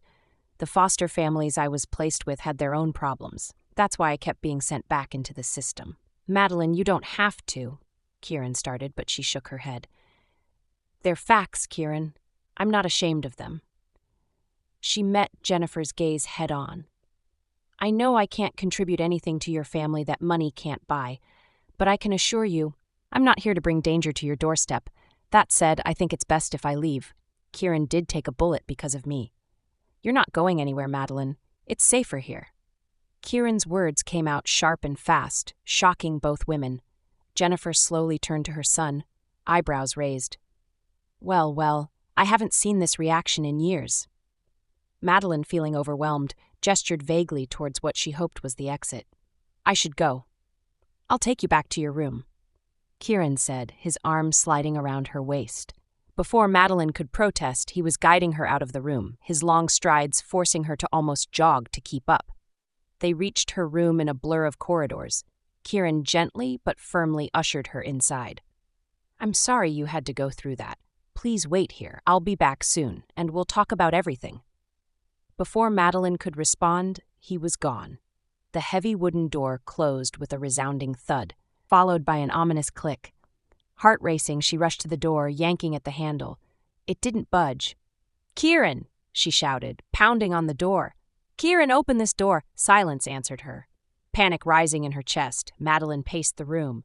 She was trapped, caged in this opulent prison. What the hell is happening? She muttered, running her hands through her hair. Her eyes darted around the room, landing on an ornate mirror hanging on the wall. It was risky, maybe even dangerous, but it might be her only way out. Mirror, mirror in the air, she whispered, her voice shaking. Nothing happened. She tried again, louder this time. Mirror, mirror in the air. The room remained stubbornly silent, just like her phone, just like her laptop. Madeline sank to the floor, her back against the locked door. She was truly alone, cut off from the world, at the mercy of the LeBlancs and whatever game they were playing. Chapter 17. Madeline's eyes fluttered open, her consciousness slowly piecing together the unfamiliar grandeur of the four-poster bed surrounding her. Silk sheets whispered against her skin as she sat up, disoriented. The last thing she remembered was slumping against the door, exhausted from fruitless attempts to escape. Kieran's scent lingered in the air, a mix of burnt energy and wood smoke, crisp like a cool morning. She inhaled deeply, her mind racing to make sense of her surroundings. Madeline swung her legs over the side of the bed and charged toward the door, her heart pounding. She yanked at the handle, half expecting resistance. It opened with a smooth click. What the hell? She muttered, frowning. I was definitely locked in last night. Glancing down, she realized she was wearing a soft, silky dressing gown that definitely wasn't hers. The fabric whispered against her skin, undoubtedly more expensive than anything she'd ever owned. Great, now I'm Cinderella, she grumbled, closing the door and surveying the room. Her eyes widened as she spotted new clothes laid out neatly on a nearby chair. Black jeans, a deep gray turtleneck cashmere top, and a rich red leather jacket. She ran her fingers over the buttery soft leather, grudgingly impressed. Damn it, Kieran, she muttered, quickly changing. You can't just buy people off. Dressed in her new outfit, Madeline marched down the corridor toward the kitchen area, her footsteps echoing in the palatial space. She found Kieran sitting at a table reading a newspaper with infuriating nonchalance. Sunlight streamed through the window, reflecting off the marble countertops, and bathing him in an almost ethereal glow. He looked like a prince from a fairy tale, which only served to fuel Madeline's anger. What's your family, Kieran? Mafia? She demanded, hands on her hips. Kieran lowered his paper, his gray eyes meeting hers calmly. Good morning, Madeline. You drugged me, she accused, her voice rising. He set the newspaper aside, his composure unruffled. Indeed, I did, and I'm not apologizing for that. Madeline's eyes flashed dangerously. You drugged me, locked me in a room, took away my clothes while I was unconscious and stripped me naked. And you see nothing wrong with that? Kieran leaned back in his chair, his voice maddeningly even. If you put that in the right context, then there is nothing wrong with what I did. I don't know what game your family is up to, Madeline spat, backing away. I have a friend to save, and I'm out of here. She spun on her heel, storming out of the room. Kieran's voice followed her, infuriatingly calm. If you want to call a taxi, there's a phone in the hallway with a direct number. Madeline raced along the corridor, her new boots clicking against the polished floor. She had to get out, had to focus on saving Joe. The silence behind her was deafening. Of course, Kieran wouldn't chase after her. He'd shown her the door after all. At the front entrance, Madeline skidded to a halt, her hand on the doorknob. A wave of guilt washed over her. Who was she to judge others when they were only protecting their family? Hadn't she done worse? Taking a deep breath, she turned and walked back to the kitchen doorway. "This place does not qualify as a household in its current state," she said, her voice softer now. Kieran had moved to a reading chair in the corner, sipping his coffee and watching her over the rim. "It's waiting for the rightful and deserving owners to make it a household," he replied, his eyes never leaving hers. Madeline hesitated, then asked, "Can you put what I said before into the right context so that I understand what's going on?" He smiled, that trademark smile that could melt glaciers, and stood up. Taking her hand, he guided her toward the breakfast table. "We have a big day ahead, Madeline. You'll need some sustenance." She remained standing, her eyes locked on his, waiting for answers. Kieran sighed, running a hand through his dark hair. "I did drug you," he admitted, "but not last night. It was in the meadow when you had that episode with the mirror. We were about to confront Zen, and I couldn't risk you not being at your best." Madeline nodded slowly. "Fair enough, but you locked me in a room last night." Kieran's hands brushed along her arms, sending a shiver down her spine. "I did, and it wasn't ideal. Please don't make me stand between you and my mother." "I didn't," Madeline started to protest. "You would have if I hadn't intervened," Kieran cut her off, his tone gentle but firm. "We weren't fighting," she insisted weakly. He gazed at her, his eyes twinkling with amusement. Madeline felt her resolve crumbling. "All right," she conceded. "The dynamic would have changed if we'd prolonged the conversation. Point to you on that." She paused, gesturing to her new outfit. "What about these clothes?" "You look perfect in them," Kieran said, his eyes roaming appreciatively over her figure. Madeline felt a blush creeping up her neck. "Come on, Kieran, don't tell me you put Juliet's clothes on me." His eyes darkened, a flash of pain crossing his face. "No, Madeline, I would never do such a thing. You were fast asleep on the floor when I came in. I gave Mrs. Rutherford instructions, and she arranged for someone to pick up clothes I ordered for you from our store in Oxford. I put you in the dressing gown myself. No one else was in the room. Also, before you ask, Tata took your friend Willow to the LeBlanc HQ because she escaped from your bag when we weren't paying attention. She's in safe hands now." Madeline nodded. "I'm sorry. I just don't like being handled." "It won't happen again," Kieran promised solemnly. She glanced at her wrist, suddenly remembering. "We should get going. Zen might call. The phone you gave me is dead." Kieran reached for a cell phone on the table and handed it to her. "Here's your new one. It works everywhere, inside and outside LeBlanc premises, and as I mentioned before—" "It has a tracker," Madeline finished for him. "I understand, Kieran. You're okay with that?" he asked, searching her face. She nodded. "Thanks. I know you just want to help me, and the clothes are perfect. I'll try not to get too used to them." He smiled, relief evident in his eyes. "I'm glad." Impulsively, Madeline leaned in for an embrace. Kieran's arms encircled her, holding her tight against his chest. He buried his face in the nape of her neck, inhaling deeply. She could feel the tension in his muscles, coiled like springs. "Don't ever walk out on me like that again, Madeline," he murmured, his breath warm against her skin. Madeline took a deep breath, her shoulders relaxing slightly. "Okay, I promise. I have a temper, and sometimes I can throw a tantrum." Kieran's eyes crinkled with amusement. "I noticed," he chuckled, his voice warm. "Listen, I'll arrange a location to meet Zen and get Joe back tonight. To smooth things out with law enforcement, could you liaise with your Stephen to get the police on site? That is, if he's here." "He's not my Stephen," Madeline bristled, then softened. "And yes, he should be here by now." Kieran's lips curved into a knowing smile. "You could call him using your new phone. I've wired your internet phone to this one and imported your address book over." He paused, his tone turning more serious. "When you talk to Stephen, let him know we can arrange for people in the police here to help him in a professional capacity." Madeline's brow furrowed. "Are the police your people?" "If you mean whether they're in our pockets, the answer is no," Kieran replied, his voice steady. Our money is more valuable to invest elsewhere. These are regular police, and we tip them the information as concerned citizens." Madeline nodded, processing the information. "Okay, I'll call Stephen," she muttered, turning to leave the room. Madeline paced the dimly lit hallway, her new phone pressed to her ear as it rang for the 10th time. Stephen still hadn't picked up. The corridor, devoid of natural light, was illuminated by ever-present downlights that cast an eerie glow on the uneven black stone tiles beneath her feet. Her heeled shoes clicked loudly against the floor, the sound echoing off the walls. She winced, trying to walk more softly, but the unevenness of the tiles made it challenging. Her heels kept catching in the gaps between the stones, throwing off her balance. Lining the hallway were 12 white statues, their kind faces gazing down at her. Greek gods, Madeline guessed, their expressions so benevolent that she almost felt compelled to offer up a prayer. "Maybe I should stop pacing," she muttered to herself. "Don't want to annoy the gods." No sooner had the words left her mouth than her heel caught in a particularly wide gap. She lurched forward, her palm slamming against the foot of the nearest statue.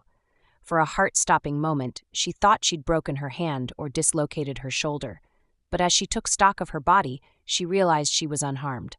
The statue, however, was not so lucky. Madeline watched in horror as the god's toe broke off and began to fall. She lunged forward, catching it just before it shattered on the floor. "Oh my God! Oh dear sweet Jesus God, please forgive me!" she cried out. "What's that, Madeline?" Stephen's voice suddenly crackled through the phone. Flustered, Madeline quickly finished her call with Stephen, arranging to meet him at the bakery cafe near the London Eye. She walked back to the Great Hall, where Kieran was waiting, looking ready to leave. "I broke a god's toe," she blurted out, holding up the evidence. Kieran's eyebrows shot up. "You what?" "I broke his toe," Madeline repeated, her cheeks flushing. "But I'm going to fix it. All I need is some super glue." Kieran stared at her for a moment, his eyes darting between the toe in her palm and her flustered expression. Suddenly, he burst into laughter, his eyes twinkling with amusement and affection. "Don't worry about it," he chuckled. "I'll get someone to fix it for you." No, Madeline insisted. "It's my doing. I broke the god's toe, so I'll fix it." Kieran's smile softened. "As you like. I'm sure he won't mind having a toe missing for a few hours, but we've got to go now." As they headed out, Madeline's curiosity got the better of her. "Why don't you have marble statues or metal ones that would be sturdier? I hope these didn't cost a fortune." "Nah, I bought them cheap," Kieran replied casually. "Just a couple of million each." Seeing Madeline's appalled expression, he laughed again. "I'm kidding. They're not antiques or anything valuable. That hallway is part of a new extension, built about 10 years ago. The statues were added to blend with the old section's decor." "And the old statues?" Madeline prompted. Kieran's grin turned sheepish.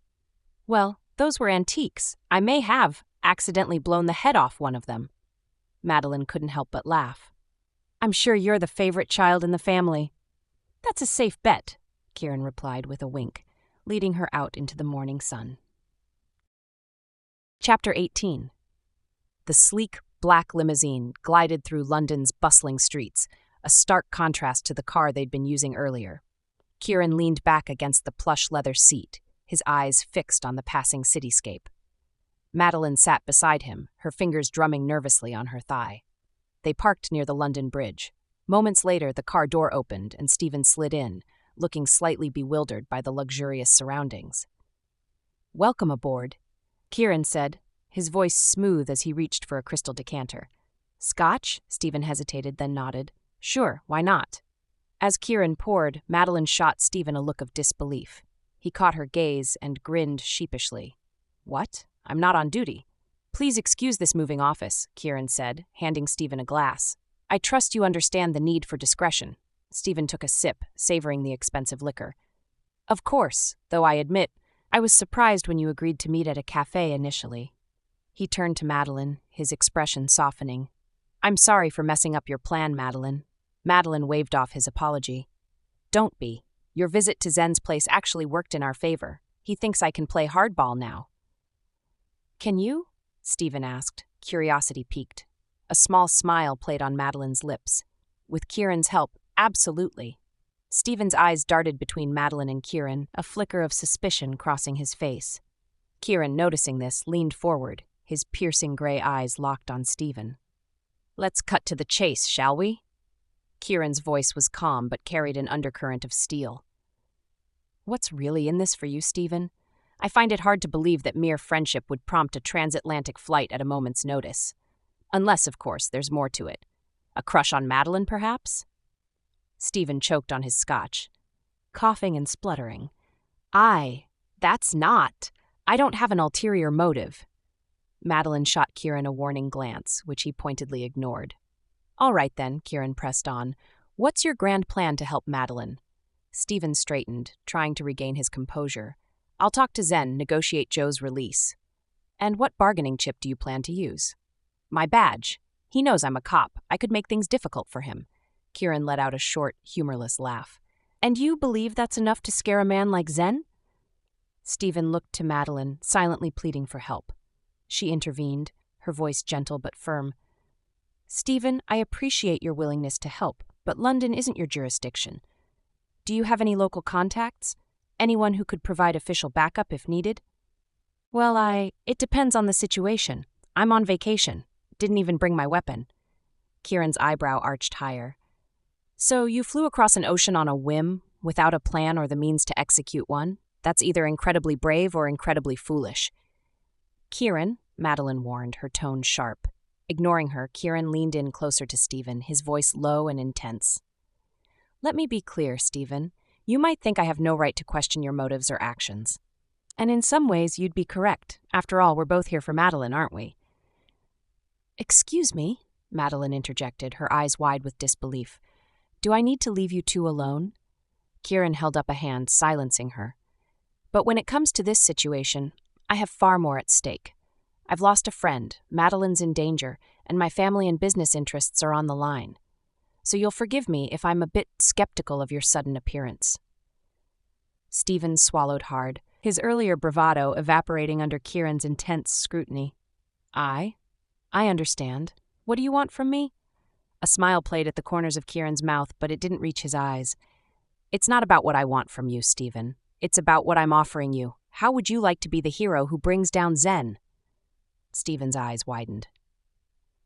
"What?" "We'll set the trap. You spring it. Simple. But it needs to be official. You'll need to coordinate with local law enforcement. Can you handle that?" Yes, I think so. This could be huge for my career." Kieran nodded, pulling out a business card and handing it to Stephen. "Detective Adamson. He's your best bet for local cooperation. How quickly can you put a team together?" Stephen stared at the card, his mind racing. "I'm not sure. I've never worked with British law enforcement before." "You have 2 hours," Kieran said flatly. 2 hours? Stephen's voice cracked. "Jesus. Can you do it or not?" Kieran's tone left no room for hesitation. Stephen nodded, a mix of determination and doubt on his face. Without another word, he exited the limousine, leaving Kieran and Madeline alone.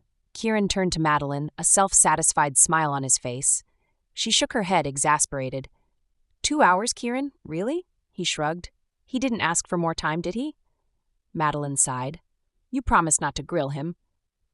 I was perfectly civil, Kieran countered, reaching out to brush his thumb across the dimple on her left cheek. He's too good to be true, Madeline, and that makes me uneasy. She rolled her eyes, but couldn't help the small smile that formed. Maybe you need some trust-building therapy, Kieran. His face scrunched up in mock horror. I'd rather be put in a coma. As they bantered, the limousine pulled away from the curb, merging back into London's traffic. 10 minutes later, Kieran ushered Madeline into a private room at an exclusive restaurant in Knightsbridge. The soft lighting and plush furnishings created an intimate atmosphere, a stark contrast to the tension they both felt. Fancy, Madeline remarked, running her hand along the back of a velvet-covered chair. Kieran's lips quirked into a half-smile. Only the best for you. As they settled into their seats, Madeline's phone buzzed. She glanced at Kieran, her eyes wide. It's Zen. Kieran nodded and put it on speaker. Zen's gravelly voice filled the room. This isn't my turf, so I ain't falling for any of your traps. I'll give you the location, and you bring the equipment on site. You'll decode a hologame lock for me and find the artifact in John Dee's grave. Then I'll give you Joe. Kieran leaned forward, his voice steady. No deal. I'm not digging up a grave for you. Let's meet halfway. We'll go to the grave, and while you dig for your artifact, I'll unlock the game. Oh, not just any game, Zen sneered. It's a holo game. If you're White Knight, you'll know what I mean. Are you White Knight? Kieran's eyes met Madeline's, a silent conversation passing between them. He turned back to the phone. Yes, I can unlock the holo game. I assume you can manage it after I unlock it? Zen scoffed. That's my problem. Can't be harder than an advanced RPG. Piece of cake. All right, what's the location, White Knight? We'll see you tonight at 7 at Rufford Abbey, Kieran replied smoothly. The sound of furious typing filled the air, followed by Zen's irritated voice. Mr. LeBlanc, you think I'm an idiot? As you like, Kieran retorted, his tone nonchalant. Fuck you, Kieran. That's a tourist park. Kieran's voice took on a patronizing edge. If the tomb is at Mortlake where everyone thinks it is, do you really think whatever you want to find in it would still be there? A pause. Then Zen grumbled. It's like 3 hours' drive from London. Then you'd better start driving, Kieran said coldly. Remember, you better bring Jo. Without her being safe and sound, the deal's off. I won't give you a second chance. He ended the call abruptly. As Kieran turned to Madeline, she felt her heart sink. His eyes were dark, stormy, with barely contained emotion. What is it, Kieran? She asked softly, reaching out to touch his arm. He held up a finger, signaling for silence, then dialed another number. Lindsay, I need the chopper at the London headquarters immediately. Arrange 2 handguns for me. Send 20 of Robert's best men to Monsiel. Get my mother out of there. Tie her up and drug her if necessary. I'll deal with her wrath later. No civilian staff in Monsiel tonight. After hanging up, Kieran reached for his painkiller box, dry swallowing 2 pills. He began rubbing his temples, his face etched with tension. Madeline moved closer, gently batting his hands away. Let me, she murmured, replacing his fingers with her own. She began massaging his temples in slow, soothing circles.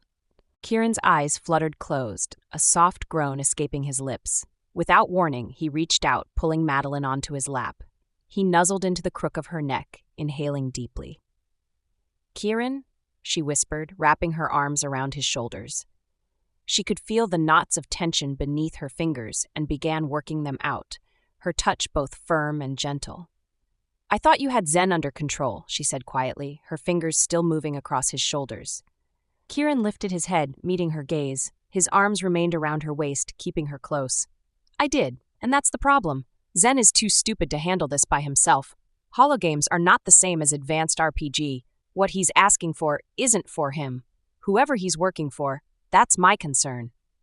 Madeline frowned, her hands stilling on his shoulders. What kind of people are we talking about, Kieran? Organized crime? Supernaturals? A ghost of a smile touched his lips, but it didn't reach his eyes. Too soon to draw conclusions. But whatever it is, I promise you, we'll face it together. Madeline nodded, leaning in to rest her forehead against his. For a moment, they sat in silence, drawing strength from each other's presence. The world outside their private room faded away, leaving only the two of them, intertwined in this fragile moment of peace before the storm.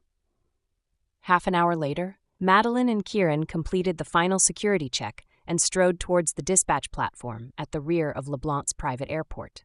The helicopter's blades whirred to life as Kieran's silhouette appeared in the doorway. He climbed in, then extended a hand to Madeline, helping her aboard with a gentleness that contrasted sharply with his earlier intensity. As they settled in, a familiar grin caught Kieran's eye. Tag was lounging in one of the front seats, looking entirely too pleased with himself.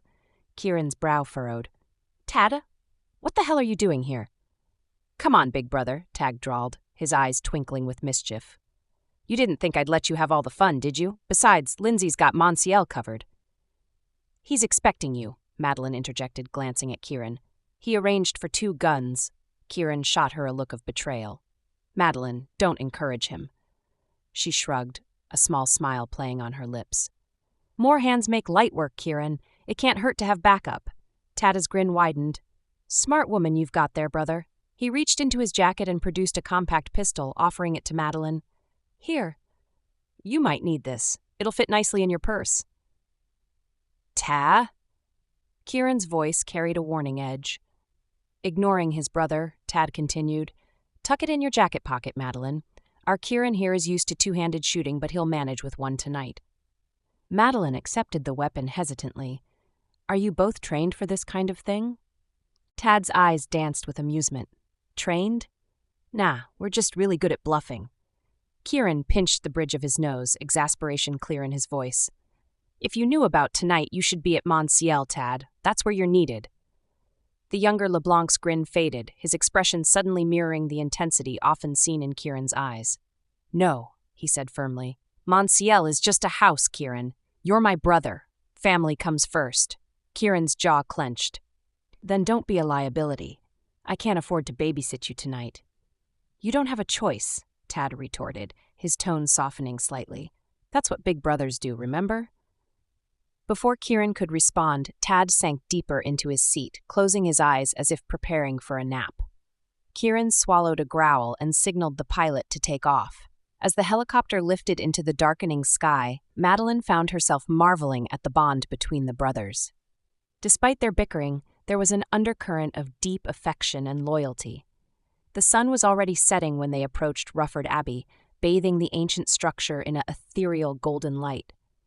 Madeline gasped at the sight, her mind racing with the history contained within those weathered stones. "Magnificent, isn't it?" Kieran murmured, his hand finding hers. She nodded, squeezing his fingers. "It's like stepping back in time." As they touched down, Tad stretched dramatically. "I don't suppose there's any chance of dinner around here?" Kieran rolled his eyes. "This isn't a pleasure trip, Tad. We have work to do." Ignoring his brother's complaint, Kieran began outlining the plan. "See that parking lot? We'll make Zen park there where we can clearly see Joe. Madeline and I will keep him occupied while he searches for the artifact. We just need to buy enough time for the police to arrive." Tad nodded, his earlier levity replaced by focus. "And once we have Joe?" A grim smile played on Kieran's lips. "We serve Zen up to the authorities on a silver platter." "Sounds like a plan, Captain Grumpy," Tad equipped, but his eyes were serious. As they prepared to move out, a chill wind whipped around them, carrying the scent of ancient stone and forgotten secrets. Madeline shivered, not entirely from the cold. Kieran noticed, draping his jacket over her shoulders. "Are you all right?" he asked softly. She nodded, forcing a smile. "The Abbey is quite intimidating." "It is," he agreed, his hand warm on the small of her back. As they made their way toward the Abbey, the last rays of sunlight disappeared behind the horizon, plunging the world into twilight. The old stones loomed before them, their shadows seeming to reach out like grasping fingers. Suddenly, a distant engine broke the silence. Headlights appeared on the road leading to the Abbey. Tad tensed, his hand moving towards his concealed weapon. "Showtime?" Kieran nodded, his expression hardening. "Showtime. Remember the plan and stay alert. We don't know what we're walking into." As the car drew closer, Madeline felt her heart racing. This was it, the moment that would determine Joe's fate, and perhaps their own. She glanced at Kieran, drawing strength from his steady presence. Whatever came next, they would face it together. Chapter 19. Kieran, Madeline, and Tad crouched in the shadowy confines of a crumbling stone outpost, eyes fixed on the distant parking area where Zen would soon arrive. Tension crackled in the air as they awaited their adversary's approach. "So we lure the bastard away from the car, then pounce to rescue Joe?" Tad's voice was a hushed rasp, laced with anticipation. Kieran's jaw tightened. "Ideal scenario, but Zen's no genius. If he sniffs out the trap before we reach Joe, we're doomed." His steely gaze never wavered from their lookout point. Spinning to face Madeline, Tad gestured urgently. "You gotta guide the cops into nab Zen once we've got Joe." Madeline whipped out her phone, fingers flying as she shared Steven's number. "This is my NYPD pal. Zen's wanted everywhere, so Kieran figured we'd gift Steven a nice, shiny collar." A feral grin split Tada's face as he gripped Kieran's shoulder. "Nicely played, Captain Grumpy." They fanned out, making final preparations, while Madeline's hushed tones updated Steven. The plan was set. A buzz shattered the tense silence, Zen's voice blaring from Madeline's phone speaker. "Well, we're here. Got turned around, but didn't wrap myself around a tree driving on the wrong side. Where's Joe?" Madeline's demand sliced through the dank air like a blade. The car's interior light flickered on, revealing Joe's unconscious form slumped in the back seat. "Sweet Jesus, what a sleeping beauty!" Tad muttered, drawing twin glares of reproach. Chagrined, he zipped his lips with an apologetic grimace. "Had to sedate her. She wasn't cooperating, as I'm sure you guessed." Zen's smug tone grated like sandpaper. "Should wake up in a couple hours. What's next?" Kieran leaned in, motioning Tag away with a sharp gesture. "We're in the main abbey. Meet me at the door." Moments later, Zen loomed in the abbey's shadowed entrance. Madeline and Kieran ushered him through a low side door, the burly Kieran ducking to pass beneath the stone lintel. Zen shoved in behind, Madeline bringing up the rear, spinning to catch a glimpse of Tada's shadow flickering between the trees. A feline smile played across her lips. Like his brother, he moved with predatory grace. The ancient chapel's chill seeped into their bones, the dancing flames of wall-mounted torches casting an eerie pall over cracked stone and crumbling masonry. At the far end, a disused altar squatted like a malevolent idol, while faded frescoes and informational plaques mottled the frozen walls.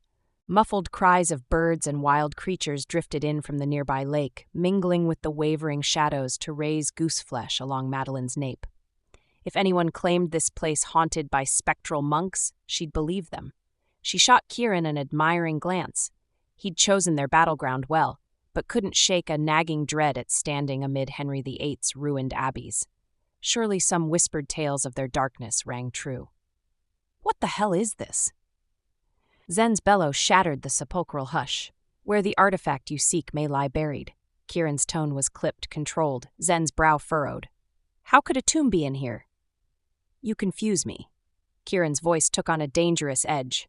First you mentioned an artifact, John Dee's treasure box. Now you speak of tombs. He jammed fists into pockets, body tensing. Don't fuck with me, Kieran. One dark brow arched.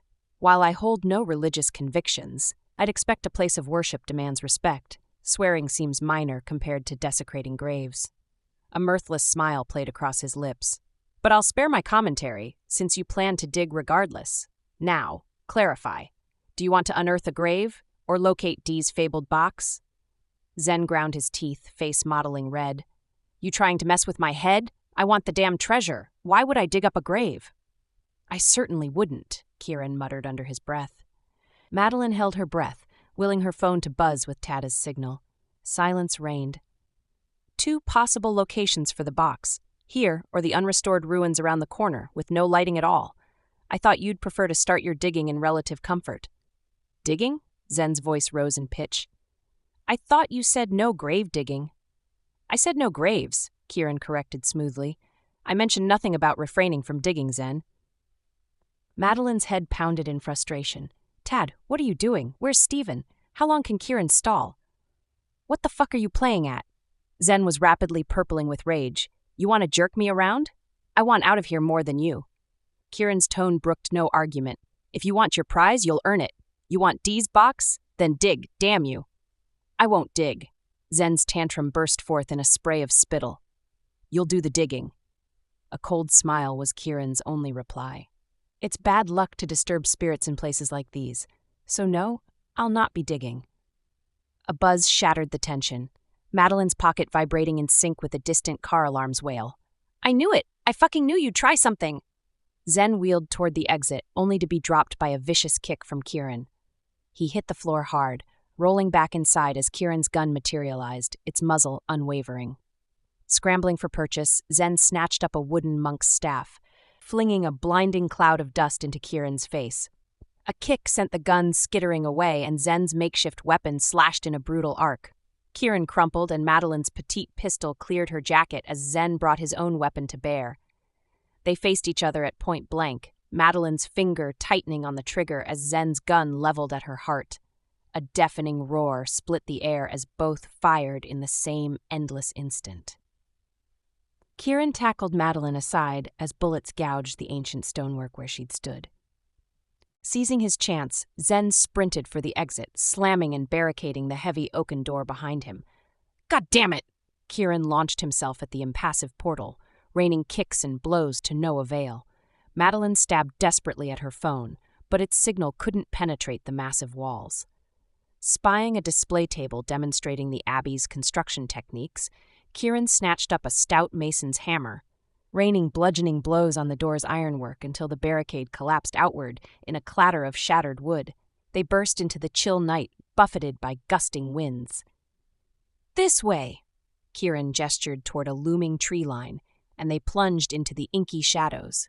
Madeline's eyes struggled to adjust, strange arboreal shapes seeming to reach out with gnarled, grasping branches. The crunch of snapping twigs gave way to a gurgling splash from up ahead. Water, and lots of it. A looming lake, if memory served. Something huge and leathery swooped from the darkness, its passing whipping Madeline's hair across her face. She stumbled with a strangled cry, Kieran's arm whipping out to steady her. Zen's running form materialized ahead, weaving drunkenly through the gloom before tripping over an unseen obstacle. He scrambled erect, bolting anew. From another quarter came the unmistakable rhythm of pounding feet, rapidly closing. Tag burst into view, angling to intercept Zen's mad dash. Kieran accelerated, quickly outpacing Madeline, charging to flank their cornered prey. Then a new set of footfalls joined the commotion, heavy and assured. Madeline spun, seeking their source, but saw only inky blackness shattered by roving shadows cast by some unseen light source high above. Heedless, she ran on, struggling to catch Kieran. Up ahead, Tad realized too late he was bearing down directly on Zen, the criminal's gun winking in the darkness. With nowhere to take cover from those lethal inches of steel, Tada could only stare into the muzzle's black malice, feeling the icy whisper of death. A thunderous report shattered the night. Zen crumpled, the gun slipping from his hand as Kieran stood impassive, smoking pistol still raised. Madeline skidded up beside him as Stephen emerged from the shadows, taking in the scene with a cop's practiced eye. He would have shot Tag. Madeline gasped, unaware of the tear tracing her cheek. If Kieran hadn't... She reached for Stephen, but he shrugged off her touch, his expression unreadable. For the first time, their bond seemed to fracture under that flat gaze. Kieran's a civilian. He had no authority to execute a man, criminal or not. Stephen's tone brooked no argument as he extended his hand for the weapon. And it wasn't self-defense. Wordlessly, Kieran surrendered the pistol. Tag surged forward, only to find Kieran's restraining grip clamped on his arm. "Joe," Kieran's eyes bored into Stephen's. "You're both here. Where is she?" "Told him where she is." Tag jerked a thumb at the impassive officer. "I figured he'd make for you once he got a lead on Zen." Stephen's jaw tightened. "Can't do that. I'm the law here, and I need to process this crime scene." "Fuck!" With a snarl, Kieran whirled and sprinted back toward the parking area, Tad and Madeline pounding at his heels. The car park was cloaked in inky blackness, a deathly silence hanging heavy in the night air. Kieran's feet pounded against the pavement as he ran. The car stood solitary in the desolate lot, a haunting silhouette in the gloom. Kieran reached it first, his trembling fingers grasping the handle as Madeline's footsteps closed in behind him. He wrenched the door open and his heart plummeted. The back seat was empty, the shadows concealing no horrific scene. Stephen's beam cut through the darkness, illuminating the barren interior. "The car is empty, Kieran. Joe isn't here. But we saw her." Madeline's voice cracked with disbelief. Kieran's gaze fell upon a small box on the floorboard. "Oh, fuck me." The words ground out through clenched teeth as his fist connected with the car's frame. "It was a fucking hologram." "I'm calling the crew back. We should wrap up here." Detective Adamson's gruff bark carried from the far side of the lot. Stephen, Madeline, and Kieran converged on the detective, his next words dropping like a lead weight. "What's with Zen? Bullet in the head!" Stephen met Kieran's eyes for a fleeting moment before extracting the gun, his movements slow and deliberate. I announced myself and asked the offender to put his weapon down. He was aiming at Kieran. Then he swung the gun at me, so I had to disarm him. We struggled, and then Kieran jumped in. The gun went off. Zen took the stray bullet. I followed protocol. Adamson gave a curt nod. I need that in writing. A silent acknowledgement passed between the two men before Stephen pocketed the weapon. As Adamson rallied his team, Kieran approached, his voice thick with gratitude. "Thank you. I owe you one." "Was the gun registered under your name?" Kieran shook his head once, Stephen answering with the faintest of nods and a look that said more than words ever could. Movement in his periphery seized Kieran's attention. his brother's familiar form approaching the car. Dread gripped him as his gaze dropped, a faint crimson light blinking ominously near the rear wheel. "Tad, the car is rigged," Kieran shouted. His warning came too late. Tad turned, but the deafening roar of the explosion drowned all else. The shockwave slammed into them with brutal force as a searing fireball erupted, engulfing the car in a maelstrom of flame and shrapnel. When his senses returned, the ringing in his ears gave way to a cacophony of screeching wildlife. Birds bursting from their roosts in a flurry of wings, creatures fleeing their shelters in blind panic. Acrid smoke stung his eyes as he blinked against the hellish light of the inferno, his gaze finding Tad. His brother's body lay crumpled and motionless in the dirt, a rag doll cast aside by some cruel, mocking god. "No!" The anguished cry tore from Kieran's lips as he charged forward, dropping to his knees at Tag's side. "Come on, you bastard! Breathe! Answer me!" Frantic hands sought a pulse as pleas became demands. "Open your eyes! Come on!" Nothing. No rise and fall of the chest. No flutter of life beneath his fingertips. "Call Dr. Thomas." He thrust his phone toward Madeline, his other hand gripping Tad's shoulder, shaking with desperate urgency. "Keep breathing, damn you. Open your eyes and look at me." Silence. Stillness. A cruel parody of peace masking death's icy clutch. "Open your eyes? For fuck's sake." Kieran tore off his coat and jacket in one explosive motion. Rolling the jacket, he tucked it beneath Tag's neck to stabilize him before draping his coat over the still form. "There, you're warm and comfortable now. Open your eyes and look at your brother." The staccato thump of the medevac chopper reached them before the machine itself appeared. Dr. Thomas and Lindsay leaping out even before the skids touched down. "He landed badly, but I think his neck is fine," Kieran managed, his voice little more than a rasp as the doctor gave a quick examination. With a terse nod, Thomas gestured for the stretcher as Madeline pulled herself into the chopper beside Kieran. She looked back just once, catching Stephen's eye as the rotors spun up, mouthing a silent thanks. The short hop to Monsiel blurred in a jumble of sound and motion. Lights blazed in welcome as they touched down, and Tad was rushed through a dizzying labyrinth of corridors before finally being transferred to an operating suite that rivaled any hospital. Why not take him to a hospital? Madeline's question was a whisper, reverberating hollowly off the stark walls. "We have the best equipment here, and Thomas is one of the finest surgeons in the country." Kieran's words were toneless, his eyes fixed on the operating room's door as it swung shut, Madeline's view. "Please, wait here." His gaze finally shifted, and Madeline realized with a start that Jennifer was standing next to her. Without another word, Kieran turned and vanished into the operating room, leaving Madeline and Jennifer to face the agonizing wait ahead. Chapter 20. Madeline paced the length of the palace corridor, her heels clicking against the polished marble tiles. Each step echoed in the oppressive silence, a stark contrast to the usual bustle of palace life. The harsh LED lights cast shadows across her face, deepening the worry lines that had formed over the past few hours. Her gaze flitted between the contemporary art pieces adorning the walls, their vibrant colors now seeming garish and out of place. They were mocking her, their beauty a cruel juxtaposition to the fear gnawing at her insides. Nearby, Jennifer stood motionless, her elegant posture a stark contrast to the turmoil Madeline knew she must be feeling. The LeBlanc matriarch's face was a mask of composure, but Madeline could see the tension in her jaw, the slight tremor in her hands. Jennifer's voice, when it finally came, was as sharp as a blade. "This is your fault." Madeline froze mid-step, her breath catching in her throat. "I don't." Jennifer's eyes flashed with barely contained fury. "My son is fighting for his life because of you." "Mrs. LeBlanc, I never meant." "What you meant is irrelevant." Jennifer's words dripped with venom. "Your very presence has brought nothing but chaos and destruction to this family."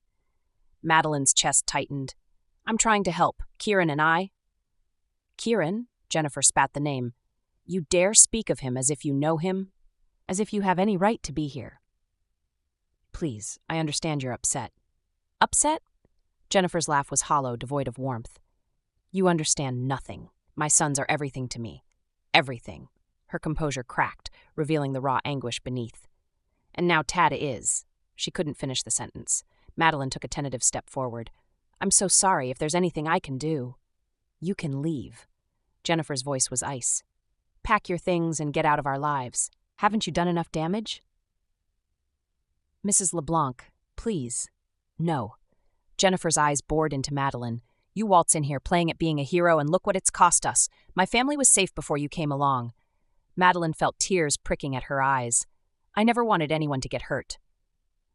Your intentions are meaningless. Jennifer's lips curled in disgust. Results are what matter, and the result of your meddling is my son on that operating table.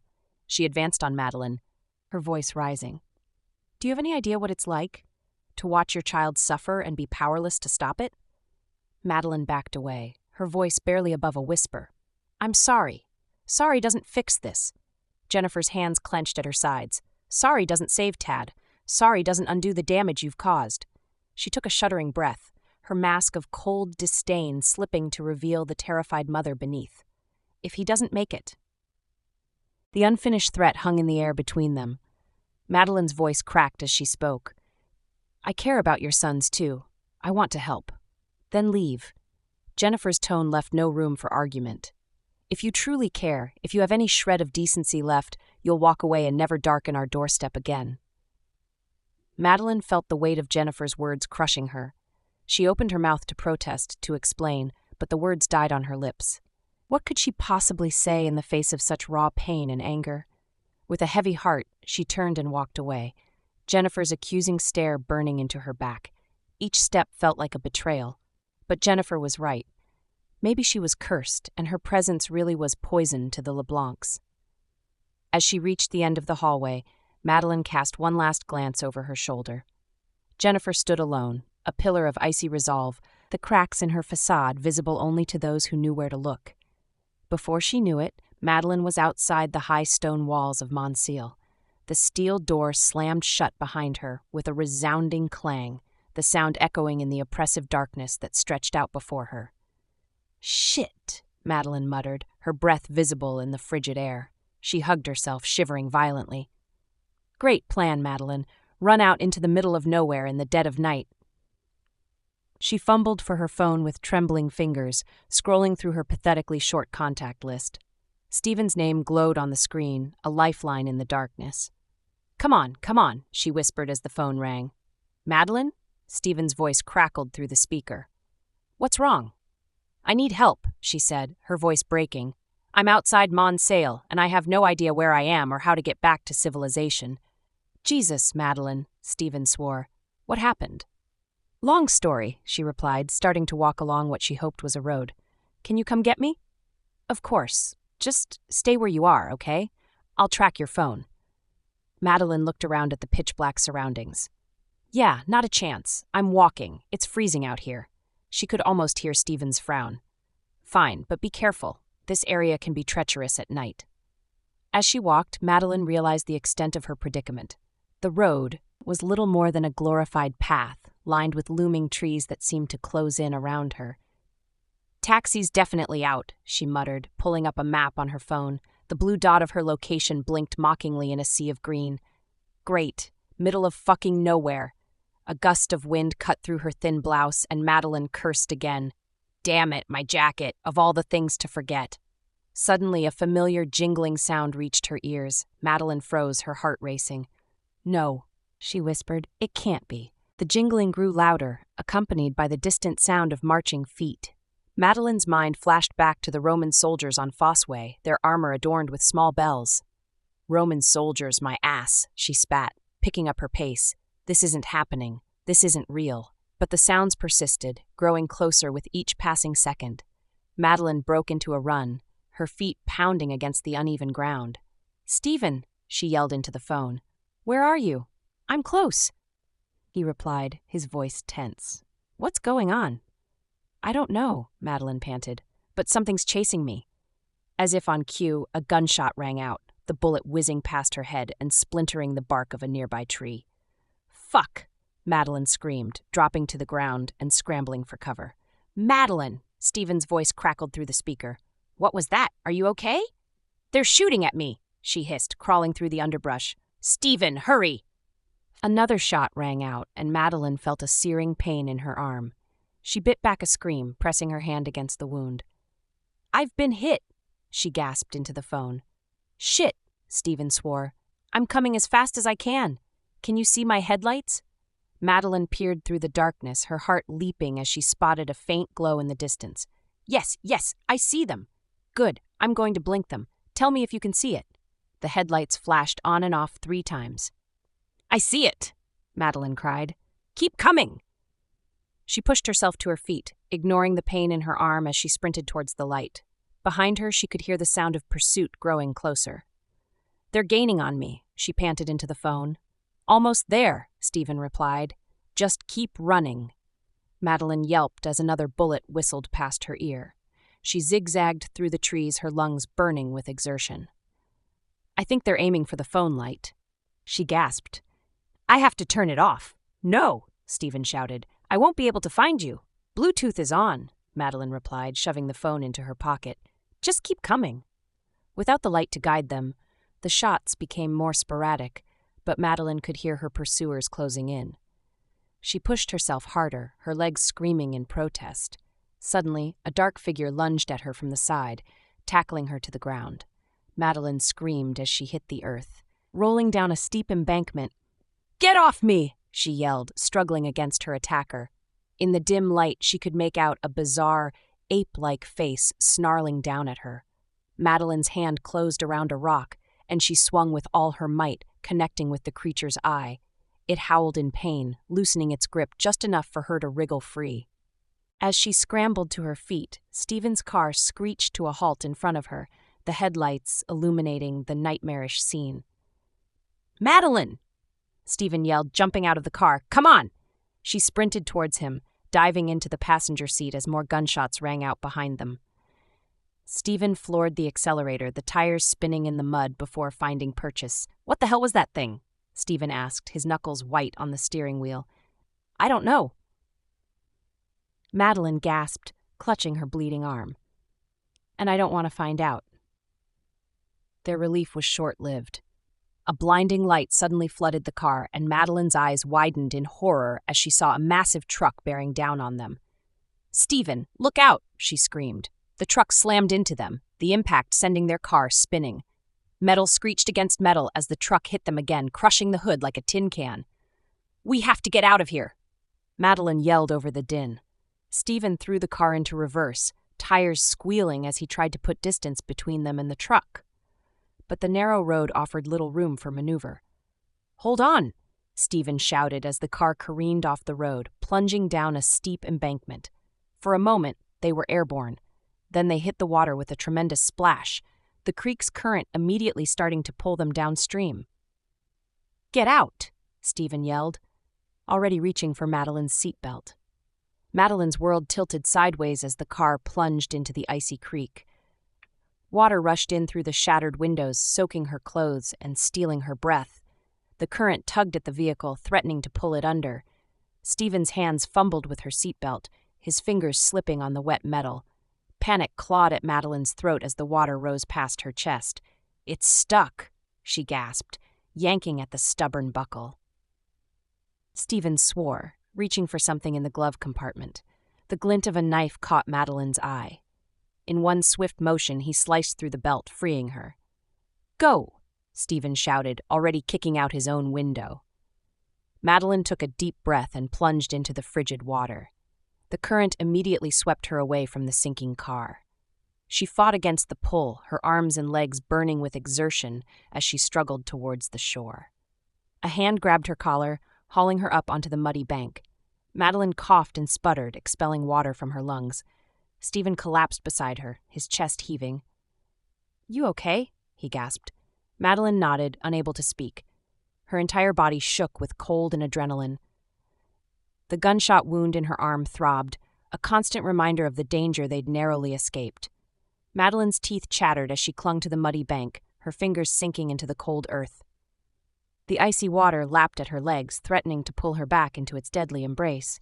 She tried to push herself up, but her arms trembled and gave way. "Stephen," she gasped, her voice barely above a whisper. "We need to move." But Stephen lay motionless beside her, his face pale in the moonlight.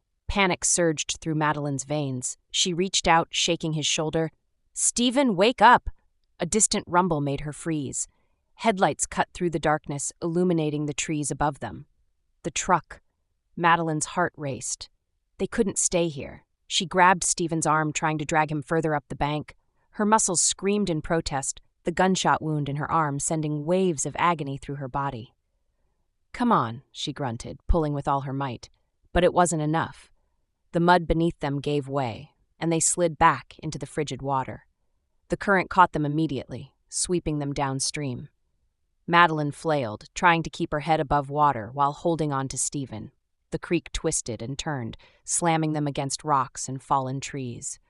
Her lungs burned, crying out for air. She gasped, inhaling water instead. Coughing and sputtering, Madeline fought to stay afloat, but the cold was seeping into her bones, numbing her limbs. As she struggled against the relentless current, Madeline's thoughts turned to Kieran. His face swam before her eyes, those piercing gray eyes filled with concern. She remembered the warmth of his embrace, the safety she felt in his arms. If only he were here now. He'd know what to do. He'd save them. But Kieran wasn't here. She'd left him behind, pushed away by his mother's harsh words and her own fears. Darkness crept at the edges of her vision. Madeline's movements became sluggish, her grip on Stephen loosening. As the water closed over her head, she clung to the image of Kieran's smile, the memory of his kiss. In that final moment before consciousness slipped away, Madeline felt a sense of warmth spread through her chest. It wasn't the biting cold of the water or the fear of drowning. It was something else entirely. Love. The realization hit her with startling clarity. She loved Kieran. Despite everything, despite the danger and the complications, she loved him. And then the darkness claimed her, pulling her down into its depths. Chapter 21. Dr. Thomas turned off the operation light, pulled his medical mask off, and smiled. Kieran released a sigh of relief. He had the same medical knowledge as Dr. Thomas did, so the doctor didn't bother explain to Kieran about Tad's condition. "Well, I don't think he'd need to be sedated any longer. I'll give him some painkillers when he's up," the doctor said. "Lucky bastard," Kieran muttered. He pulled out his cell phone and turned it on when he saw a message from Detective Adamson flashing. He didn't check the message but called straight back. "Adamson," the greeting was brusque and almost grumpy. Then Kieran noticed the time. It was 5 a.m. "I apologize, Detective. I lost track of time." Adamson snorted. "That's all right. Doctors and cops don't work by the clock. I've got good news for you. On the way back from Rufford Abbey, I got a call. Turns out Joe ran to a police station and reported the kidnapping. She put down your name as the contact person. Very smart girl. Because of the case at Mortlake, your name is in my file in high priority, so the station tagged me." "Is she all right? Where is she now?" "She's fine and at the station. I'll call you back later to confirm the status. Is that okay?" "That's perfect. Thank you very much, Detective. I'll give Madeline the good news." Kieran hung up the phone and walked a couple of steps when it hit him. Tidal waves of pain in his brain. He grunted, doubled over, and grabbed his head. Dr. Thomas darted over. Kieran couldn't hear anything except a robotic voice from a hollow distance. "It's time, Kieran. The enemies are coming." The pain was excruciating, and blood trickled from his nose. All the monitors in the room flashed, and text came across all of them. "It's time, Kieran. The enemies are coming." Dr. Thomas helped Kieran to stand. Kieran stood to his full height, towering over the doctor, then slumped to the floor and blacked out. He awoke, lying on the floor, with Dr. Thomas crouched next to him. "How long was I out?" he asked. "About 30 seconds. How often does this happen, Kieran?" Kieran sat up. "It was 33 seconds that I blacked out, wasn't it?" Dr. Thomas glanced at his watch. "Perhaps. What does that mean, Kieran?" Kieran stood up, leaning on a bench for a moment to regain his balance. "A long time ago, when I was developing a computer program, I came across a crossover point between alchemy, astrology, and string theory." "String theory? As in the context of parallel universes?" Kieran nodded. Dr. Thomas chuckled. "It's a very strange logic to combine these areas together, like marrying a horse to a kitten." Kieran winced. "Well, it would definitely require creativity when it comes to their physical incompatibility. But anyway, My strange combination of theories suggested that a major galactic event would occur every 33 years, where exchanges would be made between universes. What sort of exchanges? Energy. Power. Before Father died, he told me that a man has to live up to his duty. But if I ever decided against my duty, he would understand. Then he told me to pay attention to 33. I didn't know what he meant. But in the last 2 weeks, with all the migraines and strange static occurrences on computers, I think it has something to do with the theory. Kieran shrugged. 33 has some theological meaning. But 33 what? Months? Days? Seconds? Dr. Thomas approached Kieran and looked straight into his eyes.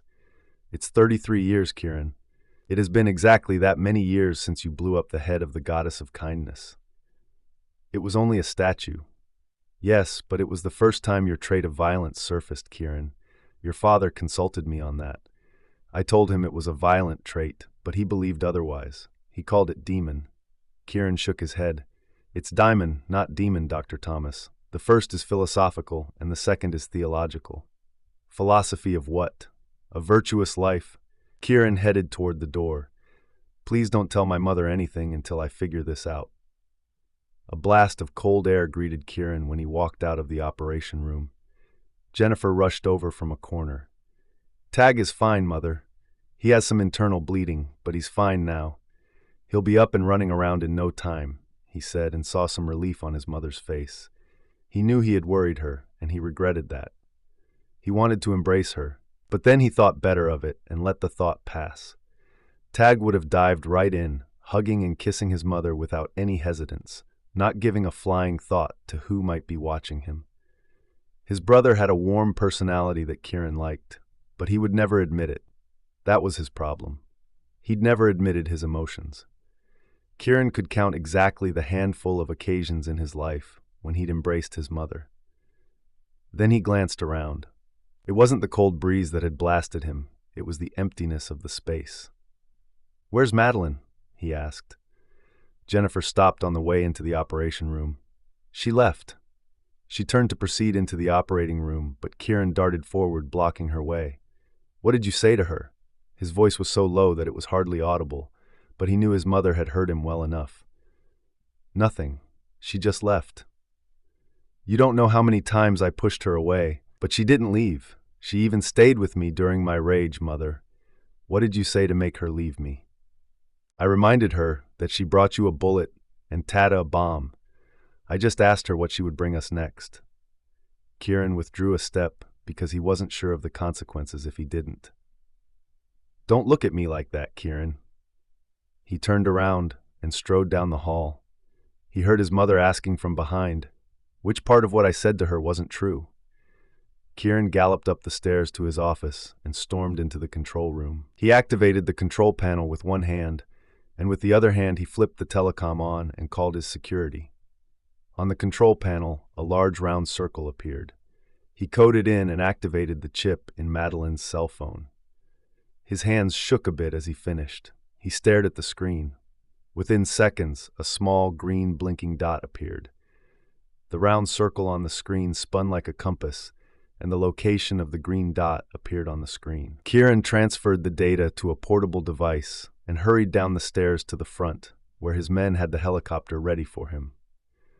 The first light of dawn painted the sky in hues of lavender and gold, a stark contrast to the churning darkness of the creek below. Kieran leaned forward in the helicopter, his eyes scanning the turbulent waters with desperate intensity. The roar of the rotors seemed to fade into the background, overwhelmed by the pounding of his own heart. "There!" he shouted. His finger jabbed towards two small figures clinging to a rock in the midst of the raging current. Madeline and Stephen. Madeline's dark hair was barely visible, plastered to her head by the relentless water. The pilot expertly maneuvered the helicopter into position as the rescue team prepared to descend. Kieran's fingers dug into his palms, every fiber of his being screaming to jump in himself. But he knew better. He had to trust his team. "Status report," Kieran barked into his headset. A crackled voice responded. "Sir, we've reached them. Detective Stephen is responsive. Madeline's condition, it's unclear. The current's too strong for an accurate assessment." Kieran's jaw clenched. "Get them out of there. Now. Suddenly, the air shimmered, a scent of magic cutting through the metallic tang of the helicopter. The fairy godmother materialized beside him, her ageless eyes holding a mixture of concern and urgency. Kieran, her melodious voice somehow carried over the cacophony. Madeline's fate hangs in the balance. Dark forces from another realm seek her demise. Kieran's head snapped up, his gray eyes blazing. Why tell me this? There must be something I can do. Name your price. The fairy godmother's expression turned grave. The cost is steep, Kieran, and her survival isn't guaranteed even with your intervention. I understand the gamble, Kieran growled. I need to decide before knowing the outcome. That's the thrill, isn't it? She nodded solemnly. Indeed, she might survive without your sacrifice. Or she might not, Kieran finished. What's the price? The 6-pence coin for Cinderella. Relinquish it, and you could tip the scales in Madeline's favor. Kieran didn't hesitate. Take it. Consider the consequences, the fairy godmother warned. This will incur Juliet's wrath. Kieran's gaze drifted to the turbulent waters below, where his team struggled with Madeline's limp form. I don't care. I'll give you the coin. You're willing to face Juliet's fury, and that of her allies? Yes, damn it, Kieran snapped, fishing the coin from his pocket. Here, take it. As the fairy godmother's fingers brushed the coin, it began to glow. The light intensified until Kieran had to look away. When he blinked back, the coin had vanished in a shower of silver sparks. It's done, the fairy godmother said softly. You've made the right choice, Kieran. You've saved her. Kieran's breath caught. You mean she wouldn't have survived otherwise? The fairy godmother's smile was gentle but enigmatic. Love conquers all, Kieran. Remember that. And with that, she vanished. Kieran's calm crackled to life. Sir, Madeline's condition has stabilized. We're bringing her up now. Kieran exhaled shakily, his eyes never leaving the spot where Madeline was being lifted from the water. Hold on, he whispered. Just hold on. Kieran's heart thundered in his chest as the rescue team loaded Madeline and Stephen into the helicopter. His eyes never left Madeline's pale face, searching for any sign of improvement. As they lifted off, heading back to Monsiel, he noticed color slowly returning to her cheeks. Her breathing evened out, no longer the shallow gasps from moments ago. He allowed himself to relax, if only slightly. The tension in his shoulders eased a fraction as he watched her chest rise and fall steadily. Love. The word echoed in his mind, taunting him. The fairy godmother's words haunted him. He couldn't love. He wouldn't. Not again. The very thought sent a chill down his spine, colder than the creek water that clung to Madeline's clothes. The helicopter touched down at Monsiel, and Kieran sprang into action. He barked orders at the medical team waiting on the helipad, his voice sharp with urgency. Dr. Thomas rushed forward as they entered, his eyes widening at the sight of Madeline on the stretcher. What happened? He demanded, already checking her vitals. Kieran's jaw clenched. Creek accident. How is she? The doctor's hands moved swiftly, professional. Vitals are stabilizing. She needs rest, but she'll be fine. Let's get her to a room. As they wheeled Madeline away, one of the rescue team members approached Kieran with a tablet. Sir, the biological scan results from the creek. Kieran snatched the tablet, his eyes scanning the data rapidly. His breath caught as he spotted a particular detail. This can't be right, he muttered. The team member shifted nervously. Sir? Kieran's eyes snapped up. It says she's 33 years old. Yes, sir. Our technology is quite accurate. I know how accurate our tech is, Kieran snapped. His mind raced, recalling Dr. Thomas's earlier words about the 33-year mark. The public system listed her as 30. The implications sent his world spinning. He strode after the medical team, catching up to Dr. Thomas as they settled Madeline into a room. Doctor? Kieran's voice was low, urgent. The scan shows she's 33. Exactly 33. Thomas's eyes widened. He glanced at Madeline, then back to Kieran. That's significant, given what we discussed earlier about your own condition. Kieran ran a hand through his hair, frustration and confusion warring within him. What does it mean? I can't say for certain, Thomas admitted, but the coincidence is striking. Her age, your accelerated problems with the energy, there might be a connection we don't yet understand.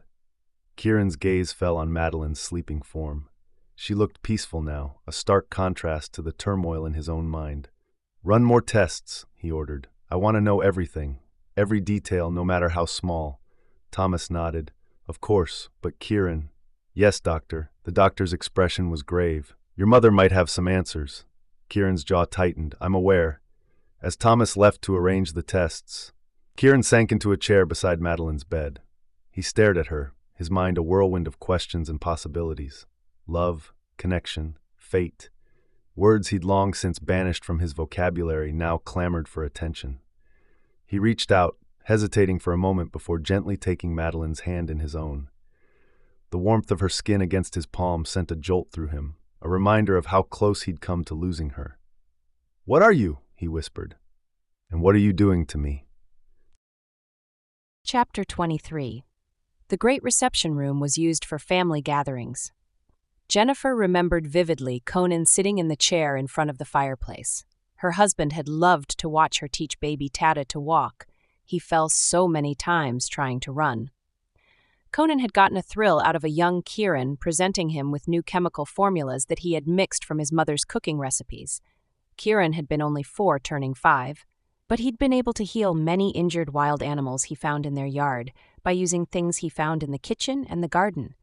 That pleased Conan tremendously, inasmuch as he was devastated when Kieran mixed his first explosive compound and blew up the head of the Goddess of Kindness statue. Conan had then put the statue in the middle of the yard to remind Kieran of the consequences of violence. But Jennifer knew that wouldn't work for Kieran. She knew her son. And she would do whatever it took to keep him safe and to keep this family together under the roof of Monsiel. They couldn't afford mistakes this year. She couldn't allow strangers in the house this year. She knew what was behind the number 33, but she would take the secret to her grave. Revealing it to Kieran would undo his life. She would rather rot in hell than doing that. So for now, she had to eliminate the immediate threat, those strangers in their home, and she had to live with Kieran's resultant wrath. Kieran and Madeline walked in, followed by Tad. Jennifer sat on a chair at the top of a long dining table. "I'm sorry about what happened to you last night, Madeline," she spoke gently. "They couldn't get to me last night, whoever they were, but I'm sure they'll find another opportunity. You're a reasonable girl, Madeline. I'm sure you won't mind me arranging a late breakfast here. I feel like a morning tea myself. Then we can discuss some family business. Your house, your rules, Jennifer. That's a good sign. We're starting to understand each other a bit better now. Why don't you all sit down?" Tag didn't need a second invitation. He grabbed a chair and settled in. Tag travels extensively and has experienced great foods all over the world, but he always craves Mrs. Rutherford's scones and jam. At one point, he asked me to express post them to him when he was in Africa. Jennifer smiled. "Mother, that's not to be spread around. You promised me," Tad protested. "You were lucky you didn't ask me to do that." Kieran smiled slightly. "That wasn't luck. I was being smart." "You know, Madeline, Kieran's father called this place Mon Ciel, as if this was his blue sky, his heaven, his world. And he wasn't talking about the palace. He meant the family that he loved with all of his heart. Am I correct, Kieran?" "What are you getting at, Mother?" Kieran lowered his voice. "The LeBlancs were blessed with their fortune, but they were also cursed with secrets, Madeline," Jennifer said. "She doesn't need to know any of that," Kieran growled out in protest. "As you can see, like his father, my son will do whatever it takes to protect the family's secrets."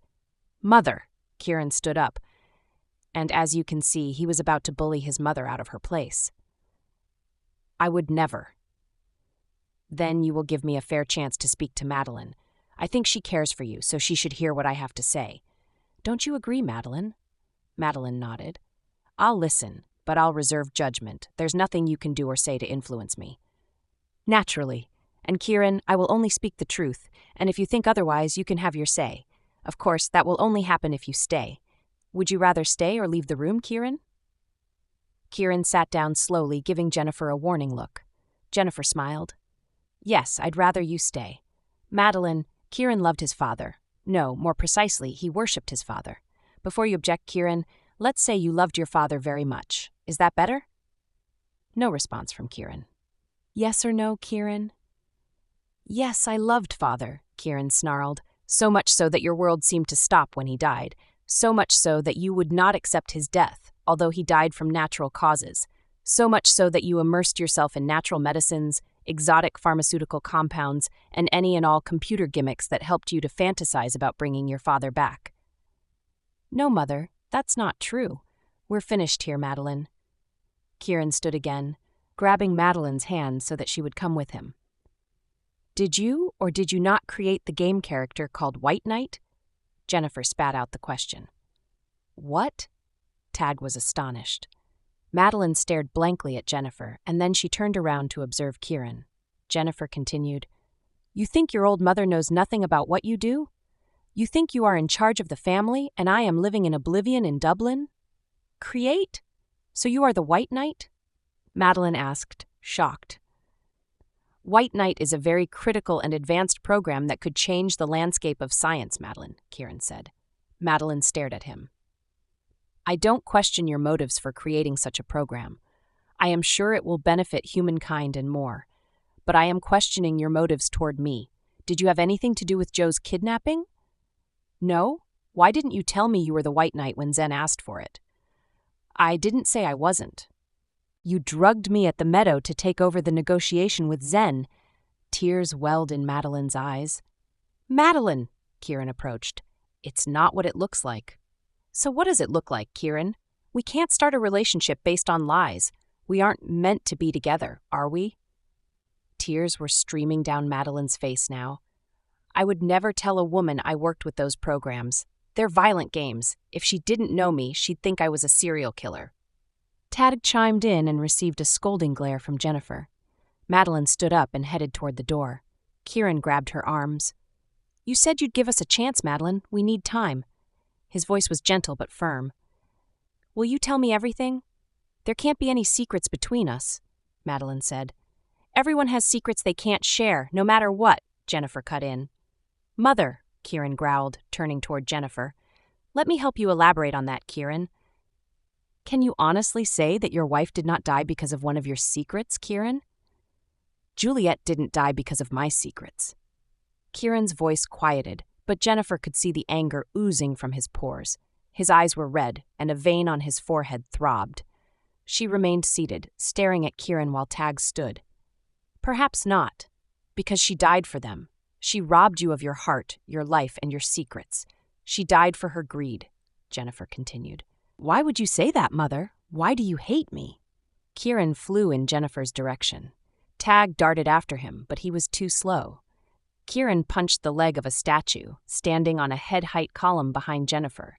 It cracked, crumbled, and collapsed to the floor. He braced his hands on the column, trying to suppress his anger.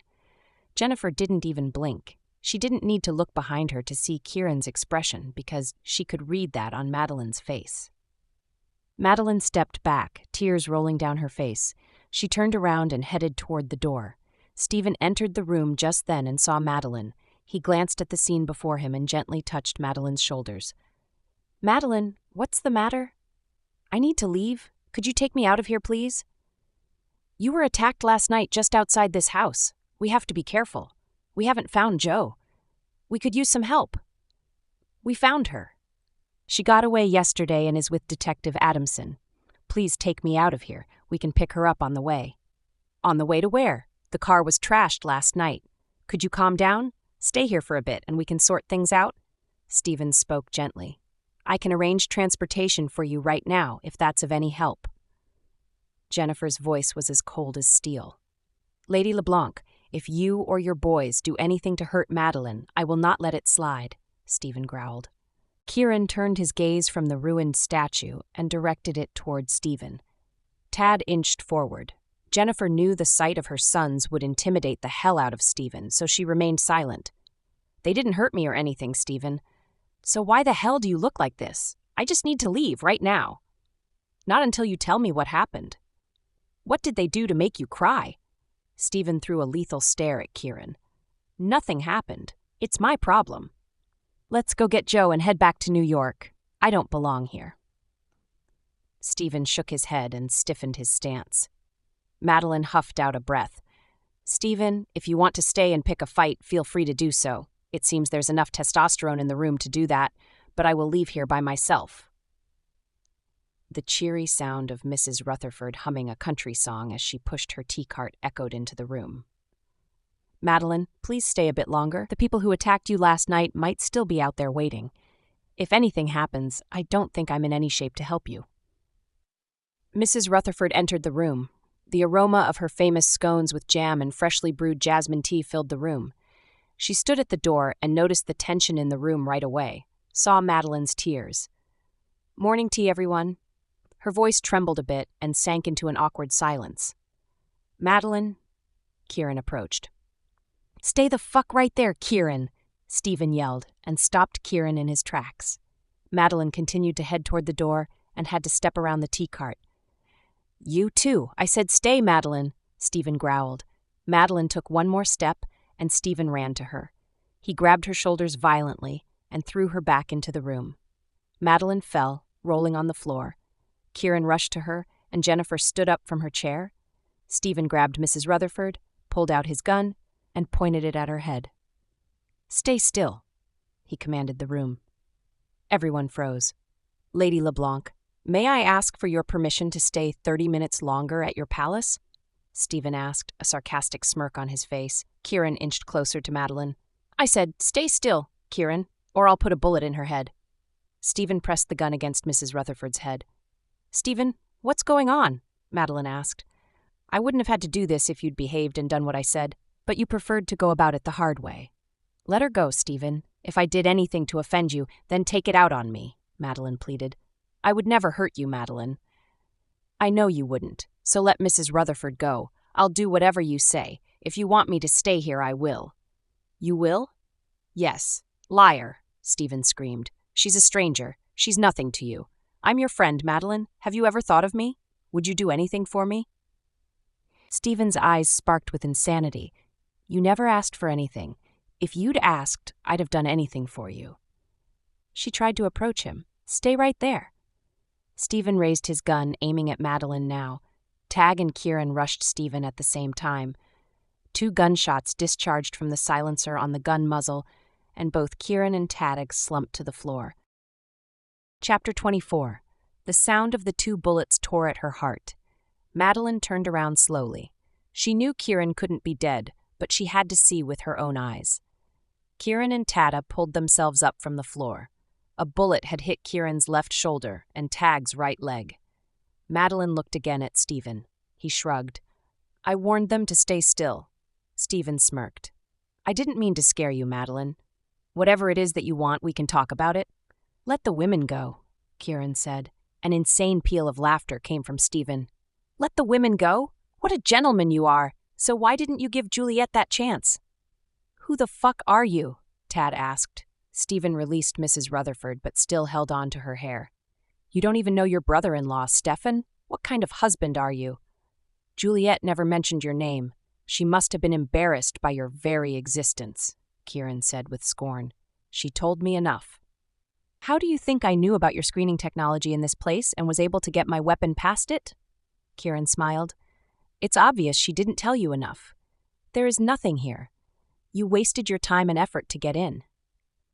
You think my sister married you for love? Stefan laughed. What Juliet and I had, a scumbag like you could never understand. If she had married me for our family secrets, you wouldn't be here, threatening women to get what you want. You're pathetic, Kieran taunted. Stefan angrily thrust the gun in Kieran's direction. Madeline could see he was provoked enough to pull the trigger at any time.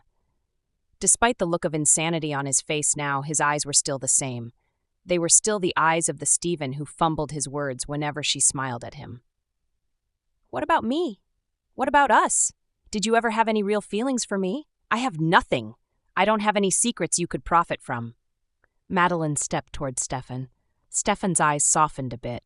Of course I have feelings for you, Madeline. It took me years of digging around to find the last line of the Kellys. Me? I'm a Kelly? Madeline frantically searched in her head for a Kelly in her life. No, it rang no bell. Oh yeah, you're powerful when it comes to that. Don't you have any idea where your psychic ability comes from? If you planned this whole thing, then tell me what you want from me. You got me inside Monsiel. That's all I needed. If that's all you needed, why bother with the kidnapping? Stefan laughed. That was Zen's stupid idea. I paid him to design the kidnap and create a scare big enough so that you would call for my help. But then he got fancy. He wanted the stupid hologame program and White Knight and all of that crap. He got tips from the wrong people and did everything except getting me what I'd paid him for. Then I had to pay someone else to get Joe off him so that he got nothing to give you at Rufford Abbey. So the LeBlanc's boy will kill him. A day of my handiwork. The artifact Juliet worked for is mine and is here. Not in any stupid grave as Zen was led to believe. Madeline cut in. You wanted me to call you for help. I did. Now you are here, so do you want me to help you find the artifact? Oh no, sweetie, you stay right there. You're falling too deeply for that guy. He pointed toward Kieran with the gun. Just like Juliet, my feelings for you pretty much guarantee that I won't shoot you. Unless you provoke me. Now let's go and get the artifact. You, come here. Stefan pointed the gun at Jennifer, waving her over. Oh, no, don't do that to the lady, Mrs. Rutherford cried out. Take me. Don't provoke him, Mrs. Rutherford. Jennifer walked toward Stefan. No, Mother. Kieran and Tata walked toward Jennifer to stop her. Don't make me prove myself again, Stefan yelled out. Please don't hurt the lady. Mrs. Rutherford charged toward Stefan. Madeline tried to grab her. Stefan waved the gun. Step back, you two. A voice on the intercom announced, Dr. Thomas has just arrived at the gate. He is on his way in. Stefan was distracted momentarily, and Mrs. Rutherford charged toward the intercom corner and hit the panic button. Madeline tried to pull her back, but it was too late. Stefan fired his gun. The single bullet pierced Mrs. Rutherford's chest. She fell back into Madeline's arms, dead. Alarm bells rang all over the building, and Madeline deduced that it would alert the central security system and all related parties in the LeBlanc's security network. Stefan laughed. He pointed the gun at Jennifer. Kieran and Tad stood up to protect their mother. But they stood at a distance, and Stefan could take them down one by one. Kieran stepped forward. He looked as if he could grind Stefan into dust with his bare hands. Stefan pointed the gun at Kieran. Don't be foolish. Suddenly, it felt as if a whole army of security guards was charging toward the great reception. Madeline could feel the motion of many approaching people. She was sure Stefan knew it too. Jennifer cried out and slumped down, gasping for air. She was as white as a sheet. Kieran ran over and held his mother. She has asthma. She needs her medicine. I'll get it. Tag stood up. No one goes anywhere. Stefan waved his gun. The faster you give me what I want, the faster she'll get her meds. Now come here. She can hardly stand, Stefan, Madeline scolded. Then you ought to help her. Madeline went toward Jennifer. Can you hold up a little longer? Jennifer was gasping but nodded. Madeline helped her up. Now what? Madeline asked. All right, the artifact was in one of the statues. Given that you have so many in this house, where do you want to start? Be strategic, as Lady LeBlanc here doesn't look as if she can last long, Stefan said. Right here, then, Kieran responded. The great reception was at the far end of the old section of the house. Madeline knew the old statues were marble or stone, and it would be really hard to hide anything in there. It would more likely be in the new extension of the house. Kieran said it had been built around 10 years ago. That must have been when he had married Juliet. So Kieran was hoping to bide some time, Madeline thought. She took Jennifer to the chair. Well then. Stefan signaled a go-ahead. Lead the way. What do you want me to do? Hammer the statues, asked Kieran. That won't be necessary. My little sister was a smart cookie. She would have tagged it with electronic chips. Do a scan, and do it carefully. He put his portable scanner on the floor and kicked it toward Kieran. Stefan was standing very close to Jennifer and Madeline, his back against the wall. That way he had a full view of the entire room, the door, and the security team in the hallway. The team apparently didn't know what to do, Madeline thought.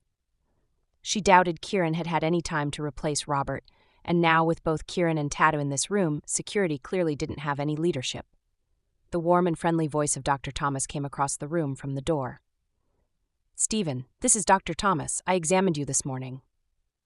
Yes, I remember you, and it's Stefan. What do you want? Could I please bring some water and medicine in for Jennifer and check the bleeding on the boy's gunshot wounds? Water and meds for the woman is okay. Nothing for the boys. Don't try anything silly, Dr. Thomas. See for yourself. Stefan nodded toward Mrs. Rutherford's dead body. Madeline could see the doctor's eyes waver with pity and sorrow for a fraction of a second. Then he was calm again. Yes, Stefan. I can see clearly. May I come in now? Stefan waved his gun to signal Dr. Thomas to come in. By the time they had finished scanning all the statues in the old quarter, the sun had begun setting, and the lights in the building had illuminated. They moved on toward the new quarter. As soon as they entered the long corridor where the 12 statues stood, including the one with the missing toe, Madeline knew that what Stefan wanted was there.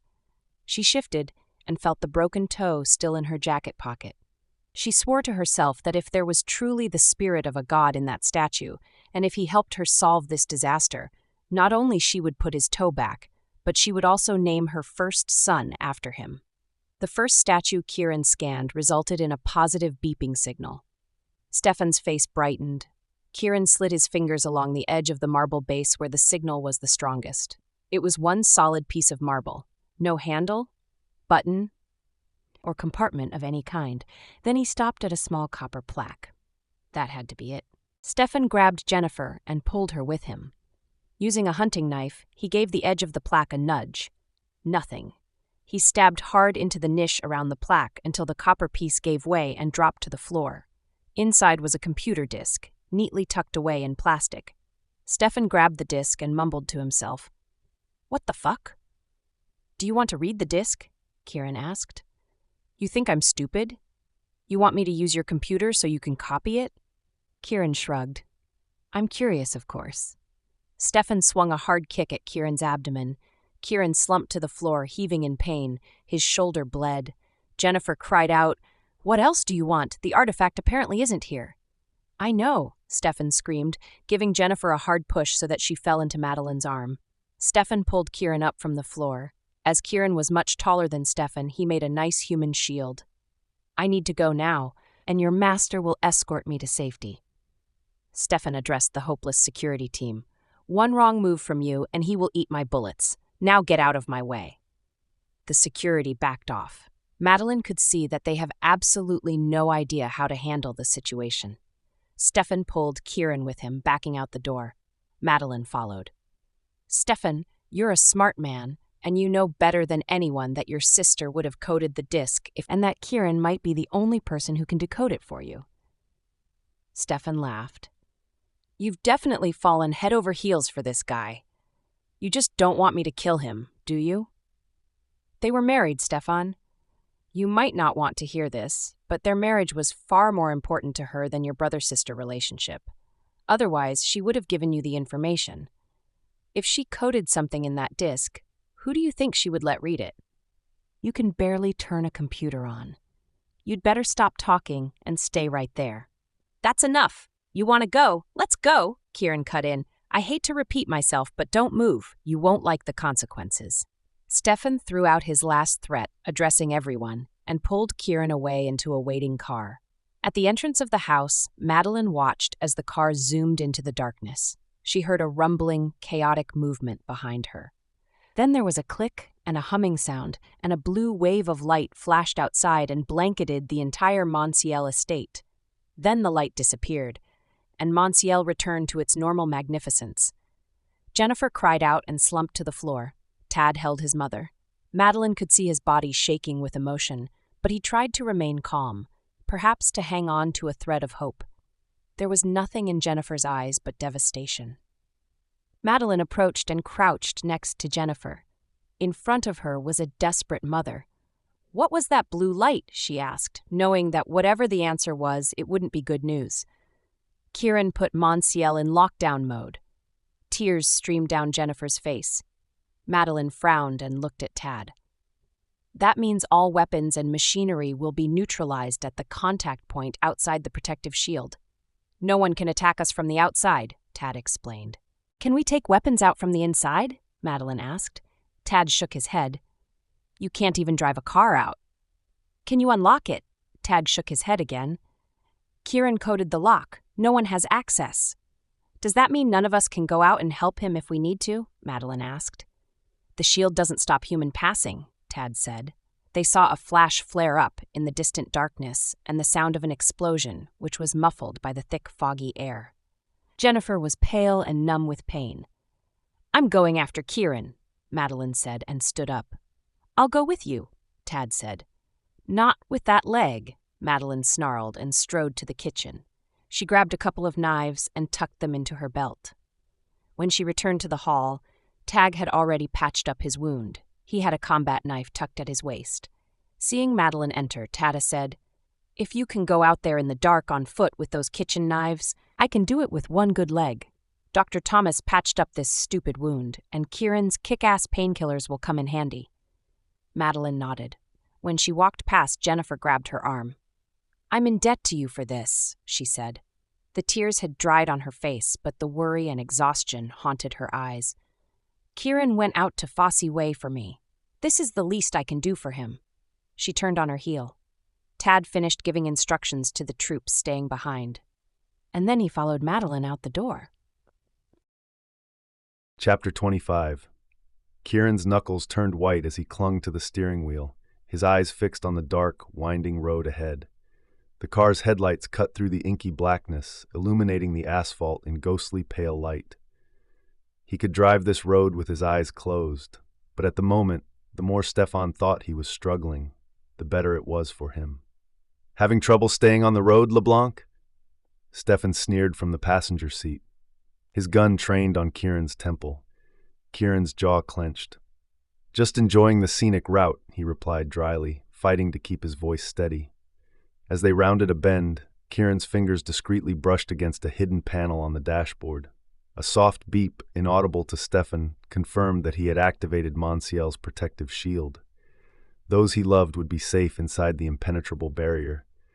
Stefan wouldn't be working alone, and Kieran wasn't sure how many he had left behind to attack his home. The familiar sound of rushing water reached Kieran's ears as they approached the bridge over the creek where he had picked Madeline up that morning. The memory of her face, etched with worry and determination, flashed through his mind. "Remember this place, LeBlanc?" Stefan taunted, gesturing towards the bridge with his gun. Quite the romantic spot for a morning rendezvous. Kieran's grip on the wheel tightened. The creek's fast-running water hit the rocks below, creating a cacophony of sounds that would normally be calming and therapeutic. But not now.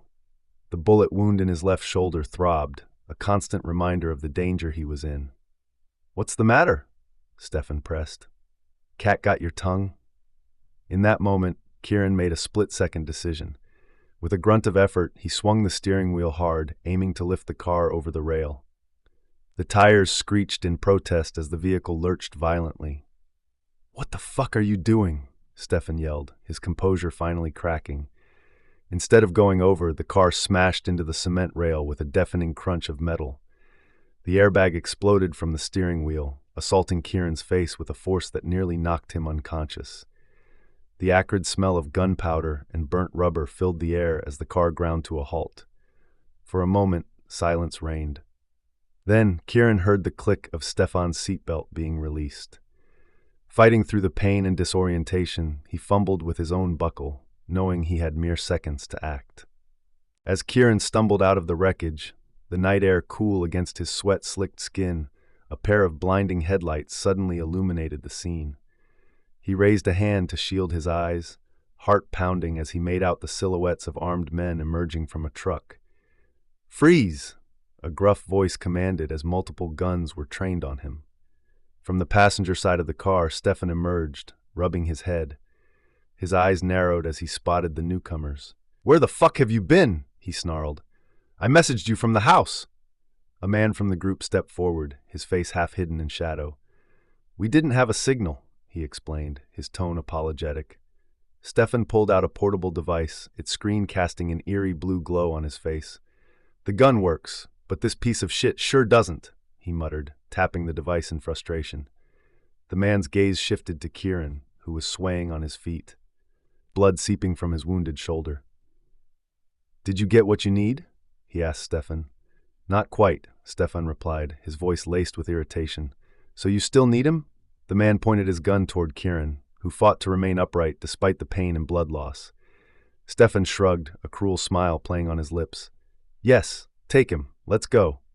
He started walking toward the truck, but glanced back when he heard Kieran slump to the ground. Take him with us. I need him. As one of the men approached Kieran with a burst of adrenaline, Kieran sprang into action.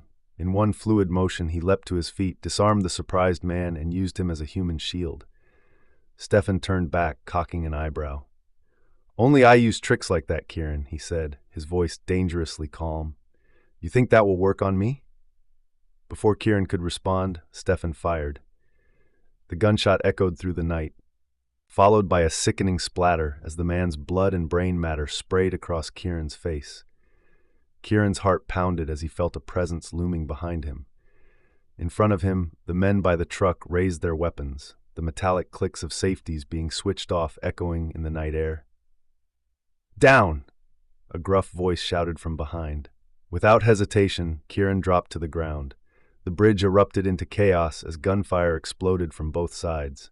The air filled with the acrid smell of gunpowder and the deafening staccato of automatic weapons. Stay low! The same voice commanded as a figure shielded Kieran's body with his own. Bullets whizzed overhead, their high-pitched whines mixing with the thunderous reports of gunfire. Kieran watched in horror as men on both sides crumpled to the ground, their bodies hitting the pavement with sickening thuds.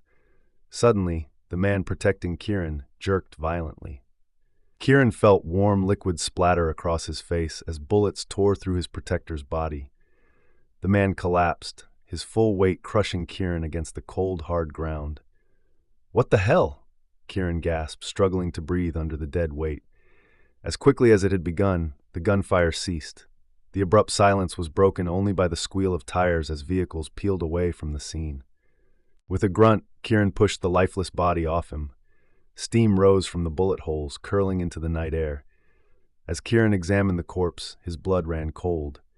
Where he expected to see flesh and bone, he found wires and circuitry. Jesus Christ, he muttered, scrambling to his feet. They're not human. Kieran's eyes darted around, taking in the scene. About a dozen humanoid figures stood motionless, their blank eyes fixed on him. Panic surged through his veins as realization dawned. The 33-year cycle, he whispered, his father's warnings echoing in his mind. Without a second thought, Kieran sprinted towards the bridge's railing. Sorry, Dad, he grunted as he vaulted over the edge, plunging into the icy rapids below. The shock of the freezing water knocked the breath from his lungs. As he was swept downstream, memories flashed before his eyes. His family, Madeline, the life he might be leaving behind. He spotted a mass of gnarled branches ahead, their sharp ends reaching out like claws. With a desperate surge of energy, Kieran twisted his body, narrowly avoiding impalement.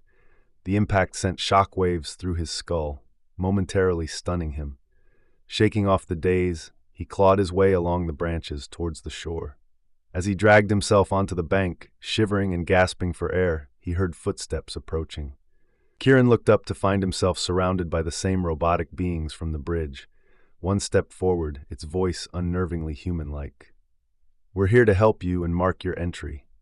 Kieran's eyes narrowed. Entry to what? He demanded, his voice hoarse. Entry to the realm of righteousness and fulfilling your duty. Cut the crap, Kieran spat. Who sent you? What do they want? The robot's eyes flickered, processing. We are here to help you and mark your entry. It repeated mechanically. Kieran let out a bitter laugh. Hardwired responses, huh? Fine. I reject your help. Tell your commander to contact me directly. The robot's eyes flashed again. We are here to help you and mark your entry. Shit, Kieran muttered, realizing the futility of his words. He scrambled to his feet, ready to run, but the robots closed in swiftly. A sharp pain pierced the back of his neck. No, he gasped, his vision blurring. As darkness engulfed him, his last thought was of Madeline, and the explanation he might never get to give. Chapter 26. Madeline's heart thundered in her chest as she raced through the darkness, her feet pounding against the damp earth. Tag's ragged breathing matched her own as they sprinted towards the bridge, the air thick with the acrid stench of gunpowder and burning rubber. Kieran, she screamed, her voice raw with desperation. They skidded to a halt at the edge of the bridge, the scene before them a nightmare of twisted metal and broken bodies. Smoke curled lazily from the wreckage of several vehicles, their frames warped beyond recognition. Jesus, Tad muttered, his face ashen in the flickering light of a nearby fire. Madeline's eyes darted frantically from one lifeless form to another, searching for any sign of Kieran. Her stomach churned as she took in the carnage, but there was no trace of him among the fallen. "He's not here," she choked out, panic clawing at her throat. "Ta! Where is he?" She closed her eyes, reaching out with her mind, desperate for even the faintest whisper of Kieran's thoughts. But there was nothing, no comforting blue bubbles, no flicker of his consciousness. "Shit," she hissed, her eyes snapping open. "I can't sense him." Tada grabbed her arm, his grip tight. "What do you mean?" "No time." Madeline cut him off, her mind racing. "We're outside Monsiel. My powers, I might be able to use them here." She turned to face Tag, her eyes blazing with determination. "I need you to trust me and not freak out. Can you do that?" He nodded, bewildered but resolute. "I can summon a magical mirror," she explained quickly. "It might let me reach Kieran. Just watch." Madeline took a deep breath, centering herself. She stretched out her hands, focusing all her energy on the space before her. The air shimmered, rippling like heat waves off hot asphalt. She focused her thoughts on Kieran, reaching out for his mind, any thread of consciousness, any connections to his soul that she could obtain. "Mirror, mirror in the air, show me Kieran," she growled through gritted teeth. A flash of silver caught the firelight, expanding rapidly into a shimmering oval surface. The mirror hung suspended in midair, its edges flickering like a mirage. Tad stumbled back, his eyes wide. "Holy shit!" "Kieran!" Madeline shouted at the mirror. "Kieran, where are you?"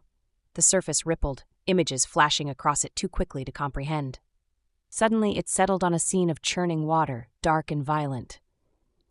"He's in the river," Madeline gasped. "Tad, he's in the goddamn river!" Without hesitation, she plunged her arm into the mirror. The surface gave way like water, cool and viscous against her skin. She groped blindly, her fingers searching desperately for any sign of Kieran. "I can't reach him," she cried, frustration and fear threatening to overwhelm her. Madeline's heart sank as Tada's words cut through her desperate hope. "The river's massive. Even if we find him, he'd be dead in this freezing English winter."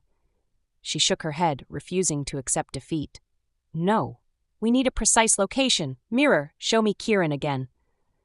The surface rippled, revealing Kieran's motionless form on the riverbank. Madeline's breath caught in her throat. "He's not conscious. I need to wake him." She plunged her arm deeper into the mirror, fingers straining to reach him. "Can't you go through it?" Tad asked, his voice tight with worry. "If I do, I'd have to bring him back through the portal. If we're attacked inside," she swallowed hard. "In his condition, he wouldn't make it. I just need to wake him, talk to him. The smaller the portal, the less risk." Madeline stretched further, her muscles burning with the effort. Suddenly, a dark figure materialized in the mirror.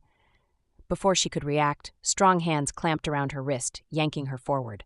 "Shit!" she snarled, digging her heels into the ground. The shadowy man pulled harder, trying to drag her into the portal. Madeline twisted, fighting against his iron grip. She could feel the mirror's edge pressing against her shoulder, cold and unyielding. "Madeline!" Tag shouted, lunging forward. "No!" she screamed. "Don't touch it!" She reached into her pocket with her free hand, fingers closing around the kitchen knife. The blade glinted in the firelight as she whipped it out. The man's grip tightened, his strength inhuman. Madeline's arm burned, muscles straining as she was pulled further into the portal. The knife trembled in her hand. "Let me go!" she growled through clenched teeth. With a desperate cry, Madeline plunged the knife forward. She felt it sink into flesh, warm blood spilling over her hand. The man's grip loosened, a strangled gasp escaping him. "You have blood on your hands across the realms now," he choked out. Madeline yanked her arm back, stumbling away from the mirror. The knife clattered to the ground, stained crimson. She stared at her trembling hands, spattered with blood that shimmered with an otherworldly light. Madeline's heart raced as she stared at the blood on her hands. The shadowy man's words echoed in her mind, but she shook them off. There was no time for doubt. Kieran needed her. She turned back to the mirror, steeling herself. "I'm going in again." Tad grabbed her arm. "Are you insane after what just happened?" "I have to." She met his gaze, her eyes blazing with determination. "He'll die if we don't find him." Before Tad could protest further, Madeline plunged her arm back into the mirror. The surface rippled around her, cold and viscous. She gritted her teeth, pushing deeper until her shoulder pressed against the edge. Her fingers brushed against something solid. Fabric, Kieran. "Got him!" she cried, relief flooding through her. Madeline grasped Kieran's shirt, shaking him roughly. "Kieran, wake up, damn it!" A groan echoed through the mirror. Kieran's eyes fluttered open, unfocused and confused. "Madeline?" His voice was weak, barely audible over the rush of water. "Where are you?" she demanded, her voice cracking with desperation. "We need to know exactly where you are," Kieran coughed, water spilling from his lips. "Bridge. I jumped. Left side." "How long were you in the water?" Madeline pressed, her grip on his shirt tightening. 10, maybe 15 minutes, he mumbled. "Right bank now." Tad's voice cut through Madeline's focus.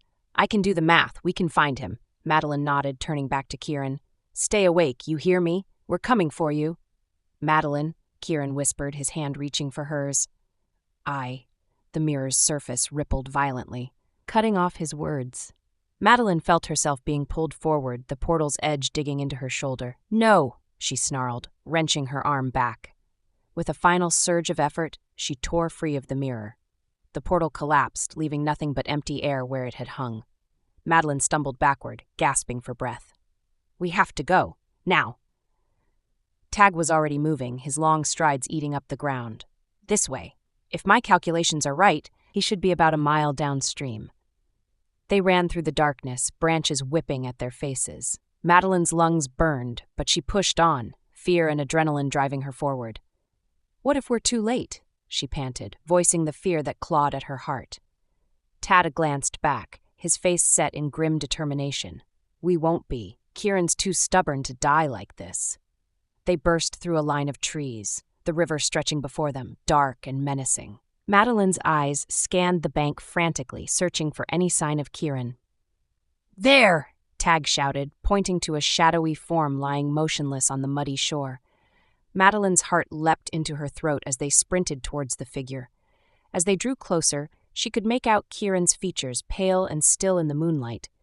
She dropped to her knees beside him, hands shaking as she pressed her fingers to his neck. For a moment, there was nothing. Then, faint but steady, she felt a pulse. "He's alive," she choked out, tears of relief stinging her eyes. Tag was already on his phone, barking orders for medical assistance. Madeline cradled Kieran's head in her lap, brushing wet hair from his face. Madeline's heart raced as Kieran stirred in her arms, his eyelids fluttering open. Relief flooded through her, but it was quickly tempered by the anger and frustration that had been building since this nightmare began. "Don't you dare die on me, LeBlanc," she hissed, her voice trembling. "You've got a hell of a lot of explaining to do." Kieran's lips curved into a weak smile. "Wouldn't dream of it." Tad crouched beside them, his face etched with worry. "Bloody hell, Kieran, you've done a bang-up job locking down Monsiel. Can't get a chopper or even a car out here for you." Kieran coughed, water spilling from his lips. "I can walk." He attempted to sit up, but his body betrayed him. With a groan, he flopped back down, his eyes rolling back as he slipped into unconsciousness once more. "Shit!" Tag cursed, running a hand through his hair. Madeline felt panic clawing at her throat. "We need to get him help, now!" The sudden whir of helicopter blades cut through the night air, a blinding searchlight sweeping across the riverbank. Madeline squinted against the glare, her heart leaping with hope and confusion. "What the bloody hell?" Tad shouted over the noise. "What's Mum done to unlock Monsiel?" Madeline cradled Kieran's head, shielding his face from the debris kicked up by the approaching helicopter. Her mind raced, trying to make sense of this unexpected turn of events. "I don't care how it happened," she yelled back, "as long as it gets Kieran help." The helicopter touched down nearby, its rotors whipping the air into a frenzy. Medical personnel spilled out, rushing towards them with a stretcher. As they lifted Kieran onto the stretcher, Madeline felt a surge of emotions threatening to overwhelm her. Fear, relief, anger, and something deeper, something she wasn't ready to name, all warred within her. "Kieran," she called out, grasping his hand. "You better wake up soon, you hear me? We're not done talking about this." His fingers twitched in response, a ghost of a smile playing across his lips before he was whisked away into the helicopter. Chapter 27. Madeline smiled and panted a kiss on Kieran's cheek as soon as he opened his smoky gray eyes. He smiled at her. "How long was I out?" "Long enough. You're not in pain now, are you?" Kieran shook his head. "No, we make top-of-the-line painkillers." He lifted his blanket and looked at his body. He was wearing nothing but bandages.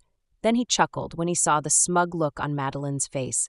"Sorry, I couldn't help it. You did this to me before, Kieran." "I was being very professional. Dr. Thomas approved," Madeline chuckled. "I was being very professional, too. And I also have Dr. Thomas's approval to remove any unnecessary clothing items from you." "Seriously, Kieran, you have cracked and bruised ribs, 3 gashes on your legs, 1 on your right arm, and 1 on your back. I highly suggest that you limit the number of bullets you take in your left shoulder. Next time, switch to the other side." "Thanks for the suggestion," Kieran replied dryly. "Now, you might want to tell me how you seem to have left a war zone behind you on the bridge. How many men did you have to fight off to sustain the amount of injuries you've got? And among those you fought, was Stefan included?" Kieran winced, as if the dreaded reality had suddenly struck him. "Stefan got away," he said grimly, "and I didn't kill any men. There were 2 groups. One helped Stefan and the other helped me. They canceled each other out." "I'm guessing the friendly group was the one giving you the tattoo?" Madeline inquired. "Tattoo? Where?" Kieran frowned, his brow furrowing in confusion. She pointed to his inner left forearm. There, etched into his skin, was a small circle the size of a lock. Within it, an intricate Celtic knot pattern swirled, its lines interweaving in an endless loop that seemed to shimmer slightly in the light. "They said they were here to help me and mark my entry," Kieran explained, examining the symbol with a mix of curiosity and concern. "I don't know what they meant." "It's beneficial to have people in your corner," Madeline mused, her eyes still fixed on the mysterious tattoo. After a moment, she looked up at Kieran. "On that note, Lily has returned TJ." "TJ?" Kieran's brow furrowed in confusion. "It's for traffic jam. Isn't it how you got the puppy?" "I didn't get him," Kieran clarified. "There was a traffic jam, but it has nothing to do with him. I rescued him from a fire as part of a challenge. Never mind, Madeline. We'll keep him for now." "And Willow?" Madeline asked. Kieran laughed. "Of course, Willow is always welcome here." His smile faded. "I have a lot to explain to you, don't I?" She nodded. "But you have a past, and that has to be cleared up. Just so you know, if you are honest with me, I can handle it." Kieran nodded. "Juliet and I shared a passion for alchemy. After we were married, she moved in here and started to work on a lot of alchemy-based medical formulas. Mother never trusted her. She said Juliet married me for reasons other than love." "You loved her." Madeline made a mental note, but didn't realize that she had spoken out loud. Kieran nodded. He tilted Madeline's face up and looked into her eyes. "Yes, I loved her and I always will." "How did she die?" "She was working on an important formula. She was confident, and I was foolish and ambitious. She tested the formula on herself, and I didn't stop her. It didn't work. She died in my arms." His voice was hollow with the pain from the haunting past. She gingerly grazed his forehead with her fingertips before pushing him back onto his pillow. She pecked him lightly on the cheek and spoke in a soft, sultry voice. "It wasn't your fault." Her words hung in the air as she looked at him, hoping her soothing voice would fill his mind and ease his pain. "It's a longer story than I care to tell," Kieran said, his voice thick with emotion. "But if it wasn't for me, she wouldn't have died. The most agonizing part was that Mother had proof that Juliet had taken many confidential details from our family. I don't know where Mother obtained that information. I didn't want to ask or accept it." Kieran tried to sit up, but Madeline held him down firmly, her touch both gentle and insistent. "Both are significant people in your life," she whispered, her eyes searching his. "And you cherish them both." "What Juliet and I had was love, Madeline." Kieran's voice cracked. "I can't lie to you about that." Madeline covered his mouth with hers, pouring all her understanding and acceptance into the kiss. She loved a man who knew how to love. If there wasn't any more room for love in his heart, then the current companionship they shared would be enough for her. That last thought stopped her kiss and pulled a tear from her eye. It fell onto Kieran's lips. He swapped their positions so that she was beneath him. He gazed into her eyes, his own filled with a mixture of pain and tenderness, and rubbed his thumb at the dimple on her left cheek. "What I found in you," he said, his voice low and intense, "is more important than the passionate love people have in their 20s. I don't know what you expect or look for in a relationship, but if the love that I had for Juliet is what you want, then I don't have that left in me." Madeline tried to sit up, but Kieran held her down firmly. He wiped a tear that escaped from her eye, his touch feather-light against her skin. "I can't speak for you, Madeline," he continued. His voice was thick with raw emotion. "But let me be very selfish by telling you this. What I found in you is a missing part of me that I never thought I would find again. A part of me that I didn't even know I had lost. When I lost it, I simply didn't exist anymore. But now that part makes me whole. You make me whole." She pulled him down to the bed so they lay face to face, their breaths mingling. She traced along his jawline, feeling the strength and vulnerability beneath her touch. "Madeline," Kieran breathed, his voice laden with yearning. His words seeped into her core, the sound coming from deep in his throat. The tone and meaning flowed deliciously into her ears and soul as he whispered them. "Yes, Kieran." Her breath quivered against his muscled chest. His rock-hard embrace left her trembling in anticipation and longing. A spark of pleasure ignited within her, slowly coursing through her veins like lava. The intensity of the moment felt almost too much to bear, yet she never wanted it to end. "I want more of you," he said. "I want all of you. Will you let me in?" She looked up into his smoldering eyes and smiled throatily. "I'm yours." He gently kissed along her jawline, igniting a warm flutter in her stomach. His hands moved down to the button of her pants, his thumbs softly grazing her skin as he unfastened it. Slipping them off, she gasped and grabbed onto the bedsheet for leverage. His passionate lips trailed across hers, savoring every moment of their contact. His tongue left a warm trail down her throat before exploring the crevice of her collarbone. His hands slowly moved up and down her body, lingering in all the right places. He teased her sensitive skin with his tongue as his fingertips lightly traced her curves, awakening a burning desire within her. His mouth traveled further down, igniting a fire in her belly. She had never felt this way before. Being loved wholly and deeply, and needed by someone this much. She felt him. Every inch of his body was like marble, tensed and quivering for her. His 6'3" frame, perfectly sculpted body was poised in readiness. All of this was for her. He was willing to take her wherever she desired. "Kieran, yes," he uttered obediently. "I have a request." "Anything," he replied without hesitation. "I want us to drive to a place where we can be truly soulmates, but you must relinquish your control." The anticipation and excitement of the unknown caused him to tremble. The air between them was electric, anticipation swirling through her veins. "Being in control defines you, Kieran. But for us to be together, you need to trust. You have to be able to let go and feel vulnerable with me, as I will be with you." "Take the wheel, Madeline," he said breathlessly. A fire of desire ignited within her chest and took flame into her very core. She flipped him over swiftly to straddle him, intertwining their fingers tightly, their hands forming a bond that amplified all sensation between them. She positioned herself above him and slowly descended, joining their bodies. The motion rendered them both breathless from the sheer intensity of pleasure it brought upon them. They paused for a moment in reverence of this newly discovered paradise they had stumbled upon. Then she drove their joined bodies further into another realm, one in which only they existed to explore every inch of each other's secrets. They were lost in an intimate world of their own making, a place where time ceased to matter but instead was replaced by passionate exploration. Asher Blackwood. "I have to admit," my wolf said, "getting the fairy godmother to tip off Kieran about the helicopter was one of our better moments. Even if it did cost us that favor I'd been saving for centuries." "And your suggestion about Stefan?" I settled back in my chair. "That was spot on. I should have listened to you sooner." "Oh?" His presence practically vibrated with smug satisfaction.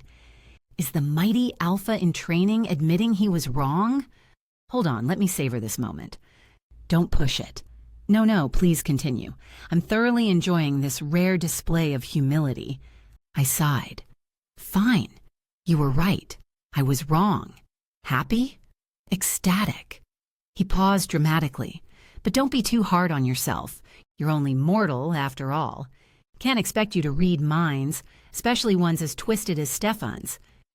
If you'd been clearer instead of just making cryptic noises and dramatic howls, excuse you, my howls are masterpieces of communication. Right. Like that time you communicated by chasing your own tail for an hour? That was a complex interpretative dance and you know it. He sniffed indignantly. But bygones, as they say. I narrowed my eyes. Wait a minute, you couldn't actually read Stefan's mind either, could you? A mental shuffle. Well, wolf? I might have seen a soul reaper hovering near him, he admitted reluctantly. The reaper took one look and left. That's it? Hey, if a soul reaper, an actual collector of corrupted souls, nopes out of there, what does that tell you? I simply applied some ancient wolf logic. If the soul is too ugly for a reaper to want it, probably not someone we want around our lovebirds. I couldn't help but laugh. Ancient wolf logic? It's a very sophisticated system, he sniffed. Perfected over centuries of observation and... Fine, yes, I guessed. But I guessed correctly, didn't I? I'll contact the goddess tomorrow, I said, stretching in my chair. Kieran and Madeline are officially together, heart, soul, and everything in between. Thank the moon for that. My wolf's presence brightened. Now you can finally get your reward, find the right mate, and get busy with all that mate business. Meanwhile, I'll have some spare time for proper wolf activities. You do realize you're a spirit wolf, right? Not exactly a real wolf? Details, details. Besides, I've been an excellent wingman, or wing wolf if you prefer, even if I have to live vicariously through your future romantic endeavors. He paused. Though please, for the love of all things furry, choose someone who appreciates a good belly rub. Your last girlfriend tried to scratch behind my ears like I was some common house pet. I felt warmth spread through my chest. You know, for an ancient spirit who claims to be centuries old, you're not half bad at this partnership thing. And for a stubborn pup who thinks he knows everything, you turned out to be a decent host. His tone softened. Even if you do drag us out into freezing weather for your dramatic moments. There was a brief pause, then my wolf's voice took on a more serious note. There's a cloud in your thoughts, Asher. I can feel it. There's not... Please, we share the same headspace. Your unease is giving me indigestion, and I haven't even eaten anything. I sighed, running a hand through my hair. Something doesn't feel finished. Stefan's still out there, and... I reached for the mirror again. Oh, No! My wolf's howl of protest echoed through my mind. Put that mirror down. We are not starting another peeping Tom session. The goddess gave you that thing for matchmaking, not surveillance. Let it go and claim your reward before I manifest just to snatch it from your hands. But I was already tapping the mirror's surface, my gut telling me this wasn't over. Not by a long shot. 5 minutes later, I lay on the bed staring at the ceiling, my wolf drumming an annoying rhythm in my mind. I told you not to peek, he said for the 100th time. Now what? I groaned. The mirror's revelation played on repeat in my head. Kieran and Madeline watching the news about Detective Adamson's murder, the horror on their faces as they realized Stefan had taken Joe again. Let's just walk away, my wolf suggested, though his tone lacked conviction. Claim your reward. Joe's situation is beyond your job description. The deal was getting the lovebirds together, which you did spectacularly, if I do say so myself. I rolled onto my side, guilt churning in my stomach. Everything's connected. Every time we interfered to fix things for Kieran and Madeline, it created ripples. Like dominoes falling, Joe's ordeal, that's on us too. Don't start with the noble hero routine again, my wolf warned, but I could feel his resolve weakening. Though I have to admit, Tag LeBlanc's spirit lights up like fireworks whenever he lays eyes on Joe. I sat up, something clicking in my mind. I noticed that too. Not that I can see spirits, but even I can sense the vibe. In a normal timeline, they might have found each other naturally. Our meddling separated them. Well, Goddess Elithra does specialize in connecting souls, my wolf mused. You could ask her. But his tone turned shrewd. Don't mention this mess is because of our actions. A deal's a deal. You got Kieran and Madeline together. You deserve your reward. I nodded, plans forming. What if we propose a collaboration instead of a contract, working with the goddess rather than for her? That could mean more resources, better options. My wolf sighed dramatically. More cold stakeouts, more running around London, and here I was, looking forward to retirement. I smiled, feeling the familiar surge of purpose. Come on, you'd be bored within a day. After all, some stories were worth more than any reward, and somewhere in London, 2 souls were waiting to be connected. This has been Alpha Wolf, the Soulmate Protocol, a novel in the Supernatural Matchmaking Services series, written by D.N. Leo and narrated by Jessica Lee. If you enjoyed Asher and his snarky wolf's adventures in matchmaking, you won't want to miss what happens next.